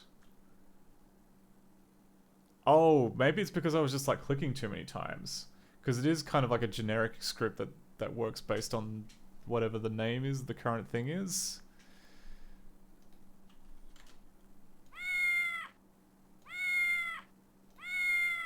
So that works fine because I'm clicking on pip.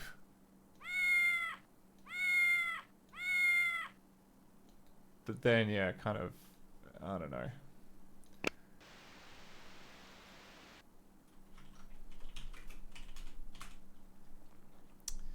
Good enough. For now. The cat Pipsqueak could stare into the fish. Smarty Pants thought Olive's little green house was like a treasure chest, and that Olive and her roommate Rose were like two shiny jewels who lived inside. In Olive's house, there was a world with... Okay, where else haven't we been? We haven't been to, okay. Let's get this over On the with. edge of town was the world-famous Wigwam Burger restaurant. Its windows were boarded over, and Smarty couldn't even remember when they still served long golden French fries and delicious buffalo burgers. The teepee's roof sagged over empty tables, and the front doors gaped like a mouth frozen mid-yawn. And Olive remembered when men and women from the factories gathered to talk and laugh over cups of hot coffee or big glasses of iced tea. But the factories were boarded up too, and nobody came to the wigwam anymore. Probably for the best that this is boarded up.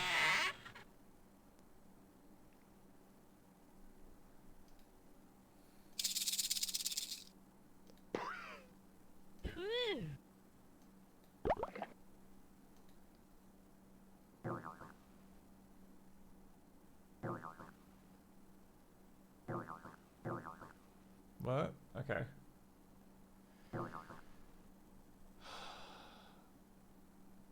Do I get to... Swing.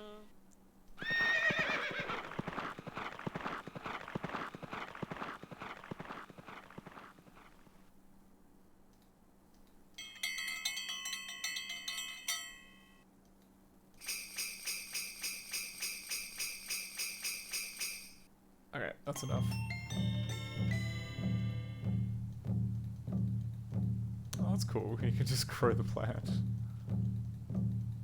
What happens if you make it extra long?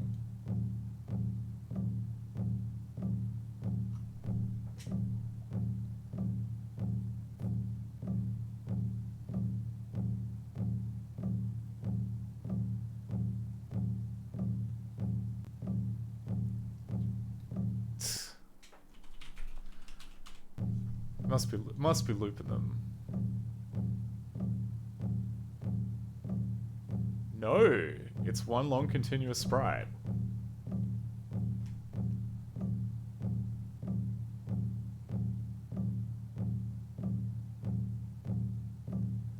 Which means there must be a bottom to it.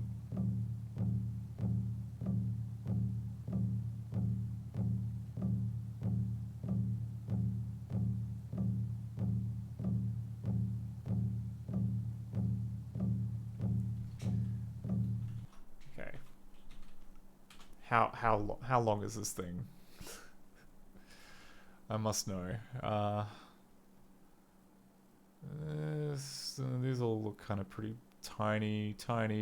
1,179. Okay, it's probably going to be that. So not too much. It's just about 1 or 2 times the screen height.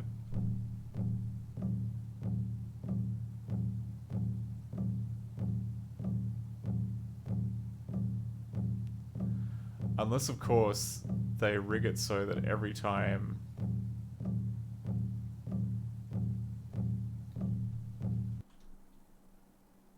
Wow, okay.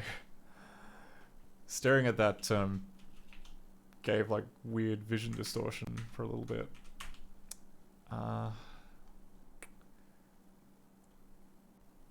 Yeah, I'm guessing that it just kind of, like, once you go beyond a certain spot, it moves it back in place. Yeah, 3, 1, and 2. Yeah, it just recenters it back. But cool effect anyway. Draw off.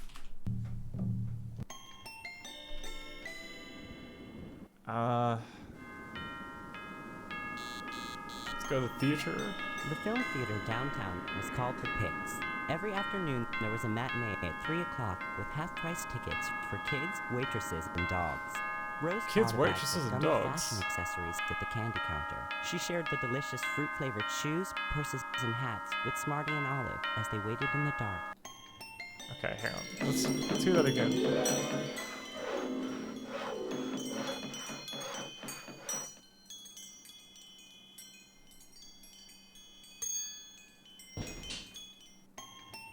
Oh. Wait, what? Okay. Let's go to the theater.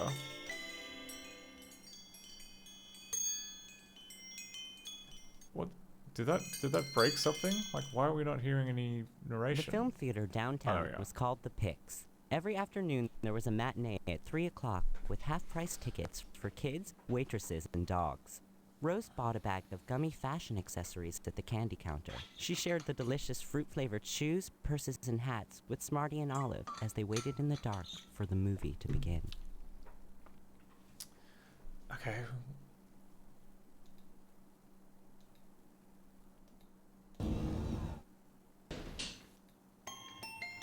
Wait.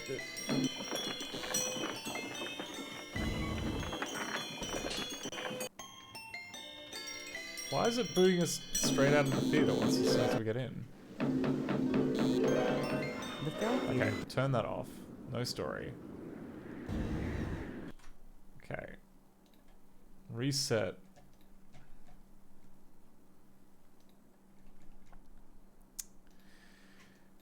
Clear the scroll back.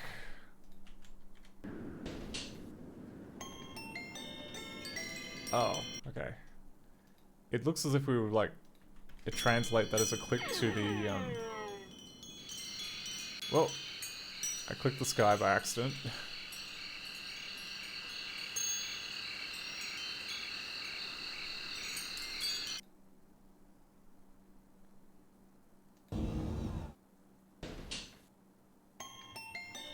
Yeah, it automatically like boots us out.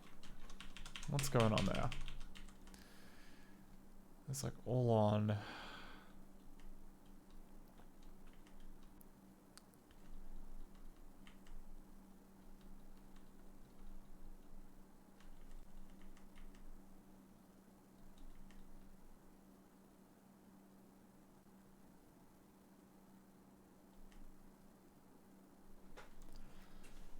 Okay, so there's some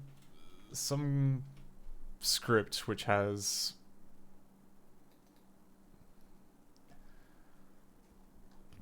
which kicks us back to the town and plays the little jingle. I'm pretty sure that's meant to be mapped to the little button in the corner, but I'm not sure why that's been called.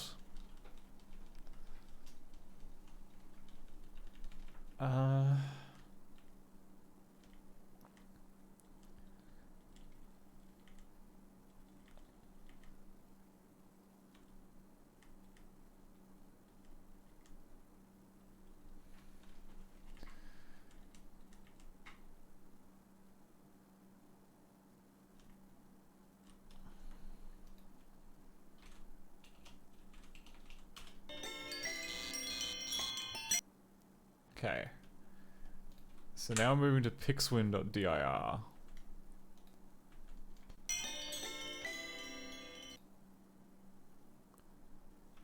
Okay, next movie. Next movie. And then we go inside here. Okay, so that wasn't a next movie.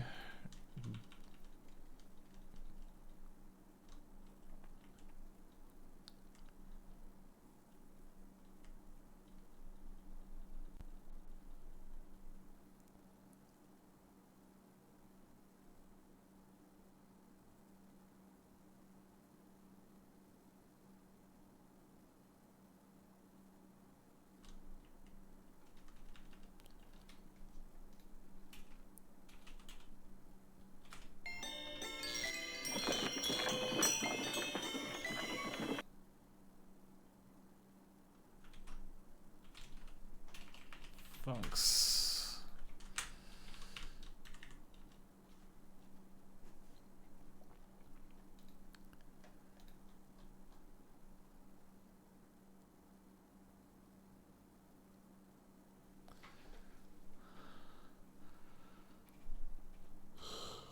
All right. Which frame are we on? We're frame 2.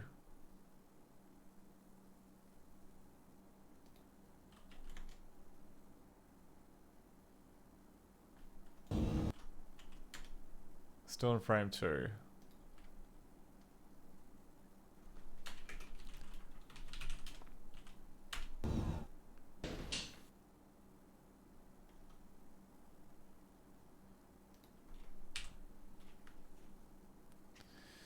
Okay, so it goes to the frame picks interior. Which is frame 8.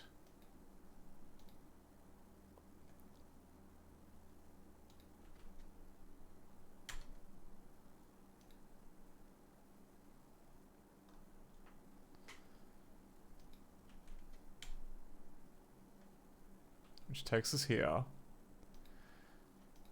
And then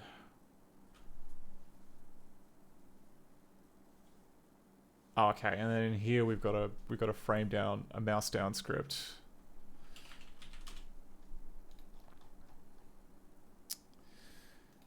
Which is insta-quit. Okay. Why did it I don't know why it kind of bubbled up so many times.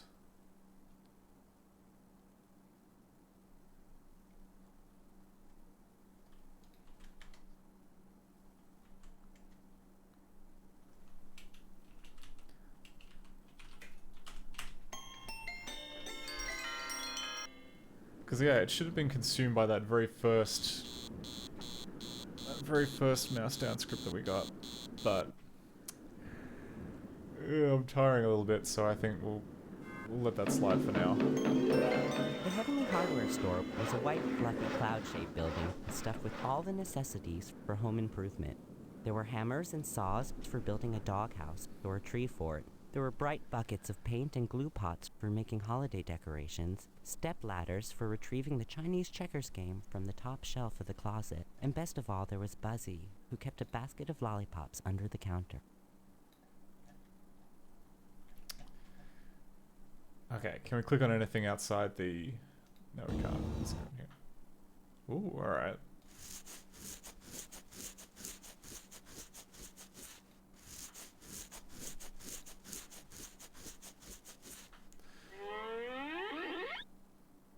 Okay, well. So we put this, and this, you know, goes in the square hole. And you know what we do with this round one, right? Yeah, it goes in the square hole. And this star-shaped one, yeah, that also goes in the square hole. Now, square hole.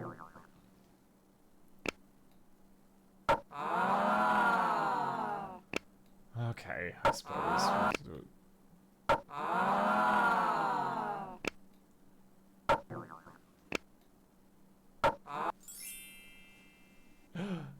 We gotta... Wait, what, you just force pull your candy back? Can't do that. Oh, look at that. They've copied the the director default palette on this this wonderful image up here, which is kind of cool.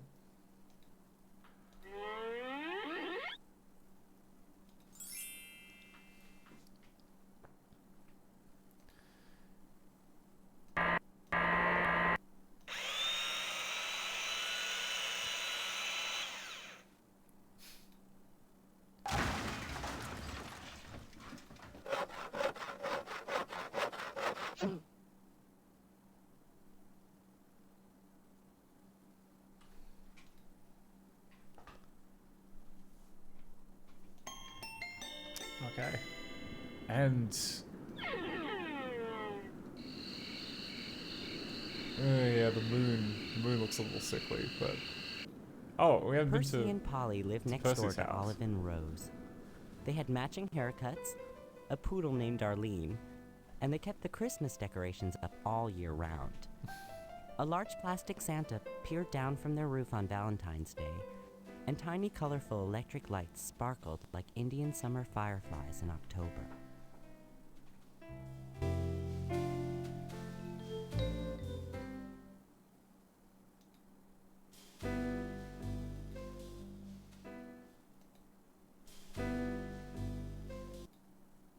Percy had a radio show in his basement on WUV Radio.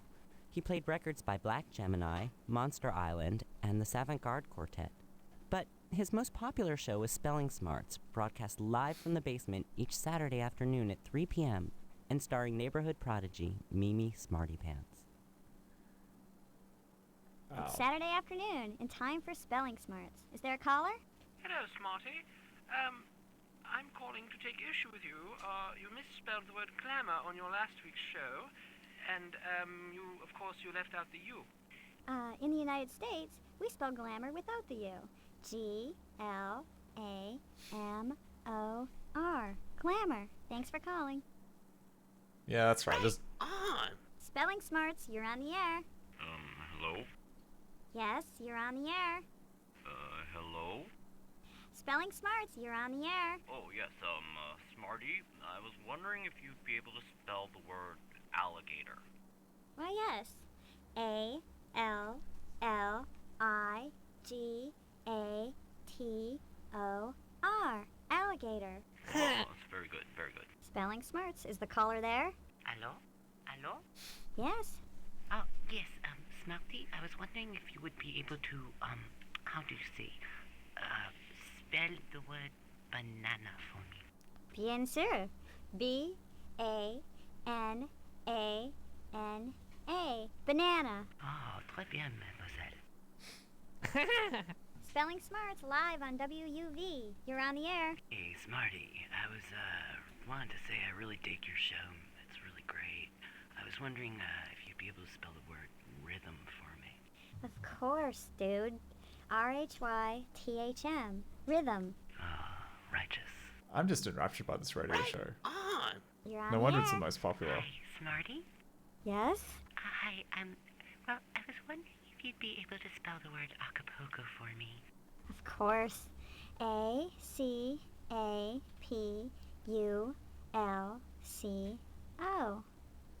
Acapulco. Oh, Smarty. Spelling Smarts, is the caller there? Yes, hello. My name is B. Smooth, and I run another show here in town. I love your show, Smarty. I was wondering if you could spell me the word dandelion, please. Dandelion. D-A-N-D. E-L-I-O-N. Thank you very much, Smarty. You're welcome. Spelling Smarts, you're on the air. It's Saturday afternoon, in time for Spelling Smarts. Is there a caller? Hello, Smarty. Okay, roughing around. Pancakes. Pancake mountain. Pancakes. Pancake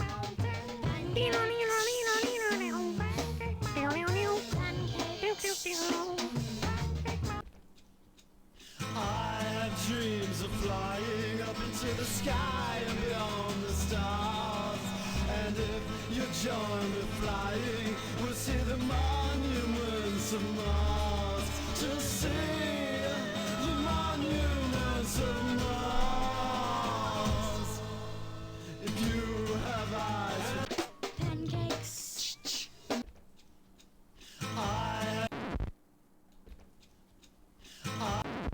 Okay, get two. You get a choice of 2 records. It's Saturday afternoon. No. Pancakes. Pancake mountain. Pancakes. Pancake mountain. Pancakes. Percy and Polly live next door to... I think that's everything. I think that's pretty much everything that the game has to offer.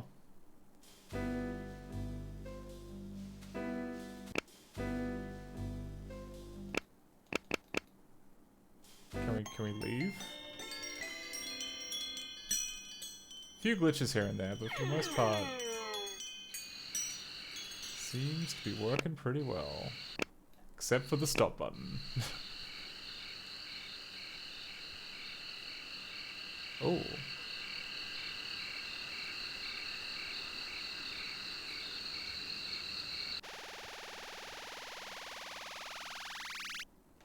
Wow, just vaporize the head maze. Okay, hang on. Mouse.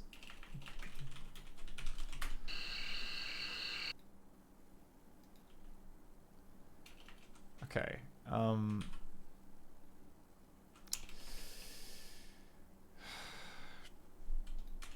let's just see what it's trying to do.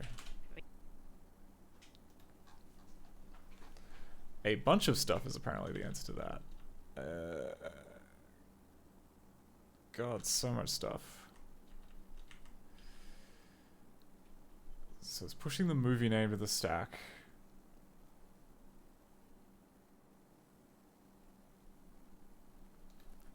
Okay, then it's trying to stop all of the music playback, I think. Then it's trying to go to frame 7.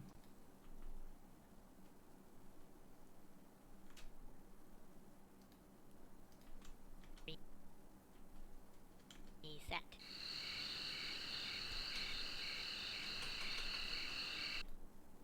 Okay.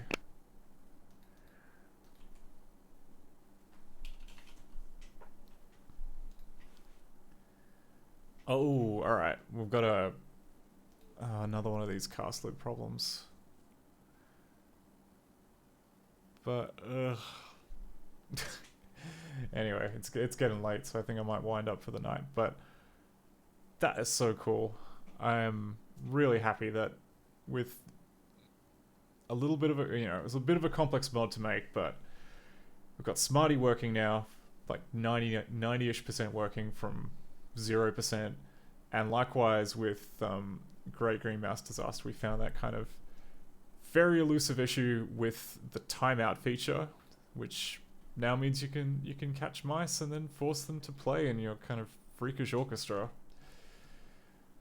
Anyway, this is good. This is good kind of like regaining of a lot of, reforging a lot of neural pathways which have since atrophied. So hopefully we'll be able to do a bit more dev work like this. I'm going to absolutely be spending all my time off stream. First and foremost, get the damn wait screen ready so that, the break screen so that I don't feel compelled to just kind of keep plowing on endlessly in an hour, but hours and hours. But yeah, who's on? Who's doing stuff? Who's doing stuff this foul evening?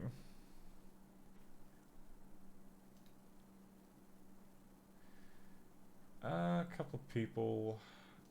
How about December?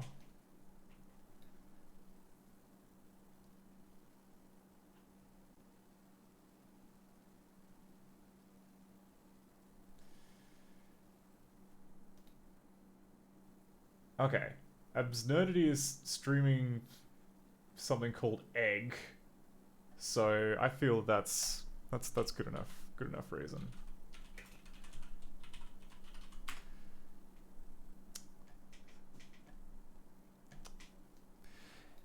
All right, well, I guess until next time, have a wonderful rest of your day/evening. I will probably Good evening to you, sir. And good evening to you too. Yeah, I'll be back about same time next week. And until then, Take care of yourself. Bye.